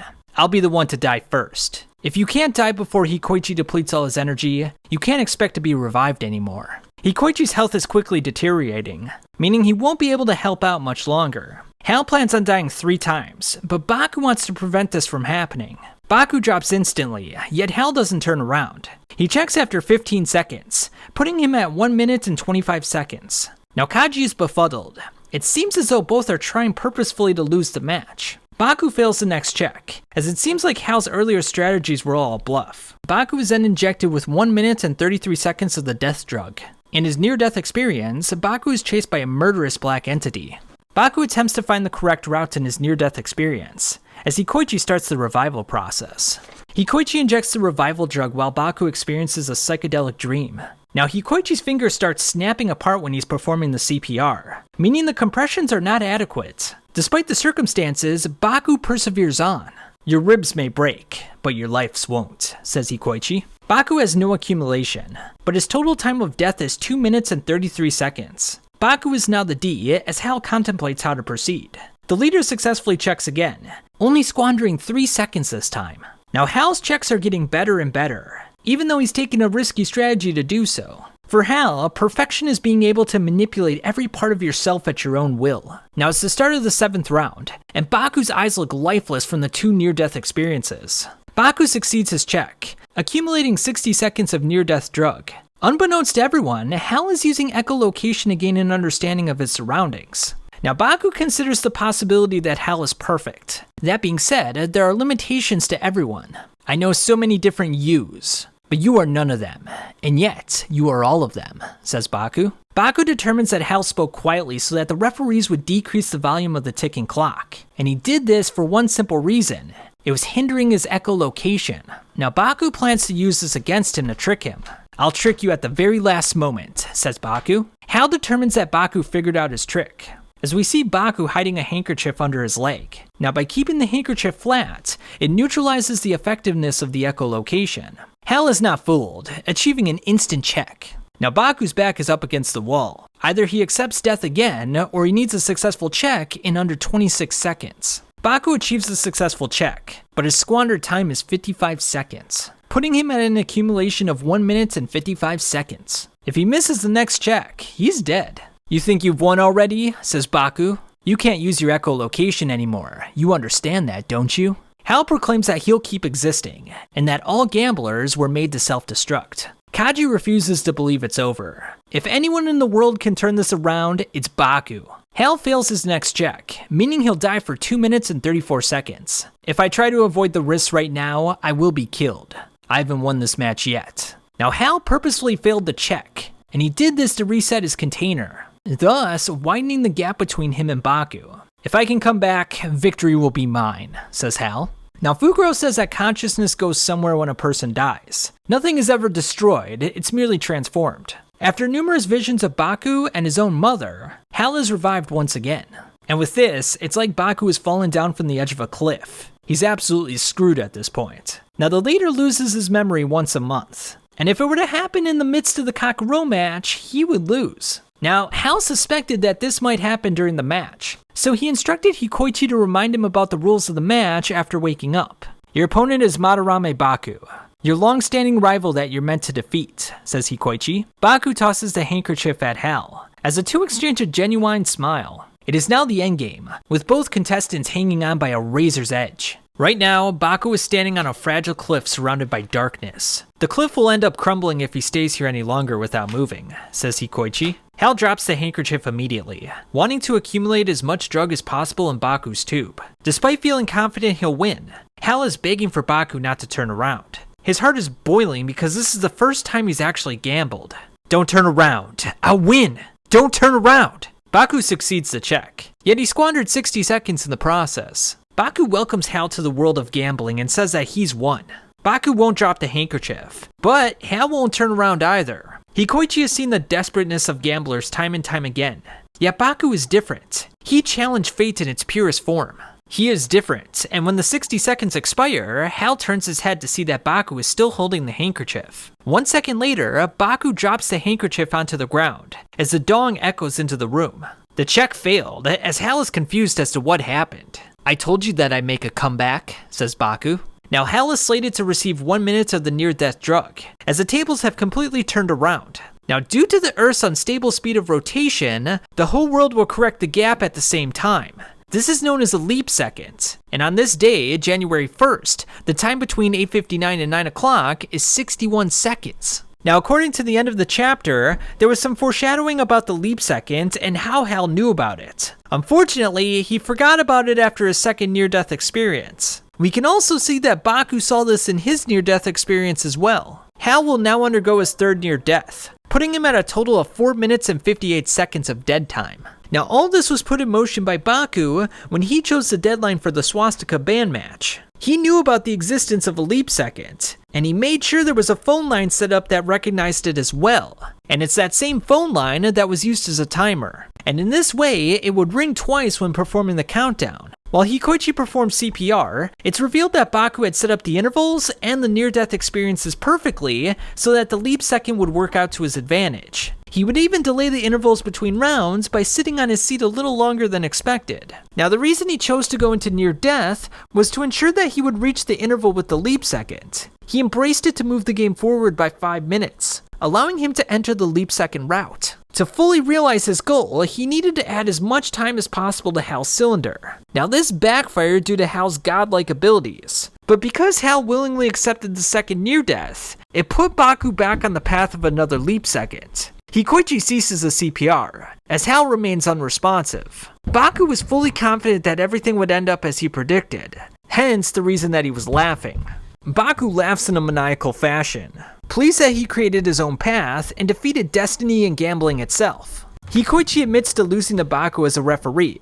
What's more, this will be the last time that he referees a Kakuro match. Just then, Hal stands up, to the amazement of Baku and the Kakuro. They will now start the 10th round, but it's clear that Hal is worse for wear. This is what you feared the most. You failed to fill up my accumulation enough, says Hal. The only hope for Baku is to take a chance and check successfully in a low amount of time. Now, if Hal hadn't lost his memory, he would have foreseen the leap second and would have foiled Baku's plans. Despite Baku's numerous wins, Hal and the Kakuro have always benefited. For example, they took over the Ideal organization after Lalo's death. And after Baku's lost, they'll take everything from him and he'll be left with nothing. If Baku cannot succeed the check within 15 seconds, His cylinder will be full and it will be all over. Madarame Baku, without you, there is no us. Hal instructs Baku to not turn around, as Baku feels as though this is the end. Baku decides to look back, and it's there and then that he sees Hal collapsed onto the floor. "Don't look back ever," says Hal as he collapses onto the ground. Baku collapses himself, as he wonders if he's successfully checked. Hikoichi says yes. Furthermore, only 1 second was squandered. The victory is yours. Kakuro match, surpassing the leader. Winner, Madarame Baku. As Baku walks away, he keeps his word by not looking back. A helicopter comes in to pick up Baku, as he looks like a dying man at this point. After a short trip, Baku is formally recognized as the leader of the Kakuro. Sometime later, Kaji meets up with Floyd Lee. The investigation against Gakudo was dropped, meaning he can return back to work. Baku then meets up with anti-government armed insurgents in Africa. They're known as Al-Hizbul. Now Baku presents the leader with Vincent Lalo's diamond. Now the leader agrees to fight, acknowledging that Baku's eyes show no doubt or worry. Elsewhere, we see Nobuko crying tears of joy, knowing that Hal is still alive. One day, the Prince Bee saved another bee from a mantis, and they soon became friends. We're back in the past again, and by using the clues within the story, Baku makes his way to an abandoned building. After doing some digging on a computer, Baku discovers that Hal is Suichi, and he's part of the Kakuro. He also learns that Hal's memory loss will occur about once a month. Iba starts searching the building, closing in on Baku's location. After killing a rat with his knife, Iba takes his leave. We then see that Baku is aware that Hal's memory loss would coincide with the leap second on January 1st. Baku calls out the insurgent leader for his crimes, and says that eating lies is his justice. Floyd Lee says that the leader's name is Simba, and he's at the top of the CIA's assassination list. Now Baku will bet everything that Lalo possessed, as he wants Simba to bet his terrorist organization. Now what they're going to do is they're going to take turns scooping up soil. The first one to knock over Lalo's smartphone loses the game. Now Lalo planned on taking over many organizations across the world, but with Baku and the Kakuro in possession of those secrets, they plan on taking over those organizations themselves. Simba's family then shows up on a phone. Now, this is problematic because his wife and daughter were supposed to be dead, but it actually turns out they're living a life of luxury in Bermuda. While investigating Lalo, Floyd discovered the biggest secrets in the world, the vices. Carl tells Kaji that the Vice Fund is one that invests mainly in alcohol, tobacco, gambling, and weapons. There's an organization called Vehizoma, and they secretly founded a Vice Fund that increased their capital to 10 billion immediately. The more turbulent the world is, the more money that they make. They thusly incite riots and sell weapons to funnel conflicts, and Carl used to help them out. Now there were 7 vices in total. Vincent, Lalo, and Simba were part of them. Now Baku meets up with one of them right now. Head of the Russian Mafia, V. Sakone. Baku beats him in a gamble, and says that all the bad guys must be taken down. All of them except for him.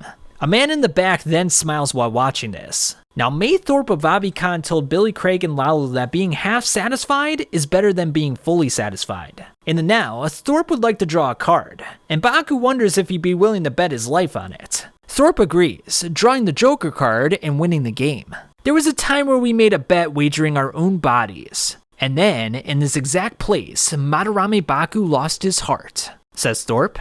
Now, it turns out that Baku played a game called the Donor Game, and due to losing, he lost his normal heart and it was exchanged for a diseased one. To combat this, he had to take medication frequently, and the medication that he was taking was the Kari Kari Umi candy that he was always crunching on. It turns out it's a pickled plum that reduces heart inflammation. I had no idea about this the entire time. That's pretty cool. Now, like the story of the Prince Bee, Baku needed to sharpen his skills against Hal before challenging a stronger foe. Not too long afterwards, Hal recovers, resuming his position as the leader of the Kakuro. Later on, Hal and the Kakuro meet up with May Thorpe and a mysterious man who looks like Baku. Now, it turns out that this man is the founder of Vehizoma, Mr. Gonin. Hikoichi immediately notices that his atmosphere is much like Baku's. Now, Gonin intentionally raises his heart rate to test Hal's hearing, and merely from this, he's able to determine that Hal uses echolocation. Hal admits he can't win against Gonin right now, but what's really important is if he's at the place where he really belongs, and that place is the Kakuro, and he will stand against anyone to protect their existence. And it was at this moment that the Prince duo was born, as Baku tells Marco and Kaji that it's time for Plan A. And with that, guys, that ends the fantastic manga known as Usogui. Many interesting battles, many interesting gambles, and a lot of exciting moments. I gotta say the ending was a little bit surprising because I did not foresee that this was kind of a lead up to possibly a second manga. Now, there's no word on whether a second manga is coming out, but the fact that they introduced this organization known as Vehizoma, and Lalo was a part of it this entire time, and this man just mysteriously looks like Baku, maybe his father, is really interesting stuff. I mean, we were led to believe this entire time that Hal and Baku were the best gamblers in the world. But it turns out that Baku lost to Thorpe in the past, hence the reason that he had his heart exchanged. And the fact that even from the very beginnings of the manga itself, we saw him eating this candy, that pickled plum that reduces heart inflammation, is really nice foreshadowing. It's really interesting stuff. So I think it would be a very interesting idea if we see a continuation at some point in the future. But with that said, guys, this was a fantastic manga. I can't wait to read about your thoughts in the comments. If you liked this video, please subscribe. We're almost at 100,000. That would be absolutely amazing. But thanks for listening, guys, and I'll catch you later.